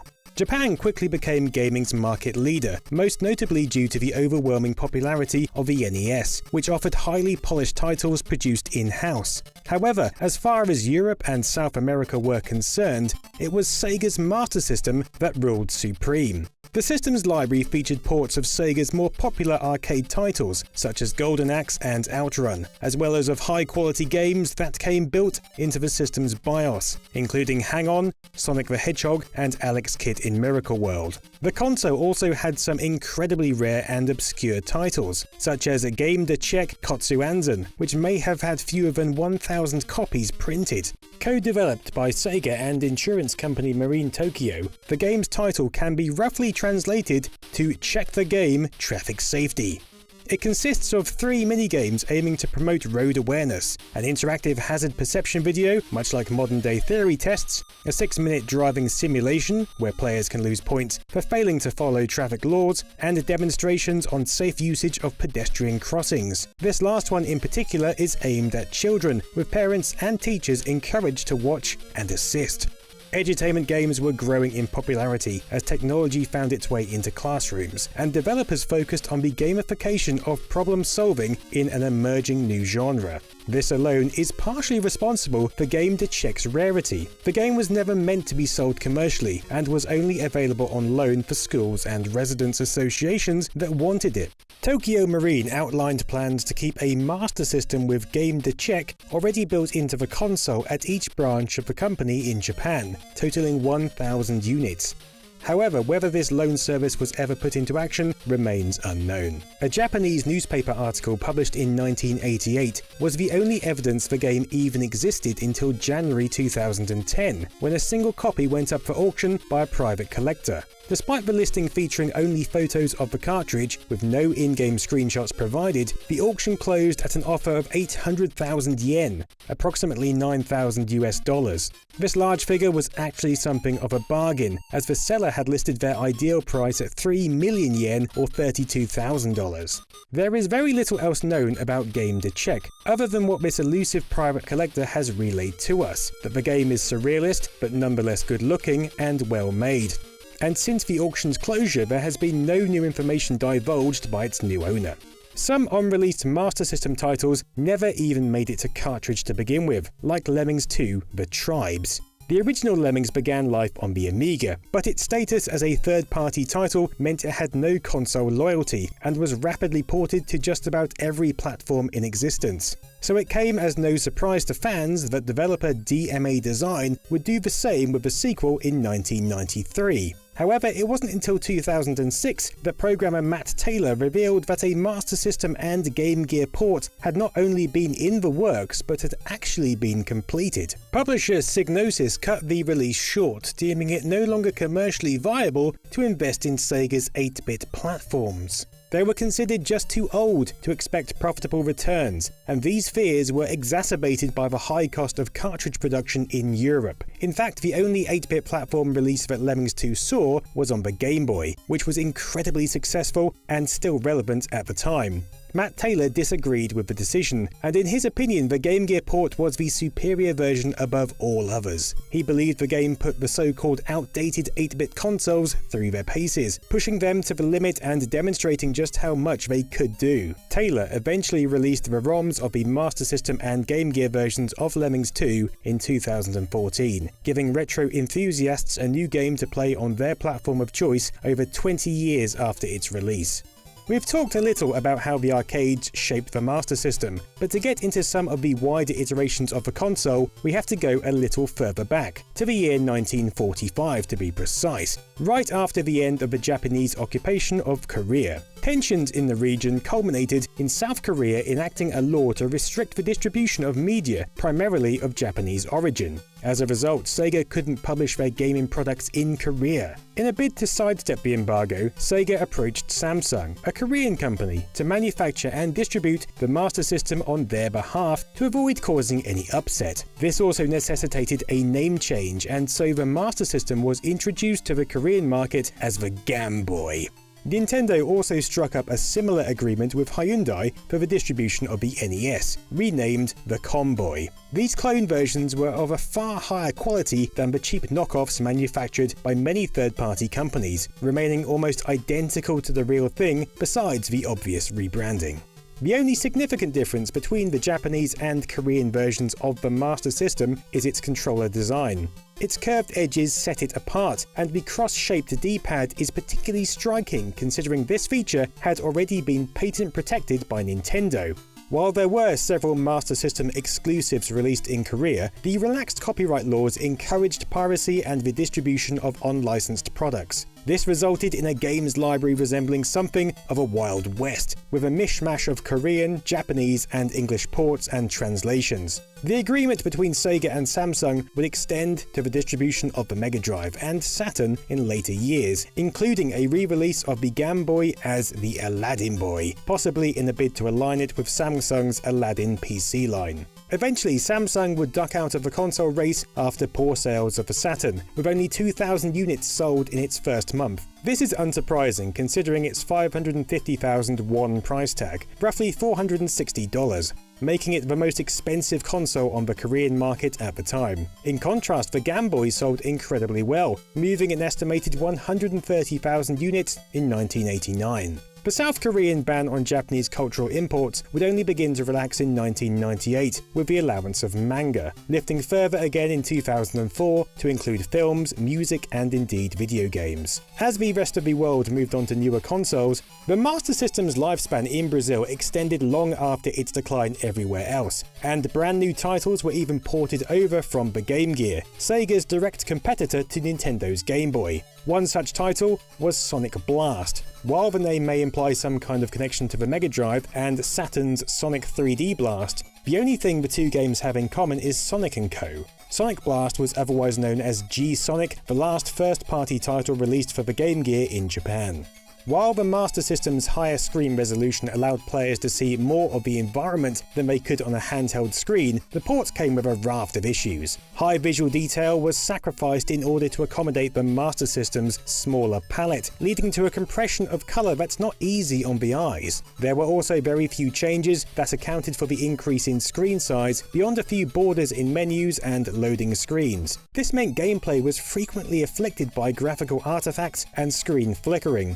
To top it off, the game is impossible to run on earlier Master System models due to its 1MB cartridge size, which is enormous compared to games made back in the Master System's heyday. While Sonic Blast is critically panned by retro enthusiasts and is seen as a disappointing end to the Game Gear's cycle, the Master System port's existence is just one of many that prove the Brazilian market was strong enough for Tectoy to put any time or money into developing it in the first place. In fact, the console is still being produced in Brazil today. After multiple re-releases, its current iteration looks a little different than the original, with Tectoy having done away with a cartridge slot in the noughties. Today, Brazilian consumers can pick up a Master System complete with 132 games built in for 149 real, which works out to about $40, making it by far the cheapest console available in the country. While gaming interest in Brazil has not shifted to PC, the Master System continues to sell approximately 150,000 units a year. Not bad for a console in its mid-30s.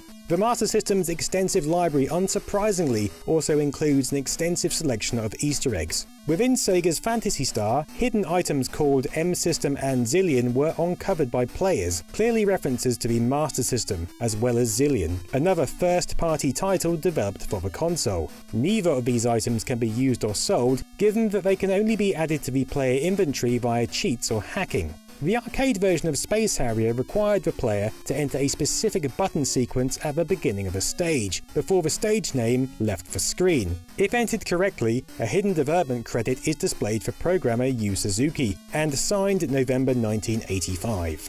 Space Harrier's release on the Master System went a step further, with a hidden message that appears only after the player fills all 7 high score entries with ERI, accessed by scoring over 1 million points in 7 playthroughs without turning the console off. A message appears for about 50 seconds before returning to the game's title screen and reads, "Wonderful, fantastic you, smart guy. Please send us your thoughts to this game. We'll answer a letter with something to the first 10 persons. So forgive us, if your letter is out of 10, we can't reply to yours.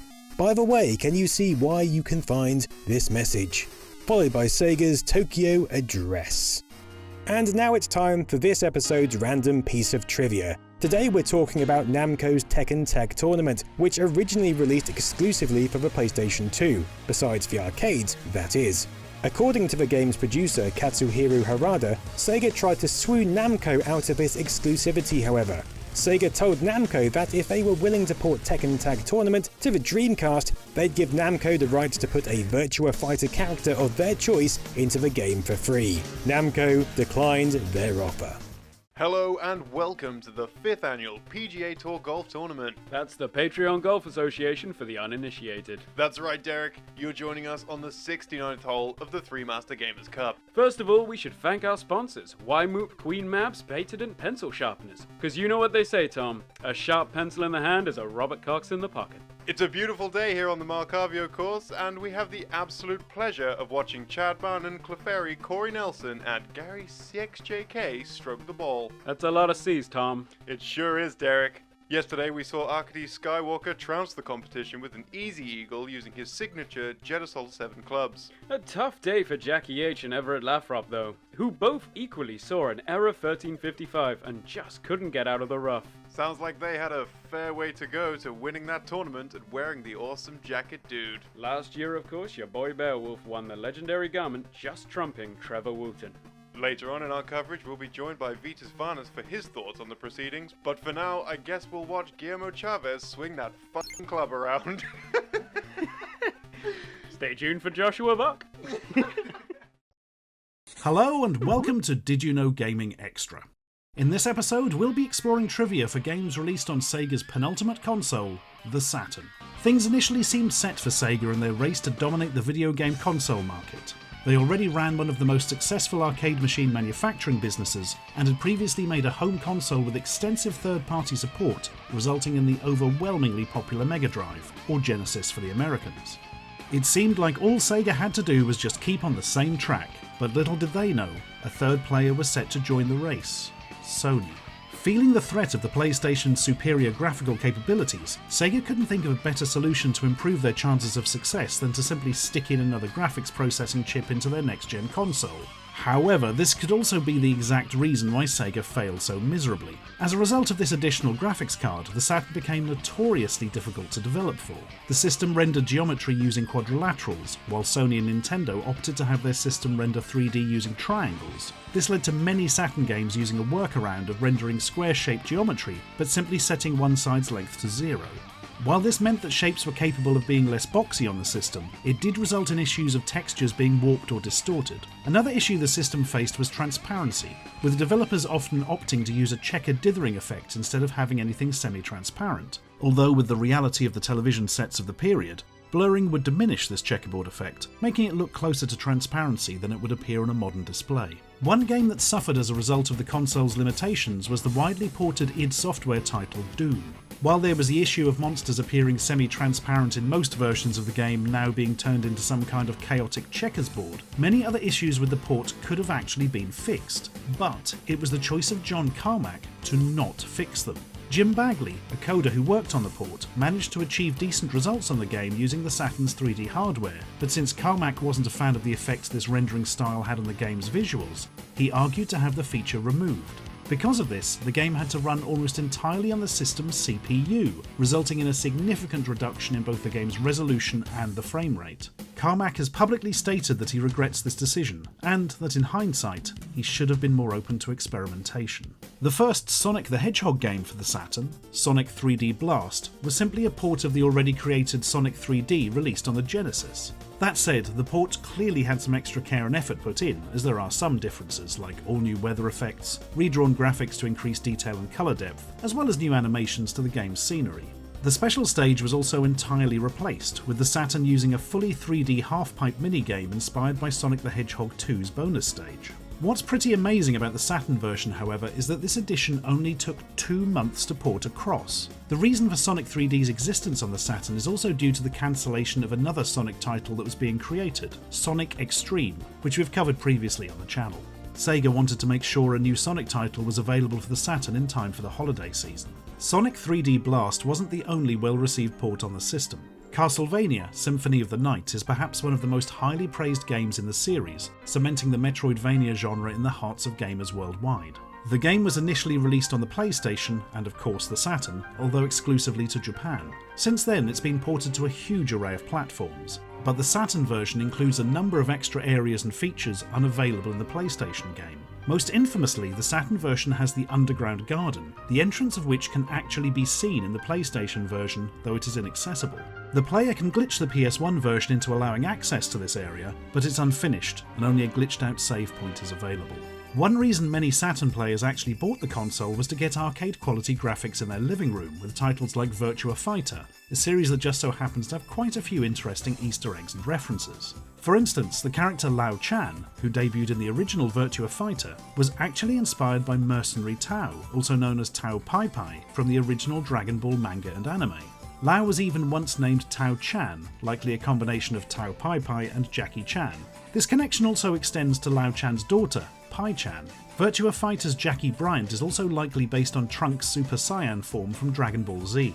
We say this because the game's designer, Seiichi Ishii, once stated in an interview that Jackie was inspired by a Super Saiyan from Dragon Ball, and out of all the Saiyans that can achieve this form, Jackie best lines up with Trunks. Another arcade title that graced the Saturn was The House of the Dead, notable at the time for being a game aimed at an adult audience. According to an interview in the May 1997 edition of Japan's Sega Saturn magazine, House of the Dead's director Takashi Oda specifically wanted the game to target adult gamers. To do this, the team made sure no children or teens appeared in the game so that they wouldn't have to tone the violence down.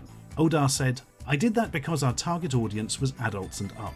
From the start of the project we knew we didn't want children playing this game. Had we wanted to target them, I think we would have made the game more about ghosts or something, not zombies." Those considerations are one of the tougher parts of this development. Interestingly, the game was also one of the early pioneers of motion capture. Around half the animations in the game came from motion captured actors pretending to be zombies, but the animations ended up looking a bit too human, and the team had to manually tweak them a bit to be more exaggerated and zombie-like. While some Saturn games were cancelled altogether, other games simply had content that was locked between regions. Power Slave, a first-person shooter developed by Lobotomy Software, contained an Easter egg exclusive to the Sega Saturn port, a mini-game called Death Tank. To unlock the secret game, the player must collect all of the hidden team dolls found throughout Power Slave. This multiplayer title was inspired by Scorched Earth, though shifted gameplay from turn-based to real-time. It was created as a hobby project on the side by Ezra Dreisbach, who put it together in his spare time. Both he and Lobotomy Software co-founder Brian McNeely had an ongoing rivalry over the game, playing it every day religiously. Rather impressively, the game actually supported up to 7 players through the use of the Sega Saturn multitap. However, the minigame wasn't available within PAL versions of Power Slave, known as Exhumed, as it was released before the NTSC version and before Death Tank had been completed. That said, the game would go on to have more life after this, with an updated version titled Death Tank Zwei appearing exclusively within another port of a title released on the system, Duke Nukem 3D. To unlock the next entry to this Easter egg minigame, the player must either have a Quake or Exhumed save game file on their system, or destroy every toilet found through Duke's journey. Some may know Death Tank for its later release, however, as the game proved so popular among players and the staff that a standalone version was developed and released for the Xbox Live Arcade on the Xbox 360 in 2009. This release even included, as seems traditional, its own Easter egg, the inclusion of a version of Death Tank Zwei, which is unlocked by shooting down a supply plane in the main game. Desires for a new entry on a home console. However, he concluded, when selecting platform, we have to make careful consideration, and with this, the reality was that we couldn't easily advance on the PS3. However, I want to say one thing. As developers, we absolutely did not want to make a PS3 version that simply reused the materials and engine from Valkyria 1. Takeshi Ozawa, the game's director, also stated that the development staff considered the third entry to be the first sequel in the series. This is due to the difficulties found when transitioning to the PSP hardware from the PS3. The team had to work through a lot of trial and error before finding a comfortable working environment, which they felt affected the quality of the second game. With the third game on the PSP, the team could use the knowledge that they had gained to improve on areas they felt were substandard. Sega's manager of console sales, Hiroshi Seno, confirmed at the end of 2011 that the third Valkyria game would not be receiving an international release. The reason behind this was the unpopularity of the PSP platform in North America and Europe. To be able to justify a translation effort, the second entry in the series would have needed to sell enough copies to justify the costs involved, which it did not. However, an unofficial fan translation began development only a few months after this statement was made. After 2 years of production, the translation patch was completed and now allows users to play through the extra edition version of the game in English with ease. Leaks are an unavoidable reality of the modern video game landscape. Despite the game industry's obsession with secret keeping, piercings of the veil continue to happen, and it's these moments that I'll be examining in this video. I've been looking back at some of the strangest, most significant, and in some cases most shocking stories of video game leaks. How did these leaks happen? Who was responsible? And what can we learn from the stories behind them? I attempted to find out. From corporate slip-ups to malicious hacks, we're going to explore the wide spectrum of gaming's biggest leaks, and discover just how far some have been willing to go in the pursuit of secret information, in this edition of Game History Secrets.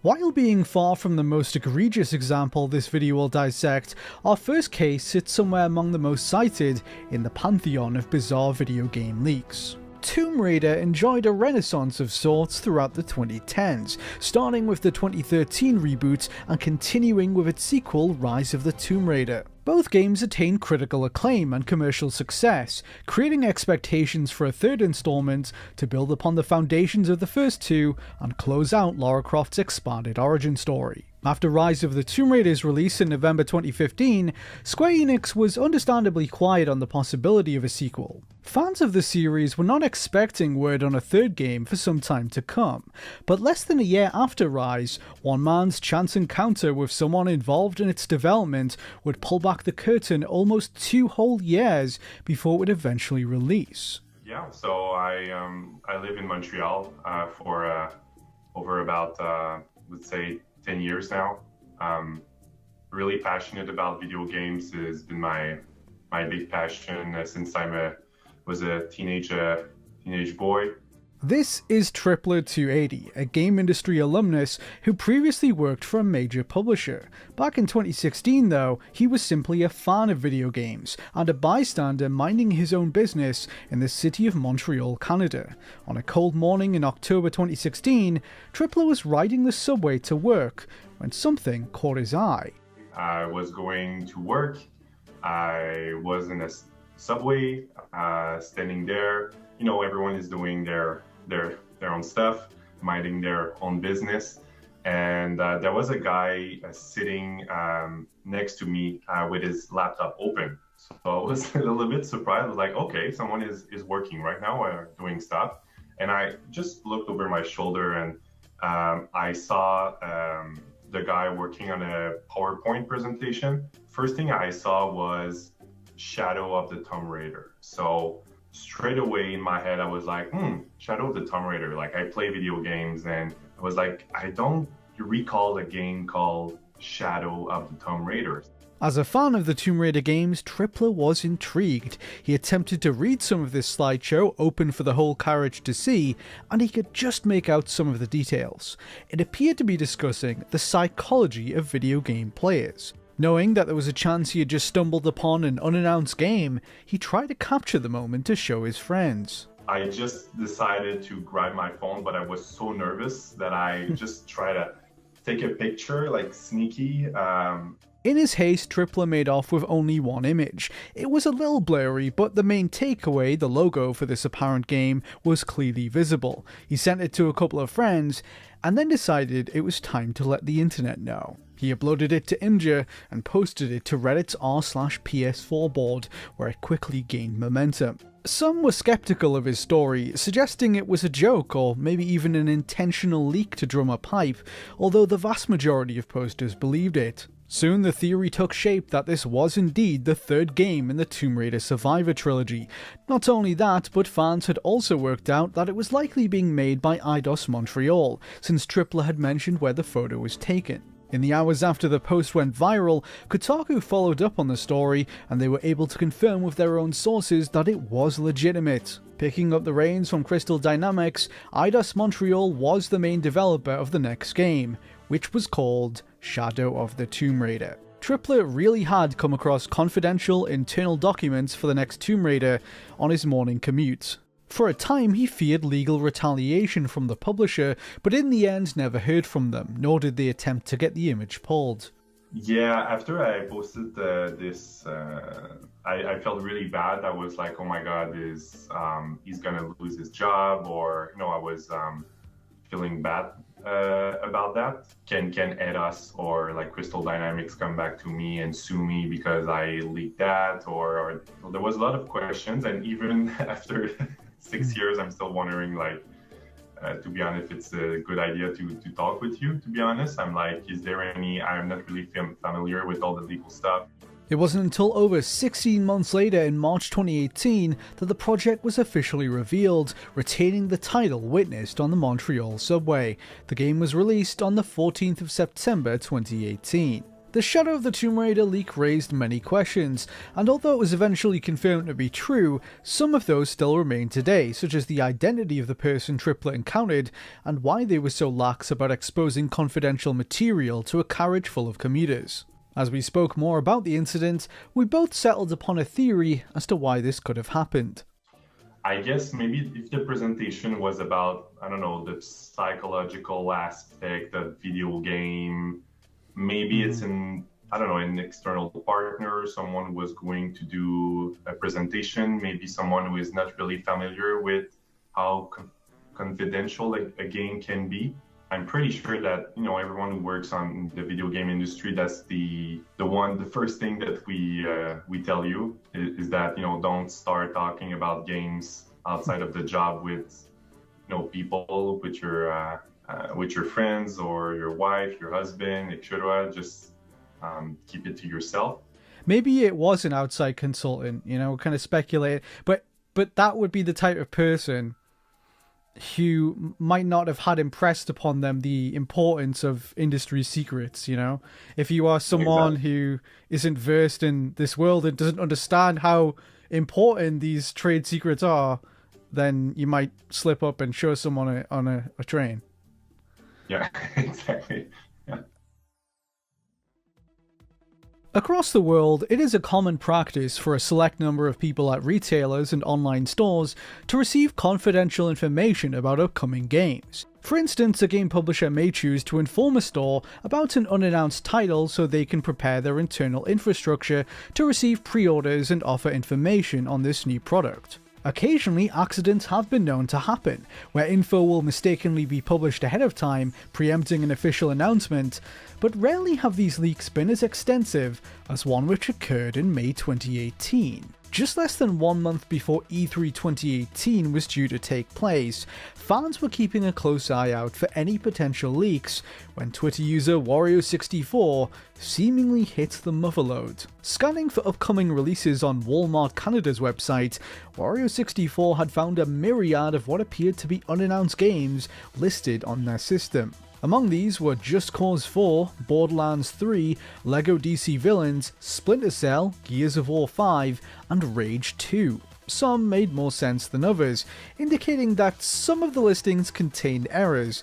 For example, Forza Horizon 5 was listed when Forza Horizon 4 had still yet to be announced at the time. Dragon Quest II was another anomaly, which was clearly supposed to have been the then upcoming Dragon Quest Builders 2. Errors like this added a modicum of doubt to what otherwise seemed like a set of genuine leaked games. Which among them were errors and which were titles that truly existed became the subject of much discussion in the days that followed, but the general consensus was that Walmart Canada had just kicked off the E3 season with a huge leak. Bethesda, the publisher behind Rage 2, chose to get ahead of the news later that day and began poking fun at Walmart Canada for the slip-up. The official Rage Twitter account shared an annotated screenshot of the Rage 2 placeholder listing, making light of what had happened. Bethesda's Pete Hines followed up with a tweet of his own saying, "This is why we can't have nice things." As the month of May went on, more and more games from the list were officially announced, like Just Cause 4 and LEGO DC Supervillains, wiping away any doubts that Walmart Canada had published some genuine information. But how exactly did this happen? I spoke to Riley Little, the person behind Walmart Canada's official gaming Twitter account, for some more information. Here's what he had to say. I think it was genuinely just an accident after the team had been briefed on the upcoming software. It was when there were active E3 pre-order incentives, usually some money off, and the listings were created and someone who hadn't been informed on why the portals were prepped accidentally set them to go live early.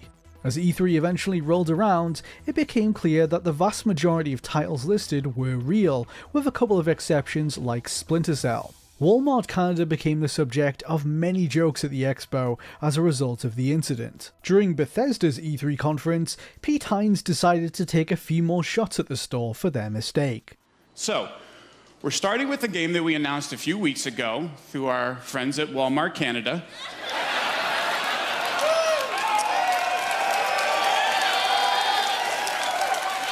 Perhaps best known for their low prices and ability to keep a secret. In the end though, it was Walmart Canada itself that had the last laugh, as they were able to leverage the infamous incident as social media fodder. In the run-up to Rage 2's launch, they jokingly advertised an exclusive pre-order bonus sleeve for the game in the style of the placeholder art that had once spoiled its announcement. Super Smash Bros., Nintendo's crossover fighting series, has a long and painstakingly documented history of leaks and rumours. With so much hype and intrigue around each entry, fans have devoted countless hours to tracking down new information on upcoming games and theorising about what is to come. Few of these leaks, however, can rival the enormity of one which took place in August 2014. At the time, fans were anticipating the release of Super Smash Bros. For the Wii U and 3DS. The 3DS version was due to release first on September 14th, 2014, which was only a few weeks away. A handful of characters for the game had yet to be revealed at this point, which was cause for considerable hype and speculation. Then, on the 19th of August 2014, the leaks slowly began to surface. A user on 4chan's VBoard started a thread which included a collage of all the playable characters confirmed to be featured in the game at the time, as well as every other playable character which had appeared in a previous Smash Bros. Game. They asked the community which of the fighters from previous games did they think would not make the final cut. The speculation went on for some hours, until later in the day when another user took the original collage image and posted their own edit of it in a new thread. The image they posted crossed out a selection of characters from previous games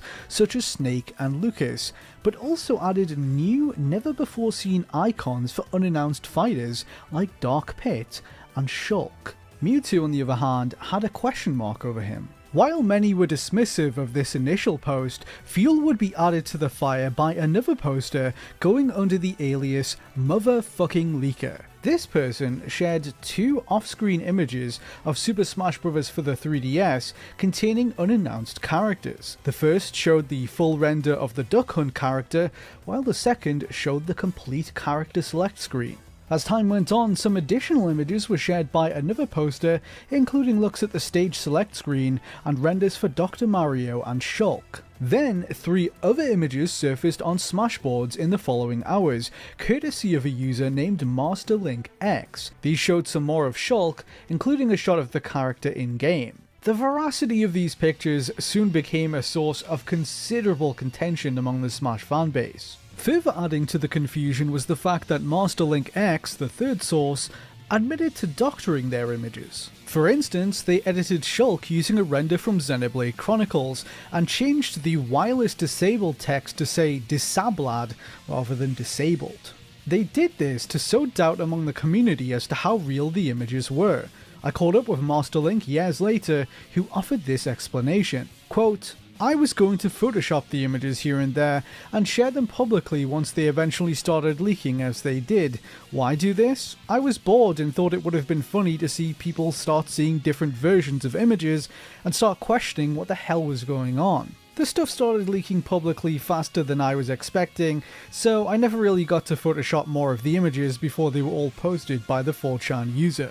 In the immediate aftermath of these leaks, the debate over their authenticity raged on across forums and social media, with the vast majority of people believing it was all a hoax. One battleground for the discourse was GameFAQs, where users were polled after the initial leaks and voted mostly against it being real. Out of 158 people, 49 voted no, and 44 voted leaning no. Just 9 people said that they believed it completely. Over on NeoGAF, there was a similar level of doubt leveled towards the leaks. To show you some examples, if this is real, then there's no way it's the final roster. There's some spots I know Sakurai and his wife would never accept as UI designers. Are people seriously contemplating that this might be real? What is wrong with you? This is obviously fake for me. You guys are fooled easily. I don't know why, but I'm genuinely frustrated that so many people are falling for this. Guys, this leak is so obviously fake.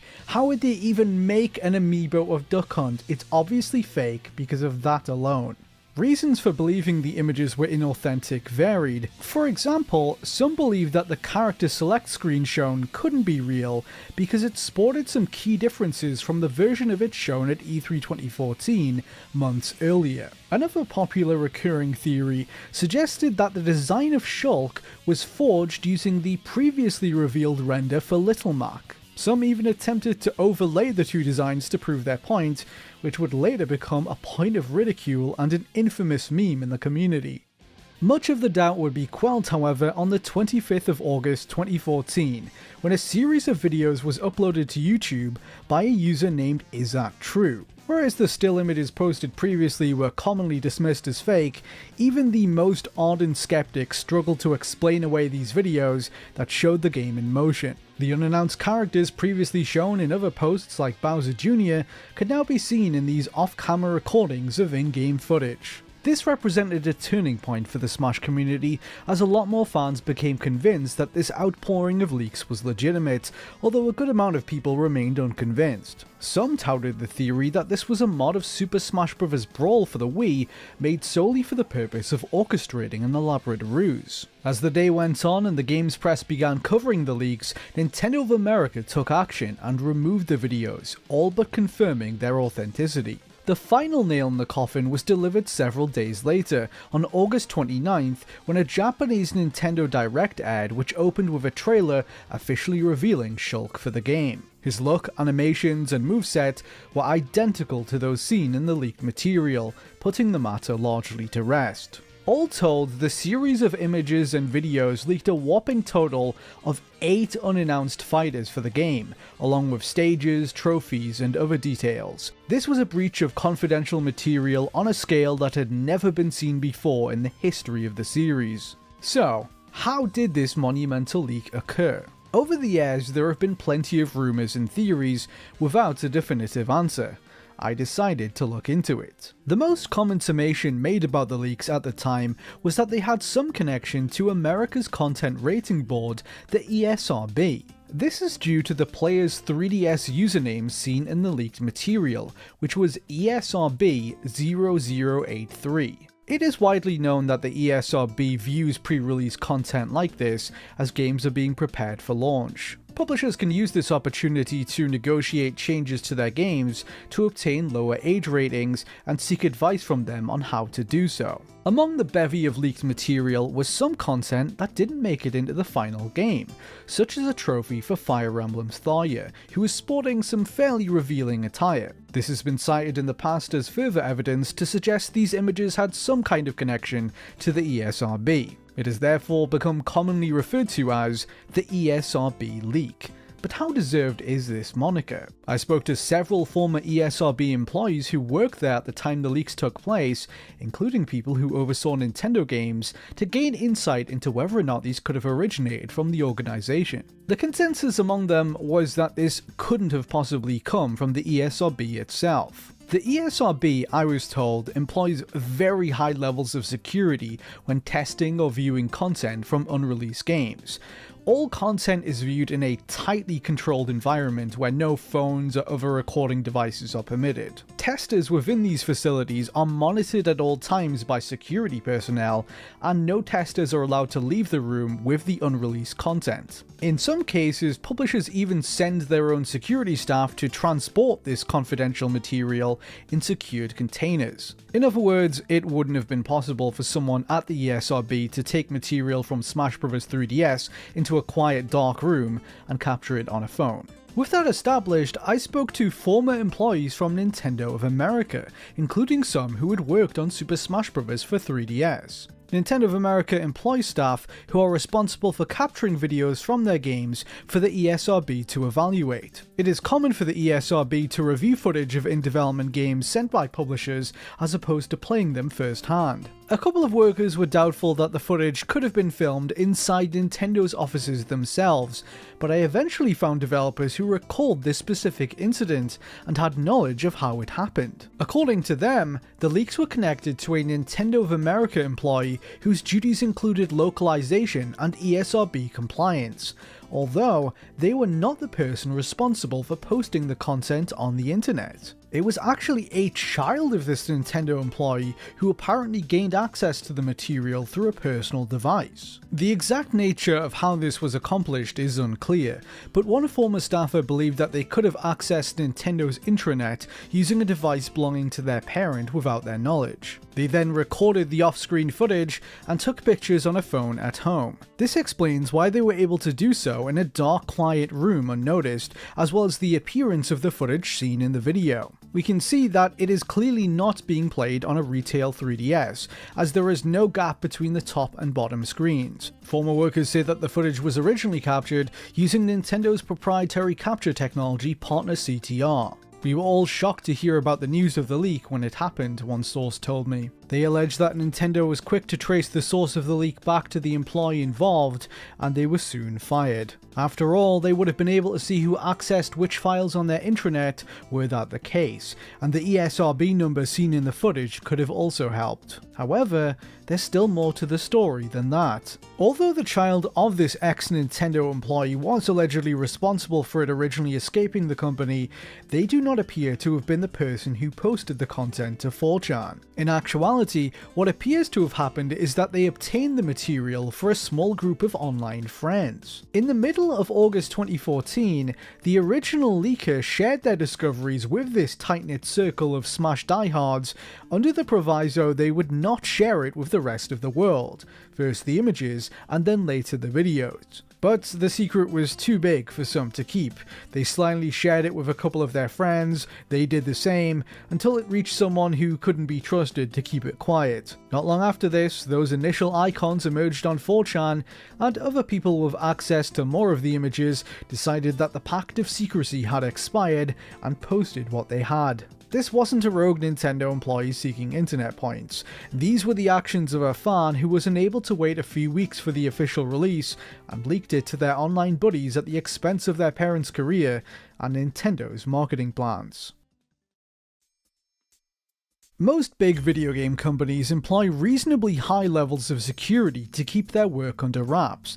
CCTV cameras, biometric locks on doors, sometimes even guards. But have you ever wondered what would happen if someone just tried walking into one of these places?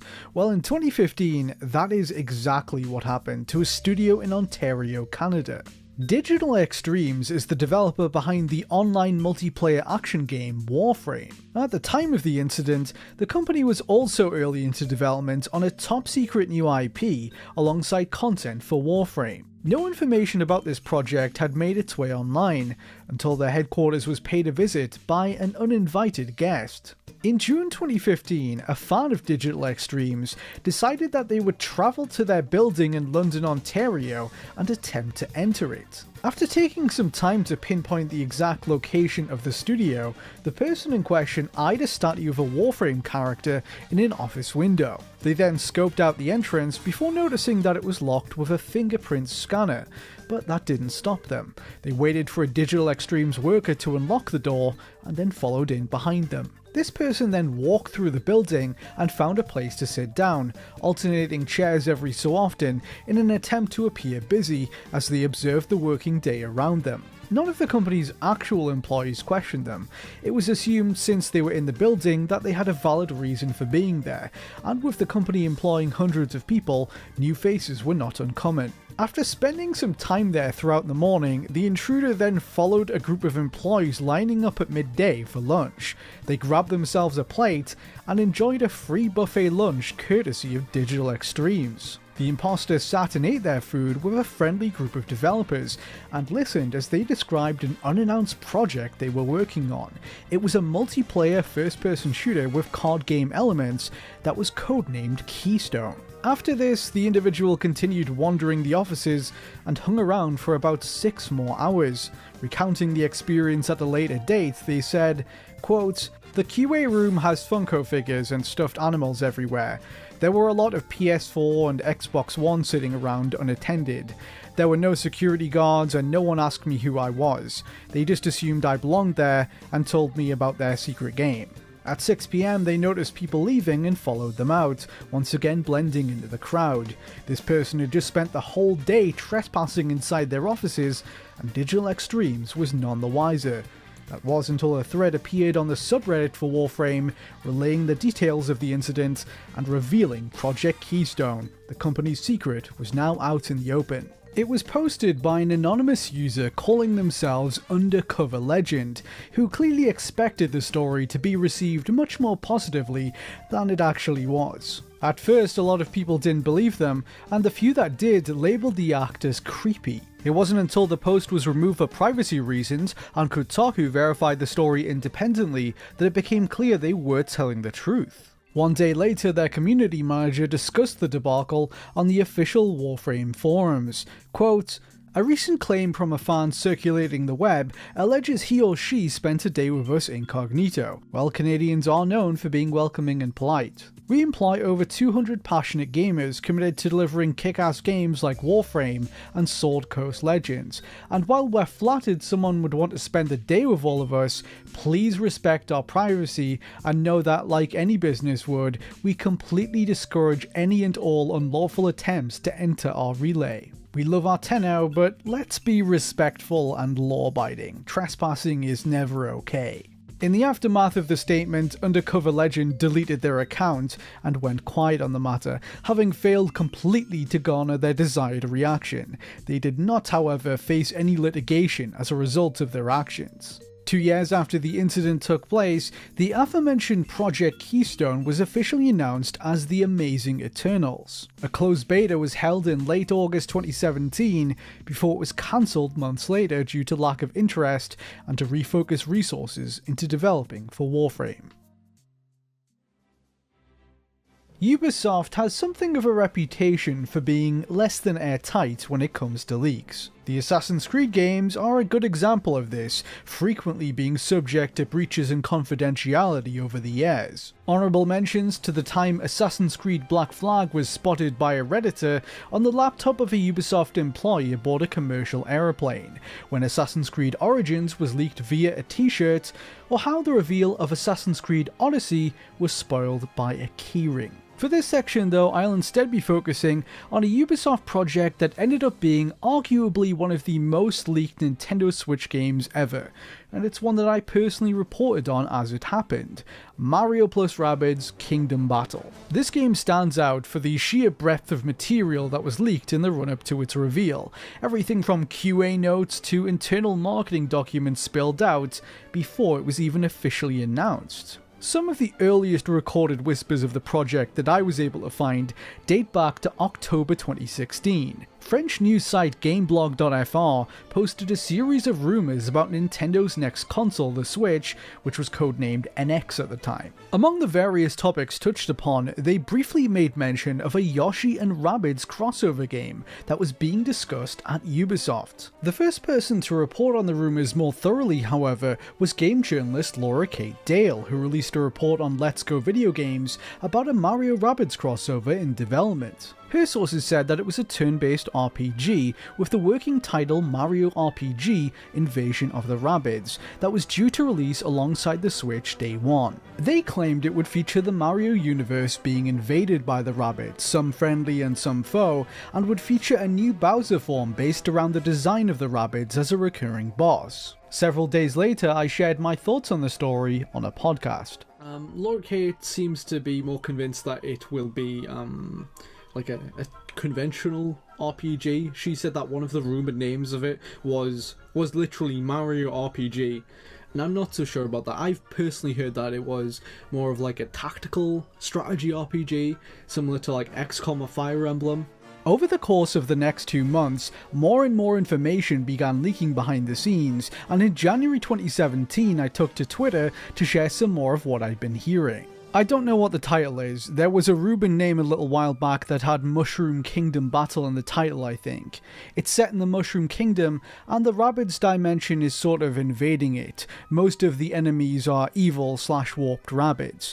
It does feature Mario and various other main series characters. Nintendo has apparently been very controlling of how they are used. There are also Rabbids themed around various Mario characters like Mario and Luigi, costumed Rabbids, that sort of thing. For the following few months, Ubisoft sources continued to talk about the game in more and more detail.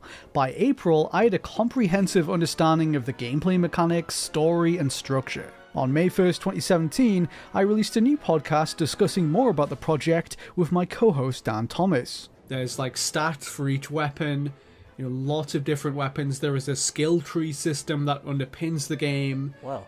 Which sounds very Ubisoft. I wonder what the weapons are then. All I could think of is like a plunger for like the Rabbids, and that's like I think it's like guns and stuff like that, I think. Like really? Like arm cannons and those kind of Nintendo-y weapons. Yeah. I mean, yeah. I haven't really seen any of the weapons myself, but someone I was speaking to was saying like there are a lot of weapons. They have a big... They're maintaining a massive spreadsheet with all of the different weapons on there, which sort of makes it sound a bit like Kid Icarus Uprising. It was just one day later that I received the first image I ever saw from the game, a low-quality off-screen picture of a logo spotted somewhere inside Ubisoft. It was so nondescript that even though the same source had provided a lot of other information, I wasn't sure it was even real. A part of me considered if this was an elaborate joke. However, that concern would be quickly dispensed with as the leaks continued that month. Actual internal documents from Ubisoft began to be circulated behind the scenes, including key arts, prototype screenshots, and info from quality assurance tests. Among the leaked documents was a slideshow from an internal marketing presentation detailing everything from the characters and the structure of the game to the planned rollout, which ironically included the phrase "surprise at announcement." From my perspective, I thought that some of these documents appeared so sensitive that releasing them outright posed all kinds of complications. The closest thing I did to disclosing anything was that I took a Mario render from the project, crudely added some sunglasses to it, and made it my profile picture on Twitter in early May. Nobody noticed this until I pointed it out much later, with the exception of one person, media personality John Cartwright, who had access to the same image. I would estimate that dozens of people had access to this content, so it felt like it was only a matter of time before someone would release it. I had been quietly waiting for either that to happen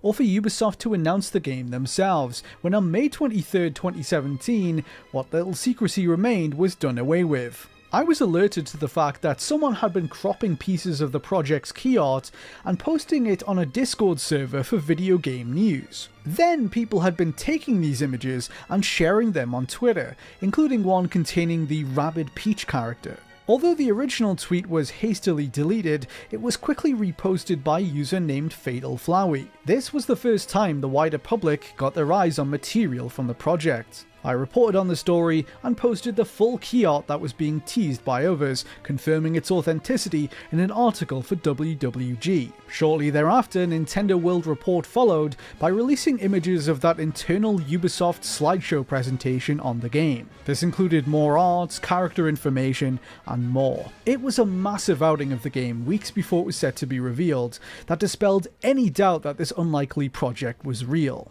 Nearly 3 weeks later, on June 12, 2017, it was finally announced officially at a Ubisoft E3 conference. Mario creator Shigeru Miyamoto joined Ubisoft president Yves Guillemot for the reveal in front of the key art that had leaked weeks earlier. Despite some initial apprehension, it was broadly well received, and the game went on to be very successful. But it's worth asking, why did the leaks happen?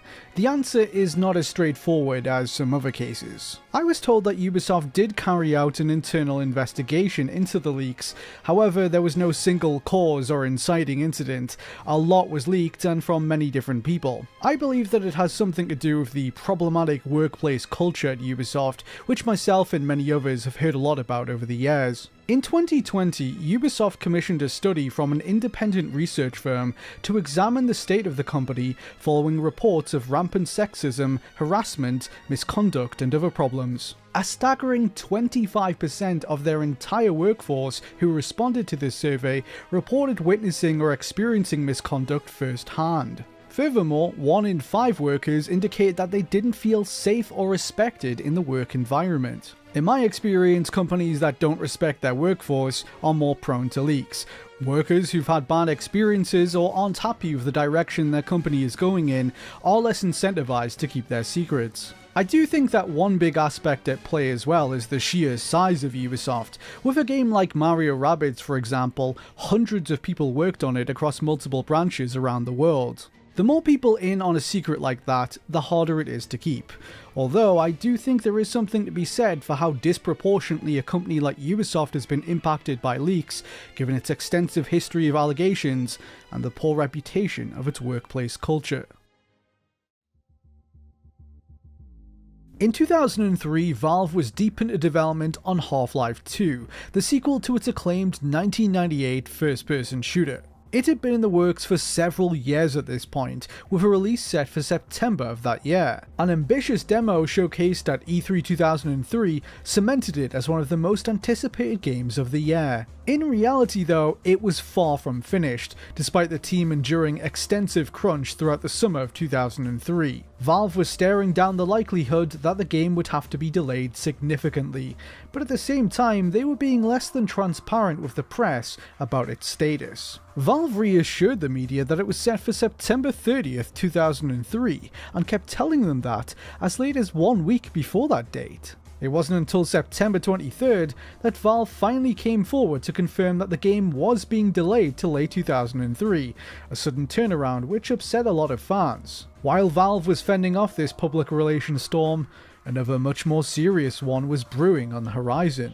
On the night of October 1st, 2003, Valve discovered that an internal email sent between their employees had been posted online. It was found on the forums of a video game clan named MyGot, which was notorious for provoking people with hacking tools in multiplayer games like Counter-Strike. This leaked email tipped Valve off to the fact that their internal systems had been compromised. As time went on, the extent of that compromise became clear, as Valve's secrets were splashed across the internet. Passwords for internal Valve accounts were floating around, but this was quickly overshadowed by a much bigger discovery. Half-Life 2 source code had been leaked. Not only was this a massive breach of their security, the leak laid bare how unfinished Half-Life 2 truly was, a fact Valve could now no longer hide. The source code was posted by an individual calling himself Osama bin Leaker, who pulled no punches in his assessment of the situation, claiming Valve had faked its much-hyped E3 demo earlier in the year. In the immediate aftermath, the company faced a torrent of abuse and criticism from fans, who now accused them of deception. Hours after the leaks began, Valve's CEO Gabe Newell sprang into action. He first contacted the FBI, telling them that he believed his studio had been hacked and that many millions of dollars worth of code had been stolen. Then he posted to the official Half-Life 2 forums, where he confirmed for the first time that the leaks were real and asked the community for their help in unmasking those responsible. Quote, "Ever have one of those weeks? This has just not been the best couple of days for me or for Valve. Yes, the source code that has been posted is the HL2 source code." An extensive investigation into the incident was launched at Valve in cooperation with the FBI. Forensic analysis revealed that 13 different computers had been compromised with keyloggers and Trojan horses. Despite the many theories that emerged about the culprits, as the months went by, investigators failed to come up with anything concrete. The only solid lead had been turned up not by federal agents, but by a member of the Half-Life community who emailed Valve claiming to know who was behind the attack. They submitted chat logs in which a user called Ago shared sensitive security information from inside Valve, such as Gabe Newell's personal username and password, although this was not investigated further at the time. Meanwhile, the leaks had wreaked an untold amount of financial damage upon the company. According to FBI documents from the time, the unfinished game had been burned to CDs and sold throughout countries like Russia. Given this and the game being readily available for people to download, Valve told the FBI that they estimated as much as $250 million had been lost in sales. This figure was an exaggeration. It assumed that nobody with the leaked version would buy their eventual finished product, but it gives you an idea of the value Valve was placing on their intellectual property. There was one silver lining for them in the affair, and that was being able to blame the hackings for Half-Life 2 being late. On the 7th of October 2003, Vivendi confirmed to the press that the game would be delayed until 2004, and pointed to the leak as the sole reason why. The hacks did cause all manner of hardships at the company. Money was lost, morale plummeted, and it was an unwelcome distraction that pulled staff away from making the game. In a way though, it also shielded Valve from criticism that the project was taking too long, and that they hadn't been forthcoming about their progress. As time went on, the team continued work on the game, and Gabe Newell did his best to reassure them, reportedly saying in one meeting, "We've made it through all this, how much worse can it get?" The leaks had stopped for the time being, but Gabe's brush with the culprit was far from over. The FBI investigation into the events had made little progress when on the 15th of February 2004, Newell received an email from the hacker himself. It had been sent from an encrypted email address, daguy@hush.com, used to maintain his anonymity. In the message, Tighe claimed responsibility for hacking Valve, but said he was not the person who leaked the game. The man behind the Tighe persona was Axel Gembe, a 21-year-old Valve enthusiast from Germany who went by the online alias Ago, the same person that some in the community had been raising alarm bells about months earlier. He had acted alone in his intrusion into their network and had been quietly snooping around inside it for 6 months prior to the leaks. In around April of 2003, Axel had grown tired of the wait for Half-Life 2 and decided that he would try to learn more about the project on his own terms. He was a proficient hacker and programmer who had in the past authored and sold his own malware, such as Agobot, a family of computer worms. Gembe found his entry point into Valve through another business being run out of the same building, called Tangus, a wearable technology company which was operated by Dan Newell, a relative of Gabe Newell. Axel hacked into an unsecured account on the official Tangus website, and then used software he had written to exploit its server, tricking it into raising the privileges on his account. He found that the firewalls on Valve servers had a trust relationship with Tangus that meant someone with access to Tangus could interact with Valve's internal network. He used this knowledge to scan Valve's network until he found an account on it with no password. He entered this account and then used a cracking tool to extract usernames and passwords from Valve's network. From there, he was eventually able to locate the server with Half-Life 2's data on it and monitor the project's progress. He installed a rootkit on Valve's server, enabling him to mask his presence, which it successfully did for around half a year. He went on to extract code, assets, and other data to observe, but he apparently declined to leak any of it. According to Axel Gembe, his motivations were not outwardly malicious. He was simply a passionate Half-Life fan with an insatiable curiosity about the new game. Months later, however, he slipped up. After keeping his access to Valve's network secret for several months, he shared the news with a friend over an internet relay chat in September 2003.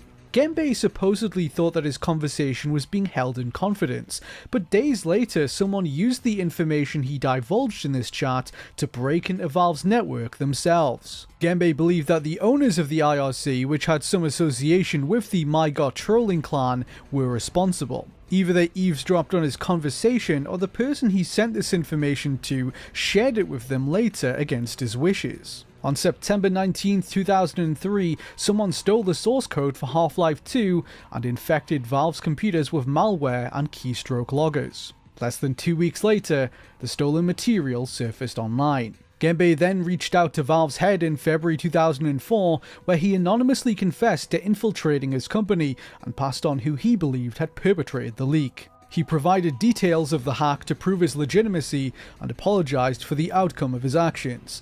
Quote, "Hello Gabe, I'm very sorry about what happened with HL2. I wanted to help you people get to know the truth by writing this mail, and I never intended to harm you. I only didn't tell you I was in your network because I was afraid to get kicked out. I just wanted to observe the Half-Life 2 development process because I'm a hobby developer myself and a big fan of Half-Life 2. Let's just say I'm amazed by the capabilities of your team."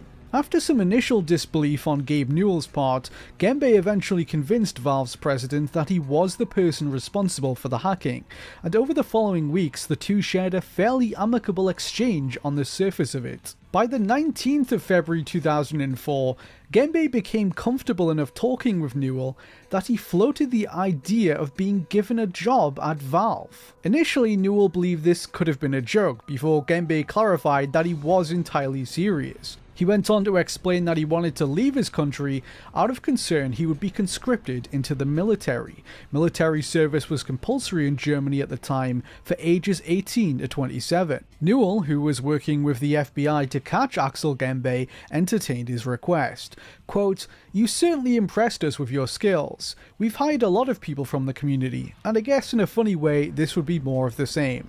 The two continued talking, intending to set up a job interview towards the end of February 2004. Newell's responses became less frequent as he was busy negotiating Valve's plans for E3 with Microsoft. Early into March 2004, Gembe expressed his impatience with the pace of Newell's correspondence. Newell apologized, saying, "I'll try to be more prompt in my replies." Days later, however, Newell's replies were still not coming fast enough for Genbei's liking, and he responded with a veiled threat. May I ask what your definition of prompt is? If my intents weren't to clear this thing up, I could have already taken over your FTP server. Over the following weeks, Genbei advised Valve on other potential vulnerabilities in their security, and the two finally set up a job interview. It wasn't real, of course. Valve and the FBI aimed to solicit identifying information from Genbei and possibly even lure him to the United States for prosecution. The interview was conducted over the phone by Valve developers Greg Kuma and Matt Bamberger. After Greg Kuma commented how unusual it was to hold an interview without knowing the name of the interviewee, Genbei shared his Dagai persona for the first time, volunteering his full name and country of origin. Over the course of the conversation, he disclosed in-depth technical details on how he encroached into Valve's network. Eventually, the employees thanked him and proposed that he should fly to the US for an in-person interview with all expenses covered by Valve. The investigators on the case used the information they obtained from this call, such as his phone number, to locate Genbei's home in Germany and alerted the German authorities. While Genbei prepared for his trip to the US, the Germans spent a few weeks obtaining an arrest warrant. Early in the morning of May 7, 2004, Axel Genbei awoke to find himself surrounded by German police officers pointing automatic weapons at his head. He was told to get up, get dressed, and come with them down to the local police station. There, he was interrogated for 3 hours about the incident, although the police were apparently more concerned with investigating Sasa, a computer worm written by another German hacker who authorities mistakenly believed Genbei could have been colluding with. He refuted this and other claims, apparently telling them, quote, "I never write such shoddy code." He was held in custody for the following 2 weeks before being released pending trial, and had to check in with the police 3 times a week until then. In November 2006, his day in court finally arrived. The trial concluded that while he had hacked Valve, there was no evidence to suggest he was the one responsible for disseminating Half-Life 2. He was therefore given a 2-year suspended sentence and spared jail time. The judge took into account Genbei's difficult childhood, including that he had been abandoned by his mother and the steps he had taken to improve his life since his arrest. He had completed an apprenticeship and in September 2004 gained employment as a programmer. German police told him that had Valve succeeded in luring him to the US, he likely would have faced a far more severe sentence. Half-Life 2 was released to rave reviews and huge commercial success in November 2004. The leaked build was taken from over a year before it was finished. In the years since, Axel Genbei has expressed his regret over the affair and apologised to Valve publicly. In 2014, he spoke with Eurogamer, where he addressed Gabe Newell personally. Quote, "I am so very sorry for what I did to you. I never intended to cause you harm. If I could undo it, I would. It still makes me sad thinking about it. I would have loved to just stay and watch you do your thing, but in the end I screwed it up. You are my favourite developer, and I will always buy your games." Genbei's story has since become regarded as one of the most infamous leaks in video game history, and he has remained a divisive figure among the Half-Life fanbase. Some hail him as a hero for his role in releasing in-development content, others still criticise him for hindering Half-Life 2's creation. Either way, he would be far from the last person involved in hacking whose actions would result in a high-profile video game leak. In the past, I have extensively chronicled the troubled development of Dead Rising 4. One facet of its history that we've yet to explore, however, is how the game leaked online weeks before it was announced. The inside story of the Dead Rising 4 leaks has never before been told, but it's one that snowballed into federal law enforcement getting involved. The person responsible for disclosing material of the game early was a man from the United States known in enthusiast circles for obtaining and releasing video game prototypes. This individual, who goes by the online handle PixelButts, gained some notoriety in January 2016 for dumping an in-development prototype of the cancelled Star Wars Battlefront 3 game by Free Radical. I spoke to the man in question years later to learn more about what happened. PixelButts was a prominent member of Assembler Games, a forum that was commonly used to trade prototypes and share information on unreleased games. He had developed a reputation there both for his releases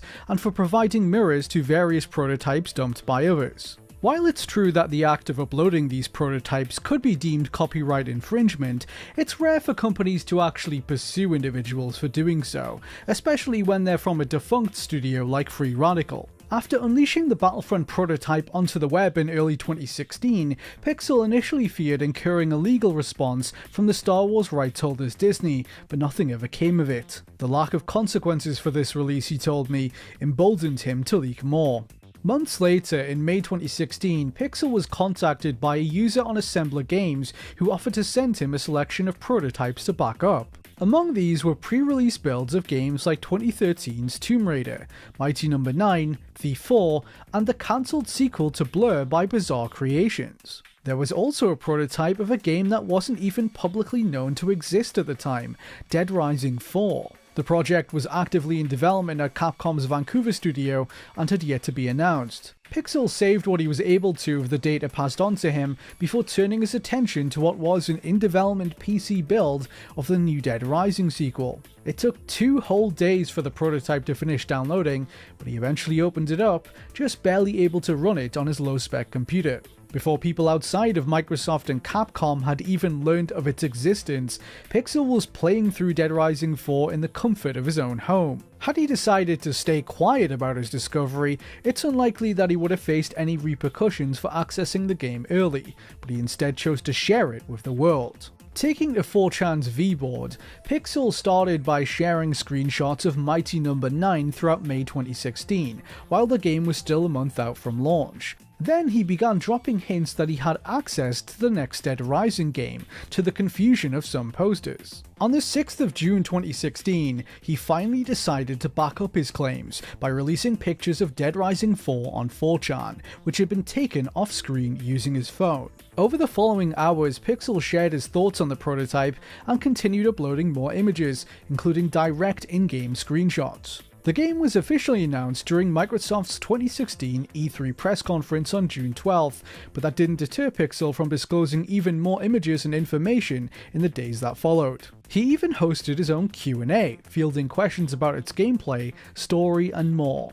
A few weeks passed and Pixel Butts believed he'd gotten off scot-free for the leaks, until he received a cease and desist notice from Capcom threatening legal action if he continued. The letter finally put a stop to his posts, although much bigger problems were in store for the leaker. Later that month, on July 28, 2016, the US Department of Justice showed up at his house with a search warrant. Officers entered and seized the computers he had used to run the unreleased games. Pixel read through the details of the warrant, and it was then that he realized the extent of his troubles and why the government had tracked him down. It was all related to the origins of the prototypes he had received back in May from a user on Assembler Games. As it turned out, the prototype builds he was sent were the outcome of an international hacking scandal. Months before first making contact with Pixel, the user had remotely hacked into the Polish branch of a quality assurance company named Testronic Labs.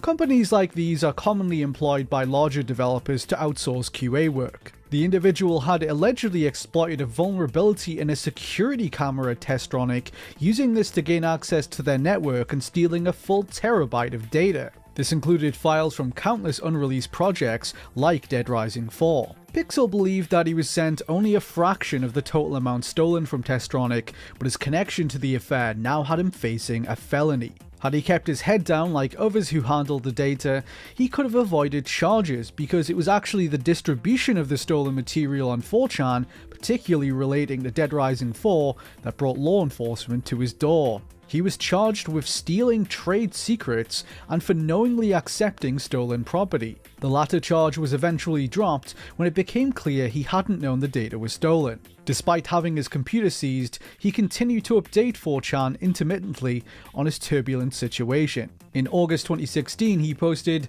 "Waiting to get my computers back. Sucks, man. Don't fuck up." Pixel was ultimately subject to 200 hours of community service, 3 years of formal probation, and $20,000 bail, which was lowered to $1,700 with bail bonds. The experience, he told me, left him regretful for his actions and reconsidering how he would handle prototypes in the future. Quote, "My record was later lowered to a misdemeanor and expunged, but in my mind I still couldn't shake what happened. A pretty big wake-up call for me. I wasn't invincible. I definitely did it to myself and earned it, so I own my mistake, and it ended up making my sentencing less severe in the end, even though it guaranteed I got some punishment." Years later, Pixelbutts remains the only person to have faced criminal charges as a result of the incident. Even the original hacker has evaded law enforcement. Despite this, Pixel was able to have his record expunged, and eventually found a job working in the games industry, doing quality assurance no less. His story is a reminder of how seriously larger companies can take leaks, and the dangers of handling material of dubious origin. To say that there was hype around The Last of Us Part 2 in the run-up to launch would be putting it lightly. Here was the sequel to one of the most critically lauded games of its generation, with over 5 years in development, and aside from a few tantalizing trailers, details about the direction the story would take were still tightly under wraps. The game was initially set to launch on May 29th, 2020, but was delayed indefinitely on the 2nd of April that year. While it was on the verge of being finished, the events of 2020 posed significant logistical issues that made shipping it on its original schedule no longer possible. However, it was just one day later that developer Naughty Dog's carefully curated bubble of secrecy began to show cracks. A series of short prototype gameplay clips surfaced on YouTube, which showed some more of the game. Among these were shots of the protagonist Ellie riding a horse and a guitar minigame. Sony acted quickly, copyright striking the videos within about 10 minutes of them being uploaded. Rumours about the game's narrative would make the rounds on Reddit in the following days, but it was on the 26th of April 2020 that the dam well and truly broke. Well over an hour of cutscenes and gameplay videos from The Last of Us Part 2 flooded onto YouTube via anonymous sources, showing sections of the game that had never before been seen. I will not be discussing any spoilers for the game's plot in this video, but it's safe to say that major parts of it were revealed against the developer's wishes in these momentous leaks. Huge revelations about the story's direction and the fate of its characters were spoiled months before the game's launch. All of the videos were very clearly taken from in-development prototypes of the game, as evidenced by details like the build dates being visible during the footage. Some of the material dated back months prior to the videos surfacing, suggesting whoever was responsible for obtaining them could have been at it for a while. The content of the footage, especially with regards to cutscenes, proved extremely divisive, despite some select moments being shown out of context. Many fans were upset by the overwhelming abundance of spoilers online and pleaded with Naughty Dog to expedite the game's launch by releasing it digitally, but the suggestion went unrealized. Sony stuck firm to its new planned launch date of June 19th, 2020. Naughty Dog acknowledged the situation for the first time on April 27th in a statement posted to Twitter. Quote, "We know the last few days have been incredibly difficult for you. We feel the same. It's disappointing to see the release and sharing of pre-release footage from development. Do your best to avoid spoilers, and we ask that you don't spoil it for others. The Last of Us Part 2 will be in your hands soon. No matter what you see and hear, the final experience will be worth it." Neil Druckmann, one of the game's co-directors, later discussed his perspective on the leaks during an interview with Kinda Funny Games. It was one of the worst days of my life when that leak happened, because it's like, I saw it happening in real time. Like, I saw when it hit YouTube, and we're just all panicking, texting each other for them to take it down. There's a lag, so it takes like an hour to take it down. Sure. And it had like hundreds, maybe 1,000 views before it got all taken down. And then you just sit there and you're like, your fucking heart sinks. And you're like, it's out there. It's only a matter of time before it blows up. And you're just waiting. And it's like a few hours later, it's everywhere. And you're starting to get hate on every social media you're on. And soon that turns into death threats and anti-Semitic remarks and like just craziness I could have never anticipated. In the hours after the videos leaked, an onslaught of dubious theories and rumours emerged as to their source. The most prominent of these alleged that a vengeful Naughty Dog contractor had sought retribution against the company following a pay dispute. One of the first people responsible for pushing this narrative was Super Metal Dave 64, a YouTuber and purveyor of video game rumours. Many who believe this theory cited a March 2020 Kotaku expose on Naughty Dog's working conditions as evidence for it. The author of the piece, Jason Schreier, had spoken to developers who detailed an unrelenting culture of crunch at the studio. Soon, this idea that a disgruntled worker was behind the leaks gained traction across message boards and social media. One post that took off on Reddit, for instance, alleged the leaker had sought revenge after Naughty Dog had refused to pay out bonuses. Another source behind the rumours was an article published hours after the leaks took place by a politically far-right culture blog from Australia named Sausage Roll. In the weeks prior, false rumours about the plot of The Last of Us Part 2 were shared by Sausage Roll, claiming that the game featured anti-Christian rhetoric. Sausage Roll lifted a fabricated plot synopsis posted to 4chan, which alleged the story was about an anti-gay religious cult hunting down a same-sex couple. Extrapolating from this wholly invented 4chan post, Sausage Roll claimed that the leaks were perpetrated by a Christian Naughty Dog worker who didn't approve of the game's LGBT characters. The article's writer, Arena Rose, who lambasted the plot as politically divisive, even included quotes from a fake Naughty Dog source to add credence to their claims. Sausage Roll's story was then reported on by a number of enthusiast game blogs who took it at face value, when it was nothing more than an attempt at astroturfing to direct negativity towards the game's same-sex romance. For nearly a week, multiple variations of the disgruntled worker rumours persisted until May 3rd, 2020, when none other than Pixelbutts, the aforementioned person behind the Dead Rising 4 leaks, came forward with new information. He had gathered evidence that it was not the work of a Naughty Dog employee, but hackers. I followed up with Pixelbutts to learn more about what happened. Through his connections, Pixel uncovered that a group of Naughty Dog fans had exploited a hole in the company's security. In January 2020, this group discovered that each of Naughty Dog's games with online functionality had their own corresponding cloud storage server via Amazon Web Services. When the studio issued the final patch for each of these titles, the security credentials to gain access to these servers were added into the data for these games. Investigating deeper, the hackers found that the Amazon servers for each game contained some amount of data from their sequel. For example, Uncharted's contained data from Uncharted 2, Uncharted 2's had some from Uncharted 3, and so on. This was due to the project sharing technology and assets. The group used this knowledge to access the server corresponding to the PS4 remastered version of the original Last of Us, and it was there that they found the material from The Last of Us Part 2. Around a terabyte of data was allegedly extracted in total from across their various projects. Pixel believes that the group of hackers who made these discoveries had no intention of publicly leaking any material from upcoming games, and were merely enthusiasts curious about the inner workings of Naughty Dog. However, one of them eventually decided to share some of the content with another member of the public outside of their inner circle, and it was this individual who was apparently responsible for leaking it. Pixel later supplied Naughty Dog with details of the breach and understands that the vulnerability has since been fixed. On the subject of the initial rumours, he had this to say. When this happened, it was the perfect storm given the story of the game and the way things were playing out at the time. High turnover of employees, incredibly hard crunch, etc. It was the perfect lie for some free internet points. On the same day as Pixel's initial Twitter posts, game journalist Jason Schreier came forward to back up his account of events. Speaking to GameIndustry.biz in May 2020, Sony revealed that they had identified the primary individuals responsible for the leaks, and confirmed that they had no affiliation with either Naughty Dog or Sony.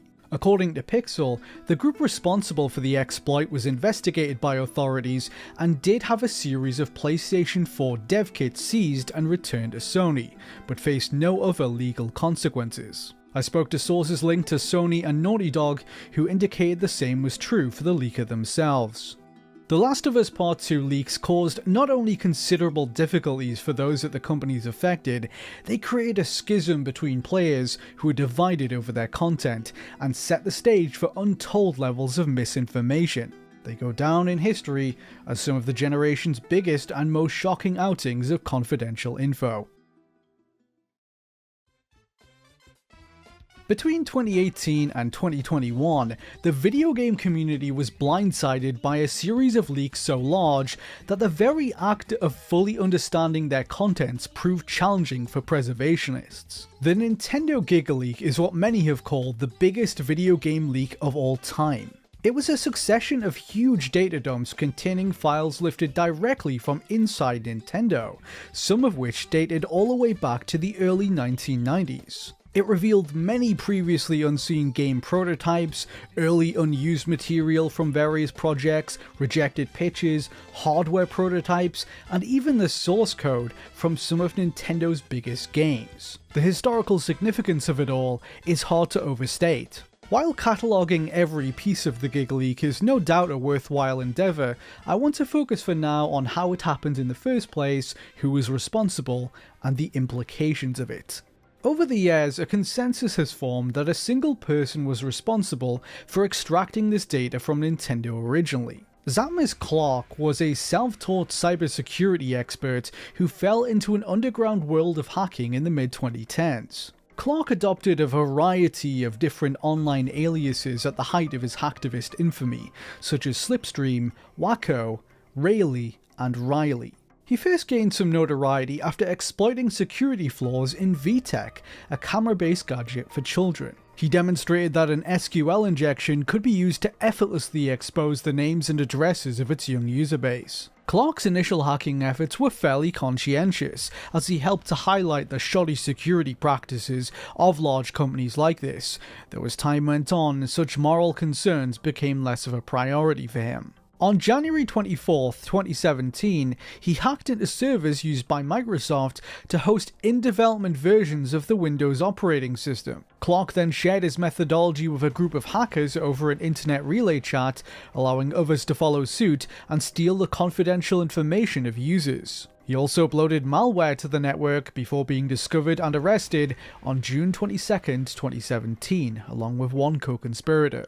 Sammy Clark was released on bail pending trial, but rather than keep his head down in the subsequent months, he decided to do the exact opposite and attempt an even bigger and more risky intrusion. 9 months after his arrest in March 2018, Clark breached a number of servers belonging to Nintendo, which hosted a wealth of data relating to their intellectual property. Clark's access to Nintendo's servers went undetected for months, during which time he extracted many gigabytes worth of sensitive files, including source code and raw assets from game projects.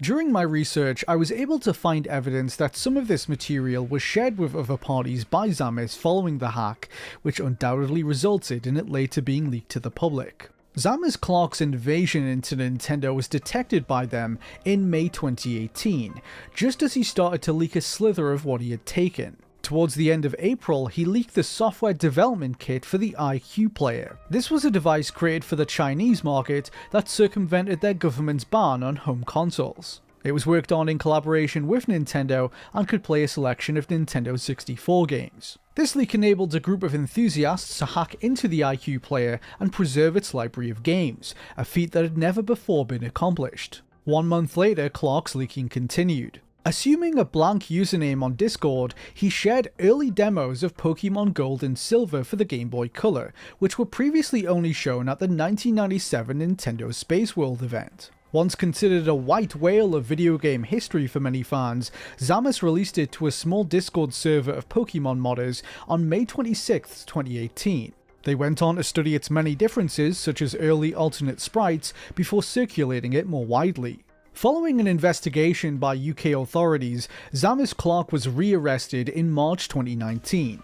He later pleaded guilty to hacking both Microsoft and Nintendo, the latter of which estimated he had cost them upwards of £1.4 million in damages. The 24-year-old was given a 15-month prison sentence, which was suspended for 18 months. The judge decided to spare him prison time due to his autism and facial blindness, which was concluded would put him at risk of facing violence from fellow inmates and ultimately re-offending. It was during his suspended sentence, however, that the ripple effects of his actions would be most strongly felt. Recipients of the material stolen from Nintendo by Sammy gradually began to release it in batches through download links on 4chan. The most infamous of these disclosures took place in late July 2020. Within this drop was the source code for some of Nintendo's most well-known titles, including Yoshi's Island, Super Mario Kart, Super Mario World, The Legend of Zelda: Ocarina of Time, and many others.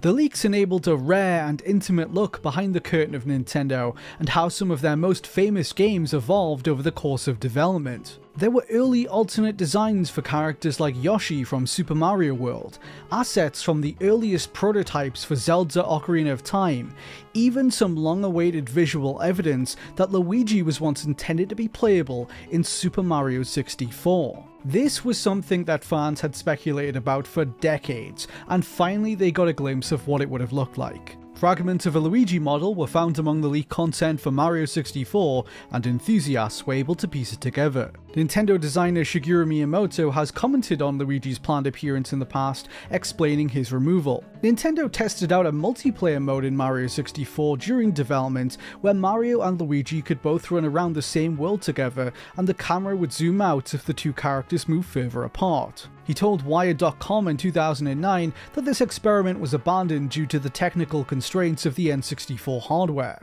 Star Fox was another franchise that featured heavily in the leaks. The source code for Star Fox 2 on the Super Nintendo was found, revealing to the world previously unseen characters that didn't make it into the final game, including a T-Rex villain and a female human pilot. Star Fox 64's code was among the data as well, enabling fans to mine uncompressed audio files from the game for the first time. We need your help, Star Fox.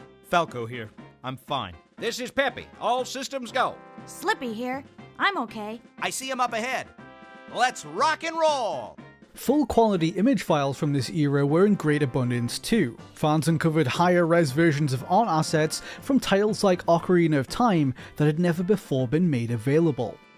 One major discovery from the Giga Leak was Super Donkey, an early internal Nintendo prototype for the SNES that predated the development of Yoshi's Island. In this 2D platformer, the player controlled a limbless man wearing an aviator hat who could fly throughout levels. The player could navigate between the foreground and background by entering doors. Meanwhile, preservationists unearthed the full development repository of an unreleased Game Boy Advance add-on known as the iQ Netcard. This highly ambitious device was planned for the Chinese market and was set to allow users to watch movies, download full games, and play games online. Extensive documentation from the project was found in the data by Luigi Blood that outlined plans for online play in games like F-Zero Maximum Velocity. An online game based around Pokemon Fire Red and Leaf Green was once in the works for it as well, which would have included PC connectivity and an online tournament mode. As the months went by, more huge data leaks stemming from Zamis Clark's breach would continue to surface, such as one in September 2020. This round included a multitude of prototypes for the Game Boy, including an unreleased Hello Kitty Game Boy camera game. There were also development materials from some later titles like Wii Sports. The project was revealed to have had a Pilot Wings-esque jetpack game tested for it at one point. In October 2020, more data surfaced related to the Pokemon games on the Nintendo Switch. For instance, prototypes of Pokemon Sword and Shield were leaked, revealing a number of early unused assets like an alternate title screen and an abandoned design for a female version of the Rotom Pokédex. The leaks continued into 2021, with a last major bout taking place in July of that year. This batch included a wealth of information from the mid-2000s concerning the GameCube and Wii. A slew of confidential documents were contained within that people such as Mondomega provided translations for. One spreadsheet from 2005 featured an extensive list of planned titles for the Wii, DS, and GameCube, some of which were never released or even announced. A sequel to Dance Dance Revolution Mario Mix on the GameCube was planned to be made for the Wii at Konami. A Metroid game was once in development at Intelligent Systems that was set to release after Metroid Prime 3.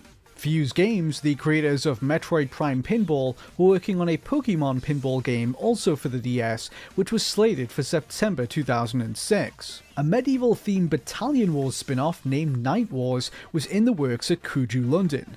All of these never saw the light of day.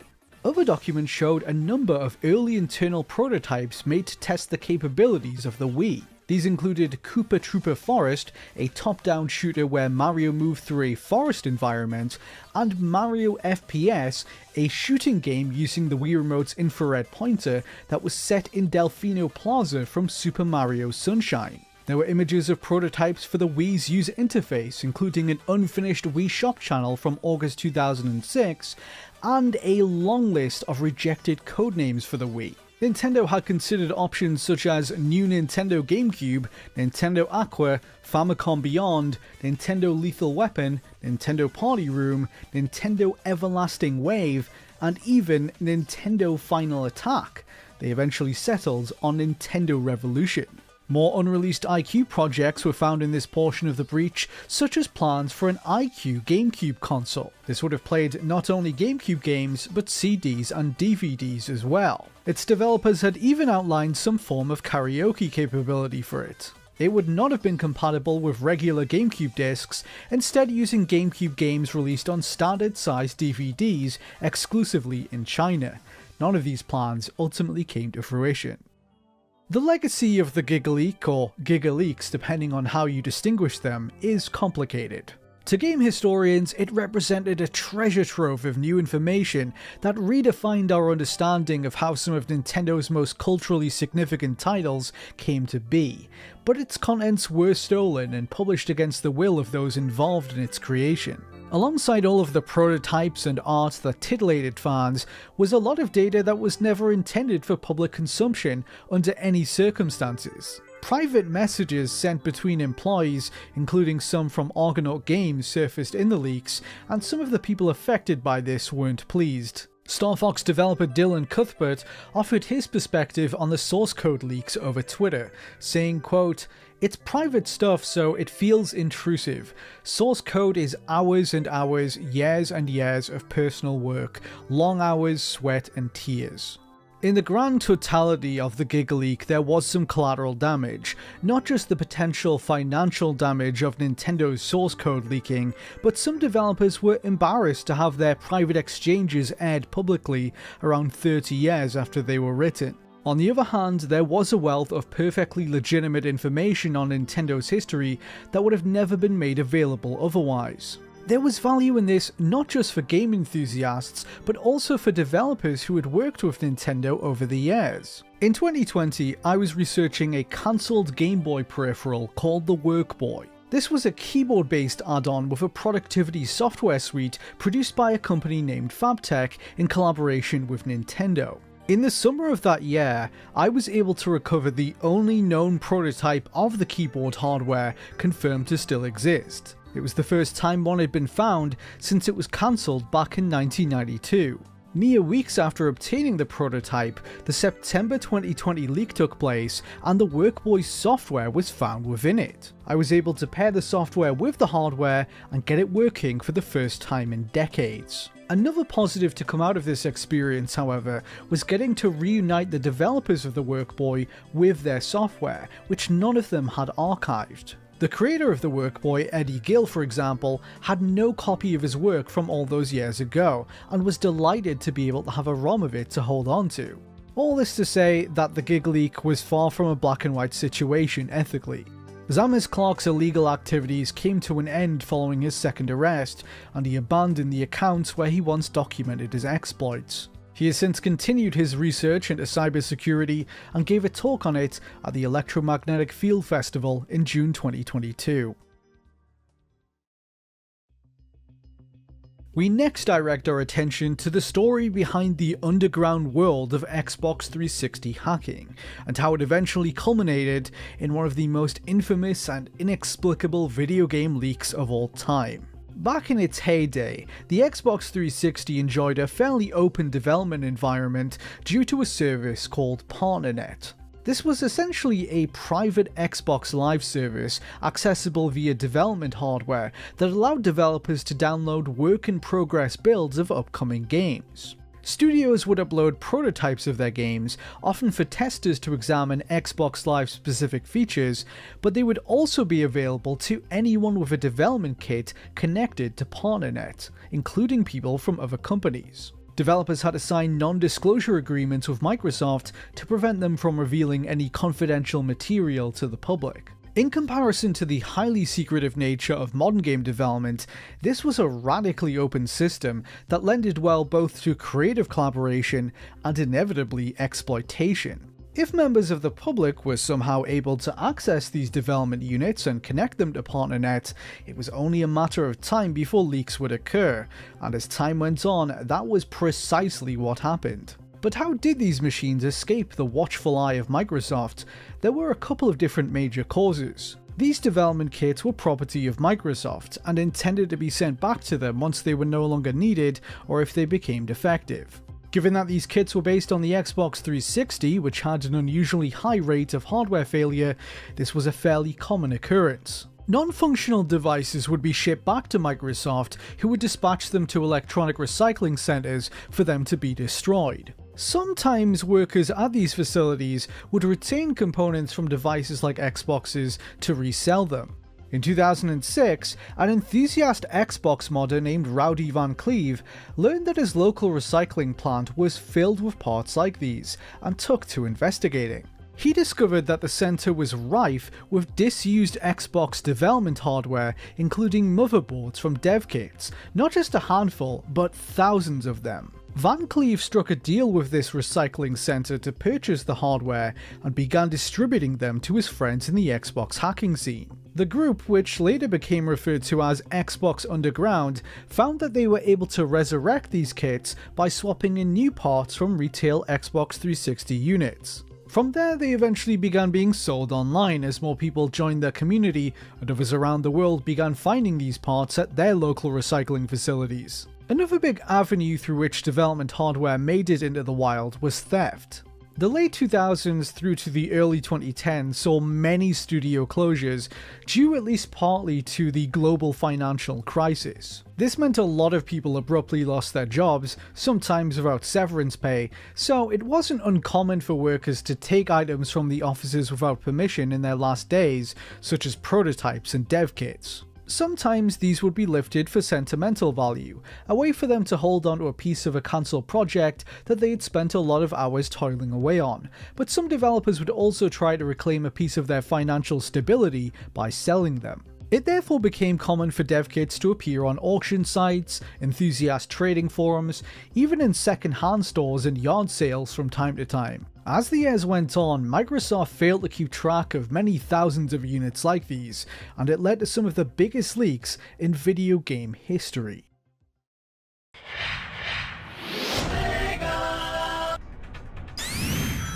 On the 4th of February 2010, after months of teasing, Sega unveiled to the world Sonic the Hedgehog 4 Episode 1. They dropped a trailer with a few seconds of gameplay and a release window of summer 2010. Decades on from Sonic 3 and Knuckles, the original 2D Sonic saga was finally being continued. Fans were divided over its new visual style, but there was plenty of excitement around its potential. Then, less than 2 weeks later, the floodgates opened.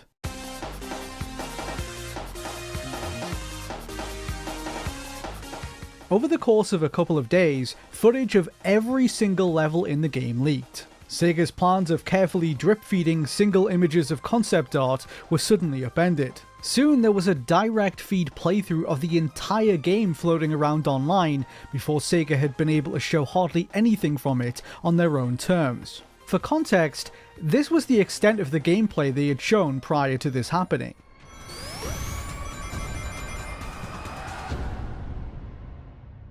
That was it. They went from showing about 3 seconds worth to the whole game being out there to view. And worse yet, they received some brutal feedback from fans on it. Regardless of this being a work-in-progress build months away from launch, the Sonic community laid into it, criticizing its presentation, the platforming physics, and the inclusion of 2 unique stages in particular. Casino Street Zone Act 2 was originally a pinball level, where the player had to rack up 100,000 points to complete it. More egregiously from the perspective of a lot of fans, however, was Lost Labyrinth Zones Act 2. In this stage, the player was required to tilt a minecart by rotating the level to deliver Sonic to the end goal. Not only did these levels stray away from the traditional 2D platforming many people were expecting, but the mechanics of the minecart especially were criticised for appearing cumbersome and gimmicky. The debacle was a disaster for Sega, who very quickly lost control of the narrative, and it irreversibly damaged the reputation of the project. People were soon able to pinpoint the source of the leaks, and yes, it was PartnerNet. Members of the public had used it to access a pre-release build of Sonic 4 Episode 1 and leaked its contents without repercussions. Sega hastily tried to control the spread of leaked videos, copyright striking people uploading them to YouTube, but even that was a losing battle as the videos were easily found on other hosting sites. For the following 3 months, Sega went radio silent, until the 20th of May when they announced that they were delaying the game to late 2010 in response to fan feedback. It was an almost unprecedented decision. Rather than pretend the leaks hadn't happened, Sega chose to listen to the feedback directed at these unofficial videos of prototype footage and attempt to implement what they could with the remaining time and budget they had left. One of the biggest shakeups was that those 2 gimmick-based acts were stripped out of the console versions of the game entirely and redone from the ground up as traditional 2D stages. They only appeared in the mobile versions of the game, where they remained largely unchanged. In response to the leaks, Microsoft briefly took PartnerNet offline in February 2010, and began remotely bricking some of the consoles it suspected of accessing the service without proper authorization. Ultimately, however, they couldn't stop arguably the most notorious PartnerNet leak from occurring 2 years later. It's late May 2012, and the Halo fandom is reeling from a series of possible leaks. A user named RVideo posts to the Halo forum about a message he received from a friend of his who is claiming to have played Halo 4. The game isn't set to be released until the end of the year. There is no public beta. There has hardly been any footage of the game released yet, but somehow this person, this friend of RVideo's, claims to have played it. RVideo's friend goes on to tell him all about the game, as well as the circumstances through which they apparently accessed it. They claim that they were invited over to a friend's house. This person, who we'll call Person X, tells him that he's in a private Halo 4 beta. Come over and check it out. RVideo's friend is skeptical. He searches Google for word of a Halo 4 beta and can't find any information on one, but then he remembers that the father of Person X works for Microsoft, so his doubts are assuaged. He takes a leap of faith and heads over there, only to find that, as promised, he really does have the Halo 4 demo before seemingly anyone else in the world. He isn't told how this is possible, but doesn't pry, and assumes that his dad's connections made this happen. RVideo's friend enjoys the game, they message RVideo about it, describing some of the new features, before finally adding that the icon for the game app on the Xbox was simply labelled Xbox Dashboard. At some point, you may have heard a tale like this before, maybe on a school playground, or even on a message board just like this one. You couldn't be blamed for doubting a story as sensational as this. A friend of someone's friend has a dad who works for Microsoft, and he let them play the new Halo before everyone else. But what if this story is true? What if RVideo's friend really did play Halo before everyone else? Let's put a pin in this for now. The wait for Halo 4 was considered a long one, at least for that era of game development. It took over 5 years after Halo 3 for the sequel to finally arrive and continue Master Chief's journey in 343's first turn at the helm of the franchise. While an early teaser was shown off at E3 2011, the months that followed brought little in the way of new info. Fans were eager to know what this new take on the series would look like, and the scarcity of gameplay footage left some seeking alternative means to satisfy their curiosity. Towards the start of May in 2012, a group of fans associated with the Xbox Underground group, many of whom were teenagers, used 360 dev kits to gain access to a Halo 4 prototype hidden on PartnerNet. Although Microsoft had concealed the demo and given it an extra layer of security over games available on the open PartnerNet library, the team of hackers bypassed this with ease. The de facto leader of the group, David Pecora, otherwise known as Xenomega, had previously created his own software that could fetch the IDs linked to private demos like this and granted them access. While the outside world had hardly seen anything from the game, this band of young hackers was quietly playing it 6 months out from launch. Only a small number of people were invited into the circle of trust, and the group initially agreed to keep their discovery quiet, but a find this big couldn't stay secret for long. A few weeks after they had started playing Halo 4, someone with access to the prototype anonymously posted some low-quality off-screen images of it to Reddit on the 26th of May 2012. Realizing that they were having their thunder stolen by an unknown individual, the group decided to stage an elaborate leak video showing the game in motion. Enter Justin May, aka MTW, a hacker associated with the Xbox Underground who had gained some notoriety for leaks of other Xbox games and an infamous incident which occurred at PAX East 2010. On the show floor that year, May was scoping out a booth for a then unreleased first-person shooter game for the Xbox 360 named Breach, which was being made by Atomic Games. When the crowd around the demo units for Breach dissipated, and an Atomic employee momentarily stepped away for a bathroom break, he quickly connected his laptop to a development kit and began transferring the unreleased game. His plan was to steal the game's source code and leak it to his friends in the hacking scene. Justin was only able to grab 14 megabytes of its over 2 gigabytes contents when he was spotted by an Atomic staffer. He fled the scene, rushing through the expo, but was soon apprehended by police. Despite missing his arraignment, the 21-year-old was subsequently given lenient terms by a Boston court judge, who ordered him to surrender his computer and stay off Xbox Live for 18 months. Otherwise, he was a free man, but rather than changing his ways, May chose to return to the Xbox Underground, regaining their trust through various illegal acts, and eventually becoming involved in one of the biggest leaks of the generation. It was initially posted to YouTube on the 27th of May 2012 by an account called 420xskidxblunts, aka Skid Kid, which was set up by Justin May one day earlier. The video takes place in a dimly lit area, and begins by displaying various online aliases belonging to different members of the Xbox Underground written down on pieces of paper, including MTW, Justin May, and Xenomega, David Pecora. The cameraman can be seen approaching an old CRT television and inserting a Star Trek Deep Space Nine videocassette inside it, which has been taped over. The individual then films footage of the Halo 4 multiplayer demo playing on the TV from the VHS. All that can be heard during this is a song from SoundCloud rap artist Dylan Harris, aka Young Kong, the sound levels for which are set so high that it begins to distort.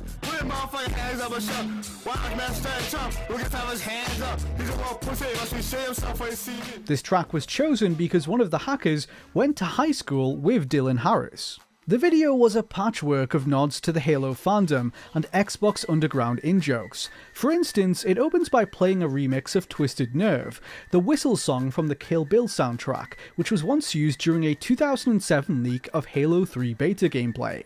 The video also pays homage to Tom Morello, which was the alias adopted by a person responsible for leaking the first images of Halo Reach in 2009. No Tom Morello can be seen written on a piece of paper, and the Star Trek VHS was another tip of the hat towards this leaker, since their namesake Tom Morello, the guitarist from Rage Against the Machine, briefly appeared in an episode of Star Trek Voyager. Further amplifying the inexplicable nature of this video is the fact that hay can be seen on the ground in front of the screen, which led many people to believe it was being filmed inside a barn.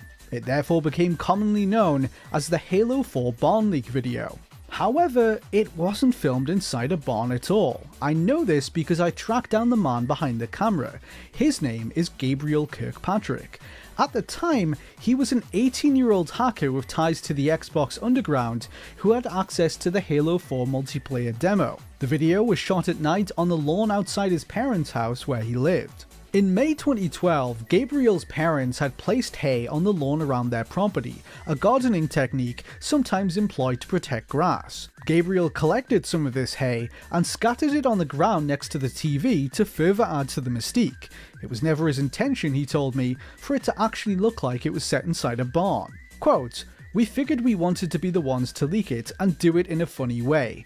We were just all in a voice call, bouncing ideas back and forth, and it ended up with me putting some of the gameplay I had recorded onto a VHS and then taking an old TV and VCR onto my lawn to record the video." Gabriel also expanded upon how their breach of Microsoft servers worked, and revealed that the hackers who were playing the Halo 4 demo weren't just playing it with each other. Quote, "We bypassed the allow list check so we could play it online. It was locked to specific accounts, but the checks were all client-side, so we just patched them out. Then we spent the next few weeks playing it online with Microsoft employees."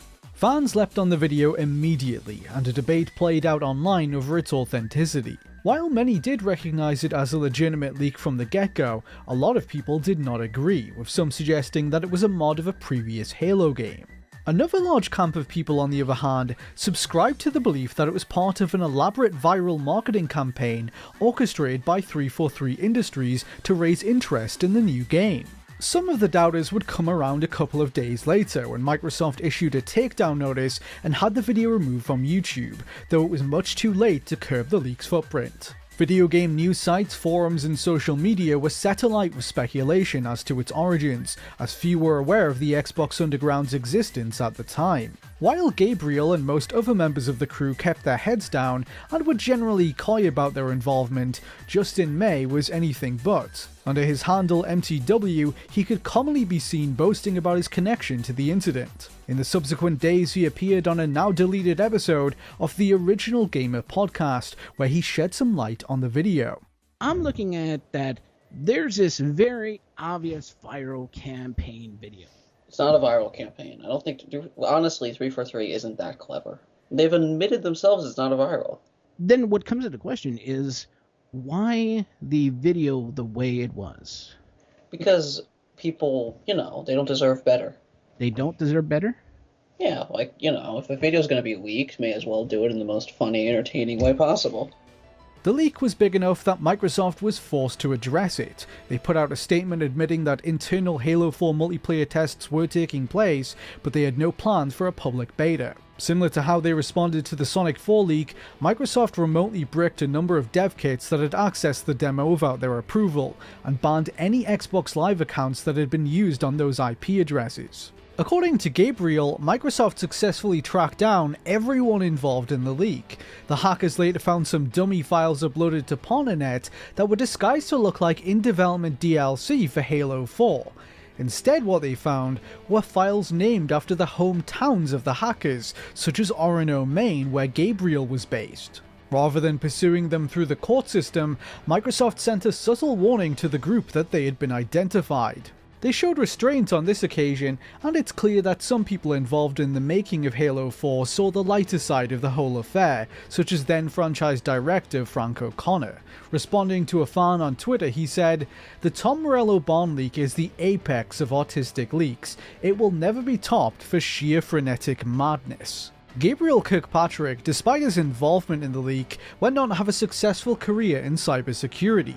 What's more is, he even landed a job at Microsoft itself as a security software engineer.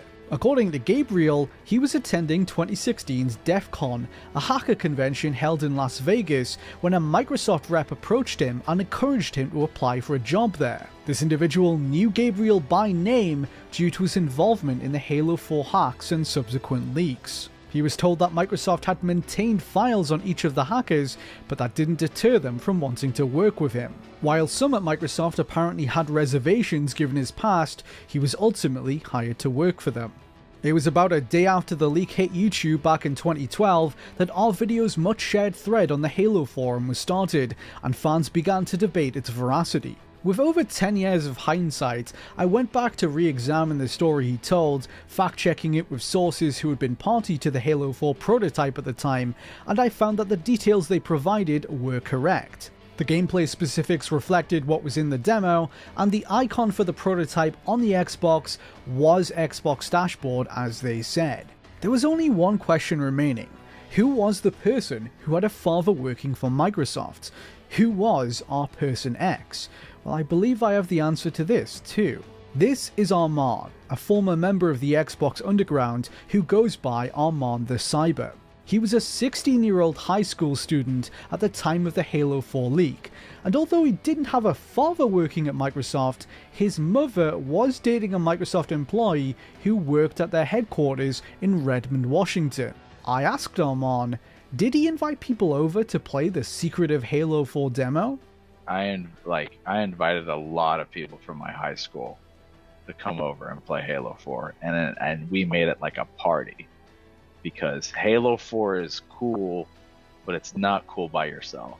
And so I had the idea to set up LAN parties months and months before the game was out. We would invite everybody from my high school and stack a full 16 lobby and just go crazy for, whole weekends at times. I can recall this happening like 5 different times. And everybody would be like, yo, let me get the game. It was always a thing. I'd be like, sorry, can't do it. It doesn't work like that. I just try to tell them. Obviously all my real close friends knew how crazy I was into it. And if you were just there and got invited to the party, it's because we were at least kind of friends, at school. So that was a big thing, and that made a lot of noise. The man Armand's mother was dating was, of course, not responsible for him accessing the demo. Armand was a well-connected hacker with a plethora of 360 dev kits at his disposal. But this isn't the last you'll be hearing of this surprising familial connection in this video. While those involved in the Halo 4 leak weren't subject to legal repercussions as a result of it, it would be a different series of leak-related events that would cause the Xbox Underground to finally incur the wrath of some of gaming's biggest names. April 2010 saw the announcement of Gears of War 3, the much-anticipated conclusion to Epic's trilogy chronicling the titular Gears and their fight against a race of subterranean monsters. After a big debut on late-night TV in the US, a release date was set for April 8, 2011. That was until Microsoft changed course. Needing a major title for their holiday lineup, the game was pushed back to September 2011. Although the vast majority of it was finished on time for its original deadline, the extra 5 months enabled the developers to apply more polish. It was while fans were excitedly awaiting its new launch date, however, that a leak of massive proportions would occur. Back in January 2011, the official Epic Games website and forums were hacked. Little did they know at the time that this event would set in motion a domino effect, unraveling the secrets of companies across the industry. Through an SQL injection, an Xbox Underground regular from North Carolina who called himself GamerFreak1727 had manipulated Epic's site into disclosing the login details of its user base. Months later, in around June 2011, they passed this data onto a friend of theirs, a 15-year-old hacker from Australia named Dylan Wheeler, who went by Superday online. Dylan scanned the database for individuals of note and found passwords connected to accounts with official Epic Games email addresses. The thought occurred to Dylan, what if he tested these passwords elsewhere to see if they were reusing them on other sites? He tried this multiple times and eventually found someone doing just that, an Epic Games IT administrator no less. These were forum accounts belonging to actual Epic Games employees. Dylan entered this employee's personal Gmail account, searched through his emails, and found the login information for their internal Epic Games account. He was able to VPN his way into an Epic Games server and log in using the admin's details, but before going further, he made the decision to reach out to David Pecora. Dylan Wheeler had been distantly admiring Pecora's Xbox hacks for some time, and hoped that presenting him with this discovery would be his ticket into the group's inner circle. Pecora was fascinated. For these hackers, Epic's internal hub was a gateway to all kinds of unreleased software, but he needed someone who could extract material like that unnoticed. He reached out to another hacker called Sonic, real name Sanad Neshawat, who owned a hacked Comcast cable modem. This allowed him to connect to Epic servers and download their contents anonymously. After searching through their file directories, the group hit upon a huge discovery: the source code for Gears of War 3.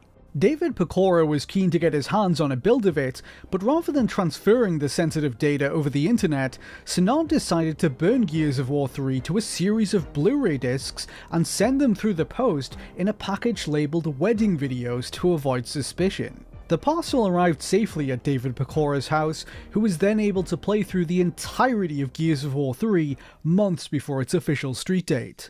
Many visual elements remained unfinished, but structurally the whole game was in place for them to play.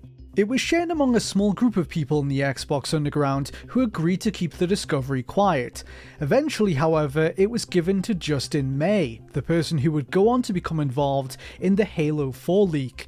Days later, towards the start of July 2011, the stolen build of Gears 3 surfaced on torrenting sites, and it became a major news story. While rooting through emails belonging to the aforementioned Epic Games worker in the following days, the Xbox Underground crew discovered correspondence between Epic and federal law enforcement. The incident was now being investigated by the FBI, who had examined Epic's computers for signs of intrusion, but had yet to find anything incriminating. Later that month, on July 19, 2011, David Pecora began to panic that the leaks would be traced back to him. He asked his co-conspirators for help with encrypting hard drives in an effort to conceal his activities. "I need your help, I'm going to get arrested," he wrote. One day later, discussing the data taken from Epic servers, he told them, "If we ever go disappearing, just upload it to the internet and say, 'Fuck you, Epic,' if they ever go after us." Dylan Wheeler, on the other hand, was undeterred and continued digging deeper into Epic's network. He used his access to monitor the company's development processes, occasionally going so far as to spy on meetings through their webcams. He even got inside lead designer Cliff Bleszinski's computer and took a peek at his mixtape. Wheeler then turned his attention towards Epic's Unreal developer network. This was their portal for the many developers all over the world who were licensing their Unreal Engine, where they could learn how to use it, download documentation, and ask Epic staff for help. Each developer had their own login for the network, and Wheeler reasoned that if he could obtain the passwords associated with their accounts, it would open up countless new possibilities for the hackers. He got to work and eventually located a database of email addresses and partially revealed passwords. These were passed along to David Pecora, who used password cracking software to decrypt a number of the passwords. The group tried to reuse this login information elsewhere and found some success. They were able to log into various accounts on Microsoft's Xbox developer portal used by people publishing games on Xbox platforms. From there, they noticed that many developers were using Scaleform, a piece of Flash-based software from a company called Autodesk for designing user interfaces and HUDs for games. Scaleform had its own forums where developers could discuss the software and submit queries. Dylan Wheeler and co. decided to try logging into it using the same information obtained from Epic, and again, it worked. Not only that, they had gained access to an admin account. They were able to use this account to obtain another database of login information, this time from Scaleform, and cracked some of its passwords. Obtaining the initial login details from Epic was the group's ace in the hole. They were able to hop from site to site, reusing passwords, to gain access to developer accounts over and over again. But it was cracking the Scaleform passwords in particular that enabled them to unleash havoc. They now had passwords linked to staff from some of the biggest companies in the industry, like Electronic Arts, Bungie, Microsoft, Blizzard, and Activision. When David Pecora was able to enter Valve's network in late September 2011, they were able to claim their next prize, a pre-release version of Call of Duty Modern Warfare 3. The game wasn't due out for another 2 months, but had been submitted to Valve in preparation for its release on Steam. With the assistance of Justin May, Pecora and the others were able to download it and play through the full game. This pattern of reusing the cracked passwords across different developer portals continued for years to come. In 2012, the group used this method to hack into Zombie Studios, best known for the Spec Op games, who were developing simulators for the United States Army. They used their access to steal an official Apache helicopter simulator. This audacious stunt, however, would pale in comparison to their next one. In the summer of 2012, the group turned its attention towards Microsoft, who was in the process of developing their next console, the Xbox One, known internally at the time as Durango. The hackers used their ever-expanding list of developer accounts to download information and software related to this new system, to the point at which they were able to create a virtual machine capable of running its development software. Then they found tech specs and even instructions for assembling one of these devices. They decided that they would use this knowledge to build their own Durango. One of the hackers, Holly LaRoe, agreed to acquire and assemble the parts themselves, which they did successfully. They were now the only members of the public to effectively own a Durango. It was limited in terms of what it could actually do, but they were keenly aware of the massive public interest that would surround the device if word got out. Xbox Underground figureheads like David Pecora and Dylan Wheeler therefore decided that they would begin manufacturing and selling their own counterfeit Durangos. It didn't take long for them to find a buyer through Assembler Games, a collector from the Seychelles, an island in East Africa, who bought their first unit for $5,000 US. Justin May, who was an adept scammer, had worked out a way to exploit the US Postal Service for low-cost shipping. On the 9th of August 2012, he volunteered to travel to LaRoe's house, take the device off her hands, and ship it himself using this method. Not content with this, Dylan Wheeler began leaking the existence of the Durango online starting in late July 2012. Dylan, who was then just 16 years old, had access to this information and hardware before almost anyone else, and wanted the world to know that. Under his alias Super Day, he released pictures of the counterfeit dev kit, Durango's software, and a sample image from the new Kinect. Then he went a step beyond that. Using the images taken of the first machine that Holly LaRoe had constructed, he listed a counterfeit Durango for sale on eBay on the 12th of August 2012. Dylan had been accessing this content for months, and finally wanted some recognition for pulling off some of the most bold video game leaks of all time. While the games media scrambled to make sense of these events, another collector stepped forward and agreed to pay Wheeler over $20,000 for a Durango, but that wouldn't happen. The eBay listing was a bluff. Wheeler did not actually have access to another Durango. The first one had been expensive to build, and so the crew didn't bother. For Wheeler, the sale was a ploy for attention rather than money, and on that count, it had delivered. His following grew, and press outlets approached him for answers. GameSpot, for instance, asked him why he was doing all of this, and he told them, quote, YOLO. He now had the eyes of the world on him, and this was exactly what some people in the scene had been trying to avoid. Among the Xbox Underground, the eBay listing was more than a little divisive. People like David Pecora and Sanad Neshawat began distancing themselves from Dylan Wheeler, and some left the group altogether. They had kept their operations quiet for years, and this brought them a lot of unwanted attention. Their illegal activities continued, but became much less frequent. In 2013, one hacker named Austin Alcala used crack credentials from their previous intrusions to log into Kuju Entertainment's network and steal a pre-release build of 2014's Thief. The group's last big score, however, would arrive in September of 2013. From 2012 to 13, their Durango leaks had escalated again and again. First, it was entering Microsoft servers and stealing information on it. Then they took its software and got that running. And finally, they used stolen blueprints to build and sell their own Durango. The only thing that could possibly top that, they imagined, would be getting their hands on an official Microsoft-made Durango or Xbox One developer kit. This was when Armand the Cyber came into the equation. Armand was 18 years old by this point, living at home near Redmond, Washington, not far from Microsoft's headquarters. He'd become friendly with a lot of people in the scene, like Austin Alcala. They would exchange tips on hacking Xbox games, and on occasion leaked early builds of upcoming titles. Armand was living with his mother at the time, who, as previously mentioned, was in a relationship with a Microsoft employee who worked at their Redmond headquarters. This man would visit Armand's home regularly after work. He'd hang up his coat and leave the employee badge used to access Microsoft's buildings unattended. One day in 2012, Armand got an idea. He acquired an RFID cloning device and produced a copy of this employee badge. Over the following year, he used it to explore Microsoft's vast Redmond campus on multiple occasions. He would walk the grounds and scope out its buildings.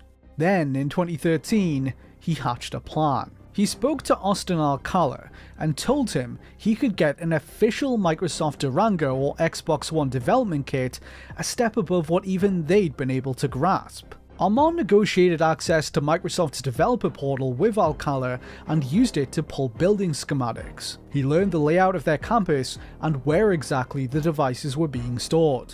Armand knew how to hack, but he was also highly proficient in bypassing physical security. Utilizing his expertise in both, he plotted to steal the next Xbox from Microsoft.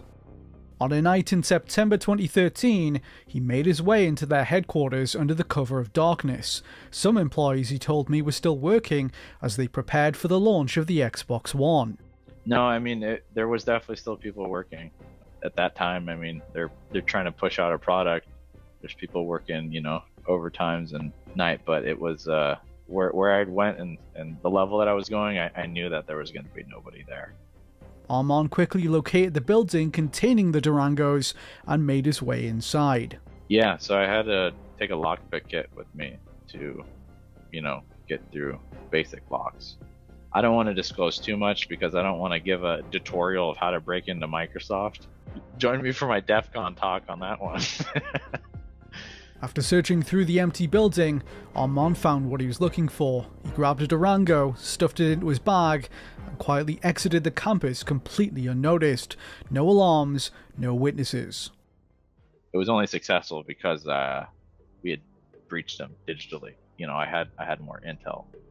Armand had burgled Microsoft without getting caught. He returned home, tested the kit out, and shared his findings with his friends in the Xbox Underground.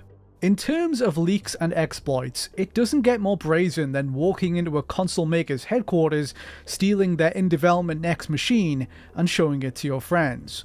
But Armand was about to do it all over again. Not long after his first infiltration of Microsoft's hub, Armand was in communication with David Pecora and Austin Alcala. According to Armand, the two pressured him into perpetrating another burglary to retrieve more Durango units. The two hackers transferred Armand a few $1,000s in exchange for his cooperation. And so, he went back, repeated his process, and successfully extracted 2 more Durangos. A week after Armand shipped the devices off, he received a call from Microsoft, but not for the reason you might expect. Days prior to stealing from them, Armand had applied for a quality assurance position at Microsoft's Redmond branch. They were calling him to offer him the job, and he accepted. He was now employed at the very place he had just burgled. Days went by, then weeks. Armand was working at Microsoft without any issues, and they hadn't even noticed the devices were missing. What did you think was going to happen? Did you think you could get away with it? Yeah, no, I for sure thought I could get away with it. So you just thought you thought you would take them and they wouldn't figure out who did it? Well, I thought that maybe they'd figure out, but maybe they wouldn't care. We were desensitized with these things because we've seen so many Xboxes go in and out, and we know how many go in and out of a place like that. And we know you can't really keep your eyes on everything. A whole month had passed since Armand's Xbox One heist. He was working at Microsoft, and it was going well, when the company finally noticed what had happened. The campus was placed under lockdown, security was tightened, and an investigation began into who was responsible. However, the initial panic over the incident settled after a couple of weeks. The lockdown was raised, and Armand continued as though nothing had happened. Then one day during work hours, he was summoned into a back room by a Microsoft supervisor. He had been identified as the thief in question via CCTV footage, and was interrogated by Microsoft staff as a result.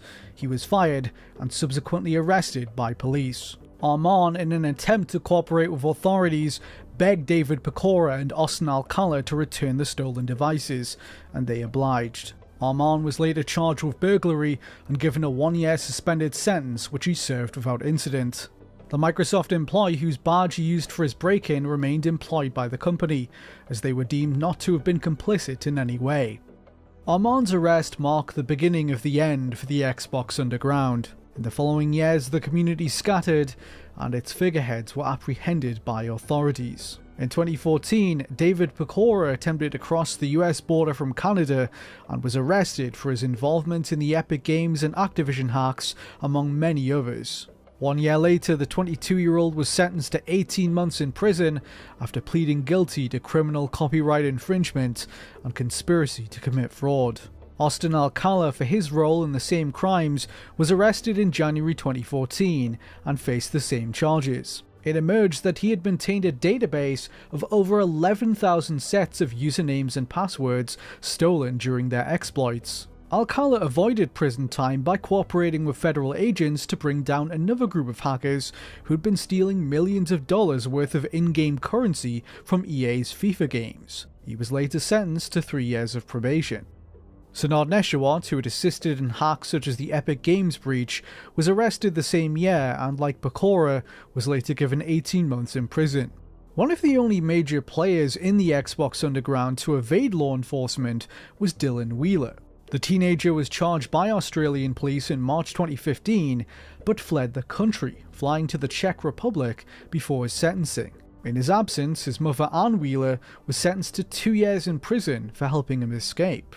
The Xbox Underground finally faced its reckoning, but what none of them realised initially was that it was brought down from the inside. From early on in their activities, an informant for the FBI was among them, collecting evidence and manipulating events. This enigmatic figure was instrumental in building the state's case against the hackers. The individual went anonymous throughout court proceedings, being listed only as Person A. However, former members of the group are certain of the informant's identity, and there is plenty of evidence to support these suspicions. Remember how the group's homemade Xbox One prototype was intended to be sent to a buyer in the Seychelles? Well, they never received it. After it was given to Justin May, it disappeared. FBI documents indicate that it was handed off to them in Delaware by Person A. The only member of the Xbox Underground known to be from Delaware was Justin May. When David Pecora was arrested crossing the US border, he was on his way to pick up a car part from an online friend in Delaware. That friend was Justin May.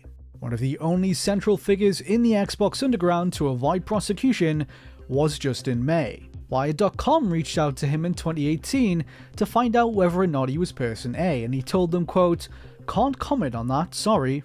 Some claim that after getting caught stealing from PAX back in 2010, he offered to become an informant in exchange for a more favourable deal.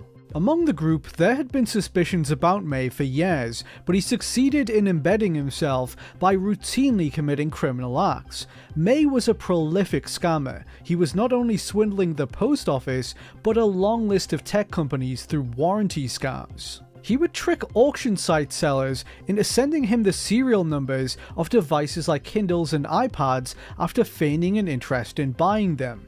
Then he would submit the serials to tech support services, telling them the device was defective and getting them to send him a brand new one as a replacement. He would collect these from an abandoned house he registered as his address, before selling them online, a fraudulent scheme that proved highly lucrative for him. Law enforcement turned a blind eye to May's activities for years, as he proved a useful ally in dismantling the Xbox Underground, but he eventually outlived his usefulness to them. He only increased the volume of his scams in the years after the group was dissolved, and this was something the FBI was no longer willing to overlook. In 2021, he was convicted for a lengthy series of warranty scams dating back to 2016, along with a host of financial crimes like tax evasion and money laundering. He had scammed companies such as Amazon, Cisco, and Microsoft, and made over $3.5 million doing it. Justin May was given a prison sentence of 7 years and 8 months, and ordered to pay more than $4 million in restitution. When I spoke to Armand the Cyber, one of the first questions I asked him was where his fascination with the world of Xbox hacking and leaks came from. He told me about how as a kid growing up not far from Microsoft, he would on occasion get opportunities to focus test games in the works long before they would release. Before I got my first taste of actually hacking games before they were getting out and getting them, I was actually getting to test them by Microsoft. They were giving me to them. And kind of seeing that games were in development and stuff like that. I always loved the games that were in development more than the final game. Like, I always remembered the in development gaming memories versus the final game. So like that kind of always stuck with me too as a kid. It was this excitement of having exclusive access to something before everyone else that he would continue to chase for years to come. I recognised a small part of myself in what he was describing. I too knew the excitement of obtaining something the rest of the world had yet to see, whether it's uncovering console games or something yet to be announced. It was a particularly potent feeling when I could get my hands on something that I knew a company didn't want me to.